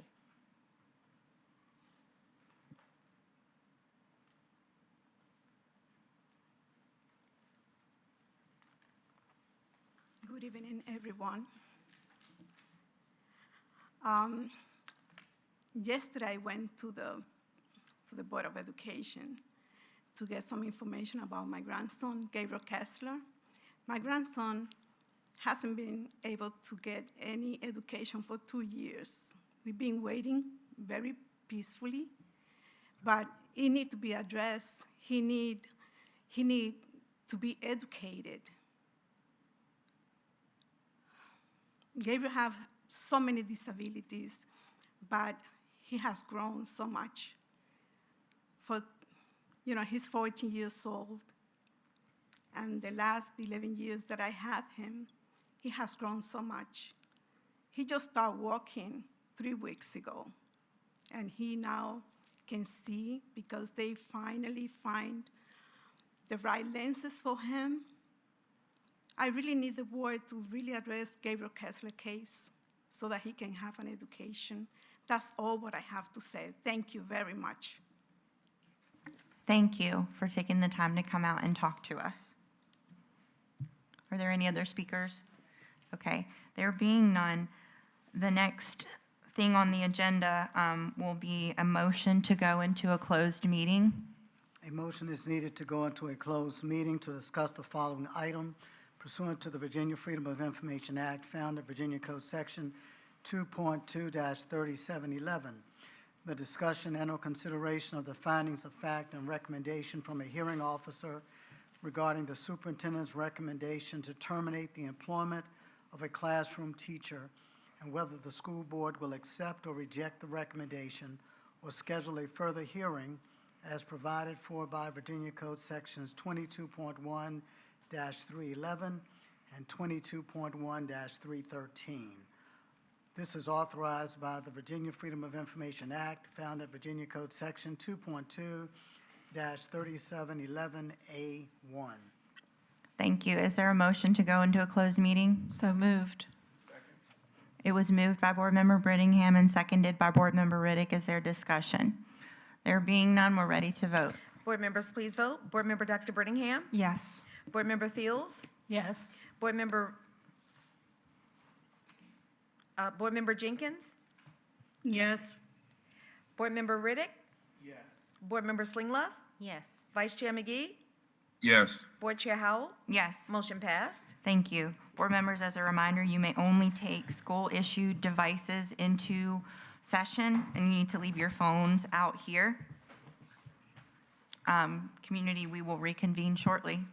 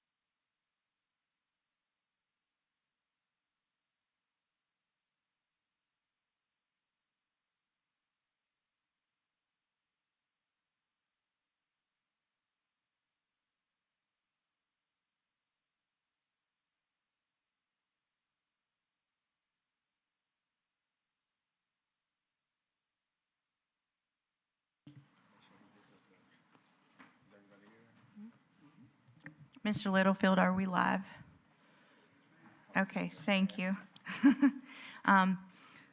Vice Chair McGee and Board Member Jenkins, we are about to reconvene.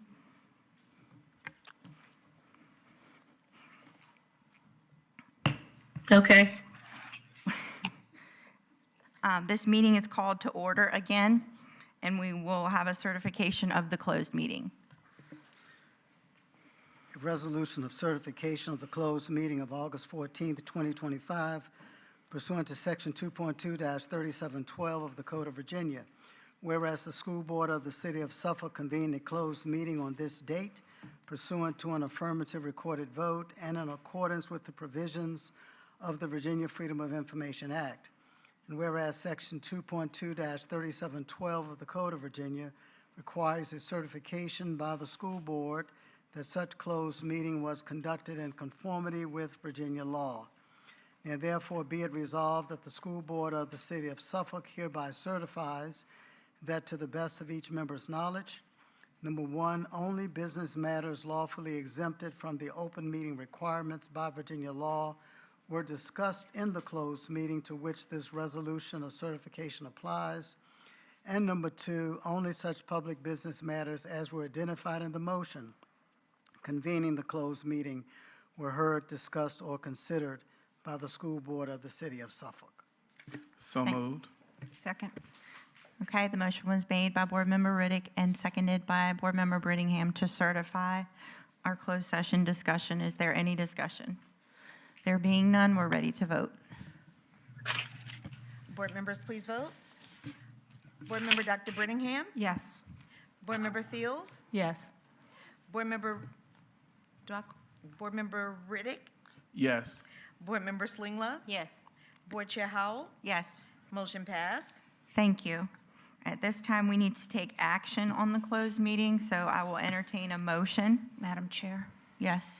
I make a motion that we uphold the superintendent's recommendation to the board for the resolution 2526-6. For dismissal? For dismissal, yes. Okay. Is there a second? Second. Okay. I just want to make a point because this was a record review. Vice Chair McGee and Board Member Jenkins, you had all of the information available to you since last Thursday, so you are able to vote based on the documents you've had before you. The motion is on the floor to uphold the superintendent's decision. Is there any discussion before we vote? I'm sorry, can you tell me who's second? Say that one more time, Ms. Jenkins. I couldn't hear you. Oh, that was Ms. Gardner? Sorry. Karen lit up. I'm sorry.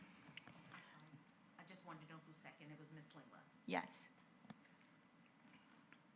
So we're ready to vote whenever you are. Board members, please vote. Board Member Dr. Brittingham? Yes. Board Member Fields? Yes. Board Member Jenkins? No. Board Member Riddick? No. Board Member Slinglove? Yes. Vice Chair McGee? Yes. Board Chair Howell? Yes. Motion passed. Thank you. Our final item is business by board members. I just want to remind you, and hopefully you saw my email earlier this week, that we will allow ourselves 5 minutes of comment time, just as the standard we hold our citizen speakers to. So a clock will appear. Because Board Member Jenkins and Vice Chair McGee are virtual, I'm going to start with Board Member Jenkins and then Vice Chair McGee, and then let them tune out, and then we'll continue from there. Board Member Jenkins, when you're ready. Thank you. I just want to thank all the presenters on tonight. There was some very informative information that we had. And I apologize for my screen, but I'm in the middle of a storm, so it keeps going in and out. I had a wonderful time at the summer school graduation. And just like we said, it doesn't matter when you graduate, you graduated. And I'm very excited and proud of all of you all. Had a wonderful time at the new teachers event on Monday. We look forward to great, exciting things. And I know you're going to do well because we only hire the best. So You are the best. And I just want to give a shout out to Principal Woods at John F. Kennedy for the amazing videos that she's putting on Facebook showing the construction of the new building, the inside. And if you all haven't seen it, maybe you can go on Facebook and look and make Suffolk Public Schools continue to be the best. Have a good evening.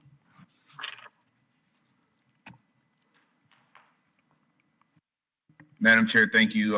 Just want to say thank you to everyone. Thank you, Dr. Gordon, for tonight and all your staff who presented. Sorry I couldn't be there in person. I'm out of town down at Tyndall Air Force Base in Panama City, Florida. I wish I could be there, but thank you, Madam Chair, for a great meeting. Everyone have a good night. Thank you. Board Member Fields, are you prepared? I am. Okay. Okay, a very wise person said, you don't fix things by ignoring them. You fix them by seeing them, naming them, and moving past them together. At the conclusion of our July 10th board meeting, during closing comments, a narrative that I had espoused during an earlier discussion was characterized by one of the board members as being ignorant. Needless to say, that word choice was highly offensive, and in direct opposition to the physical security that I hope to experience in collaboration with the board. I filed a formal complaint alleging a violation of board policy. The board chair who received the complaint determined that there was no violation of the school board norms. My response to that outcome is that there are 7 board members who have 7 different opinions and perspectives for every issue that we discuss.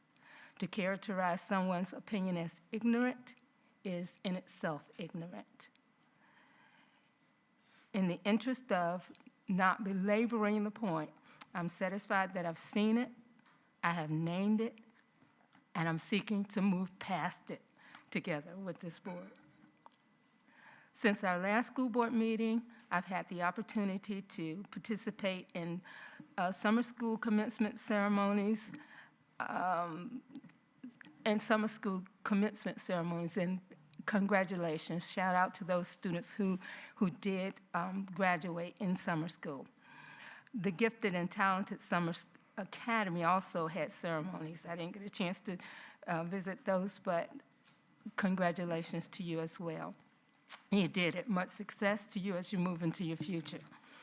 I participated in a Citizens Advisory Committee organizing and training hosted by board member Karen Jenkins. It was an epic success. The attendance was great. Everybody seemed to be interactive and had a really good time.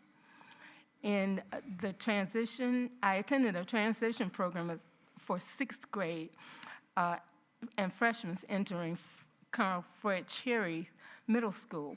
It was absolutely outstanding. I got a chance to interact with Mr. Costing, Ms. Looney Gills, and I got a chance to take selfies with Principal Janet Wright Davis. I was given a tour of the school, of the orchestra department and music department by Jonathan Carr. That was outstanding. I was able to speak with those people who are responsible for making the school shine, and it was really shining. The custodial staff, Don Rohr, Markel Spratley, and David Smith. One of the biggest thrills that I got was that I saw that a student who I taught in 4th grade, when I was a 4th grade teacher, I taught him, and now he is a 6th grade history teacher at Colonel Fred Cherry. That was amazing. His name is Joshua Pelfreys, and his mom still works at Oakland, so she's going to be glad to hear about that. I got a chance to meet another student who recognized me as her fourth grade teacher when she first started, back when I first started at Oakland, and that was thrilling to see as well. And I got a chance to meet Mr. Almond, who was a sixth grade math teacher. That school was impressive. It was really something to see, and that event was very well organized and very well attended. So those are the things that I've been up to. I'm looking forward to taking bus rides this coming week and welcoming students back to school. Students, you only have a few more days, so enjoy the rest of your summer, and I'll see you next week. Thank you. Board Member Brittingham. Thank you, Madam Chair. I just want to take a moment to speak to the students and the teachers. You have 11 days. Soak up the summer, enjoy the last few days that you have, and get ready because this is going to be a great school year. You've had a wonderful break. You've had a chance to be on vacation and do all the fun things. Now it's time to come back and expand your mind, and teachers to come back and shine in the classroom and share the knowledge that they have. Fellow board members, I thank you for this meeting, and I thank you that it is only 10 o'clock and we are going to leave quite early tonight, so have a good evening. Board Member Riddick.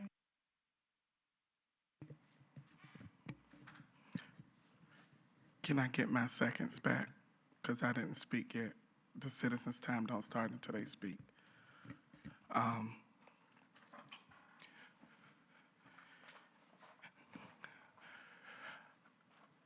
I find it quite interesting to see how the times have changed. I want to quote something that was shared with me by our chair. It inspires me. We are not here to try to lose people. We are here to attract people to our city. We're not here to try to lose people. We're here to attract people to our city. Tonight, I had the privilege to hear one of our citizens, I believe from the Holy Neck Borough or the Chuckatuck Borough, who referenced about us setting aside our differences and working together. I want to tell you, your actions have consequences and impact. This is not political, this is fact. There are people who are walking away from our school division as employees because how board members have made them feel. Over the weeks, the month of July, I had the privilege to hear from former employees, and unsolicited, they told me why they left. When you are being demeaned your work, and now people are saying offensive language on the dais and it's being overlooked. And then when you correct the person, we get new procedures that just more come out of nowhere. I find it baffling. I'm gonna be very clear. None of you put me here, none of you gonna remove me. I'm here to represent the historic Suffolk Borough. My constituencies look different from yours. I'm gonna represent my people. You don't have to like it. You didn't put me here. And because I work with people on both sides of the aisle, those who didn't put me here, I'm still their representative as well. I had a fruitful conversation with the consultant that we hired from California about us coming to the middle. And the question was, where did we go wrong? We talked so much great information at that retreat. And then we came and it was just like it was all undone. And I'm dealing with a group of people who throw a rock and hide their hands and holler Jesus. It is what it is. I didn't come to play. I came to do a job. And the job is to move Suffolk forward in the right direction. Not in the direction that fits people's fancies. I'm baffled how policies and new ordinance and procedures are just coming out of the woodworks, not going to policy review committee. And just because a policy is not in place, don't give the latitude as chair to just create something, despite what advice and from whom you may have received it. I'm baffled how what's good for one board member to say is dismissive when someone else say it, or how other board members are talking to while other board members are allowed to continue with their banter. I had the privilege to go to several good events, such as the Citizens Academy, when we were talking to the citizens. And one of the major gripes that, not even a gripe, one of the major concerns that citizens had, those who volunteered to come and support, not just come to the dais and complain, what they said was, how are we able to do our job with the policy that this board pushed through? Are we violating any federal rights? Are we putting the board at this? There was great concern about that. I'm sorry I don't have a good fairy tale story to tell you, as some of you may want to hear, but this is relative to board business and business by this board member. And I'm going to speak my business because there's nothing in policy that says I can't. If we're going to build the best Suffolk public schools, this little clique of three and sometimes the has to stop. Because at the end of the day, these kids are watching, and I know my time is almost up. Thank God for you too, that you have a right to say that. I'm sorry, can you pause his time, set it back to 10? Ladies and gentlemen of the audience, the community, I'm going to respectfully ask you to conduct yourselves with maturity and professionalism as well, because we are still in the middle of business. So if you have additional commentary, use your email or step outside. Thank you. Before I was rudely interrupted. Moving forward, I represent my citizens, and if you have an opinion, you go to your representative, because I'm going to represent mine. And I don't care how you feel about it, because at the end of the day, the 14,500 students that I have been sworn to represent, I'm going to do it.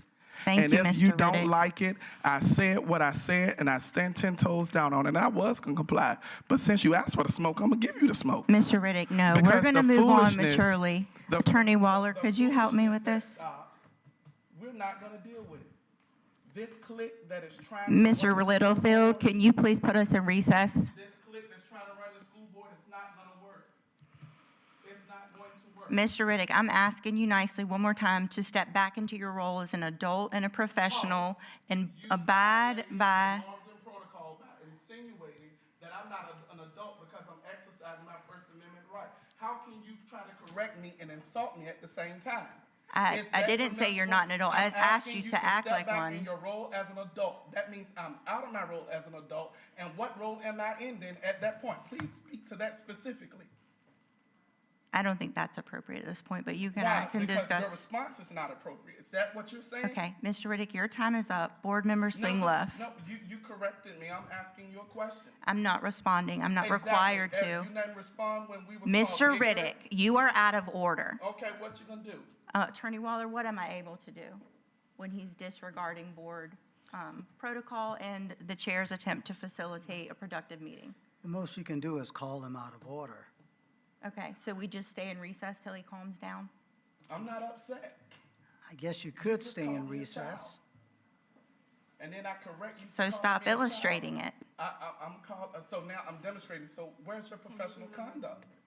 Dawn Marie, you have no place in this. If we're all going to act like children, this meeting is convened. Ms. Lingleff, if you have further comments, please share them on Facebook. Good night. I mean, I find it funny.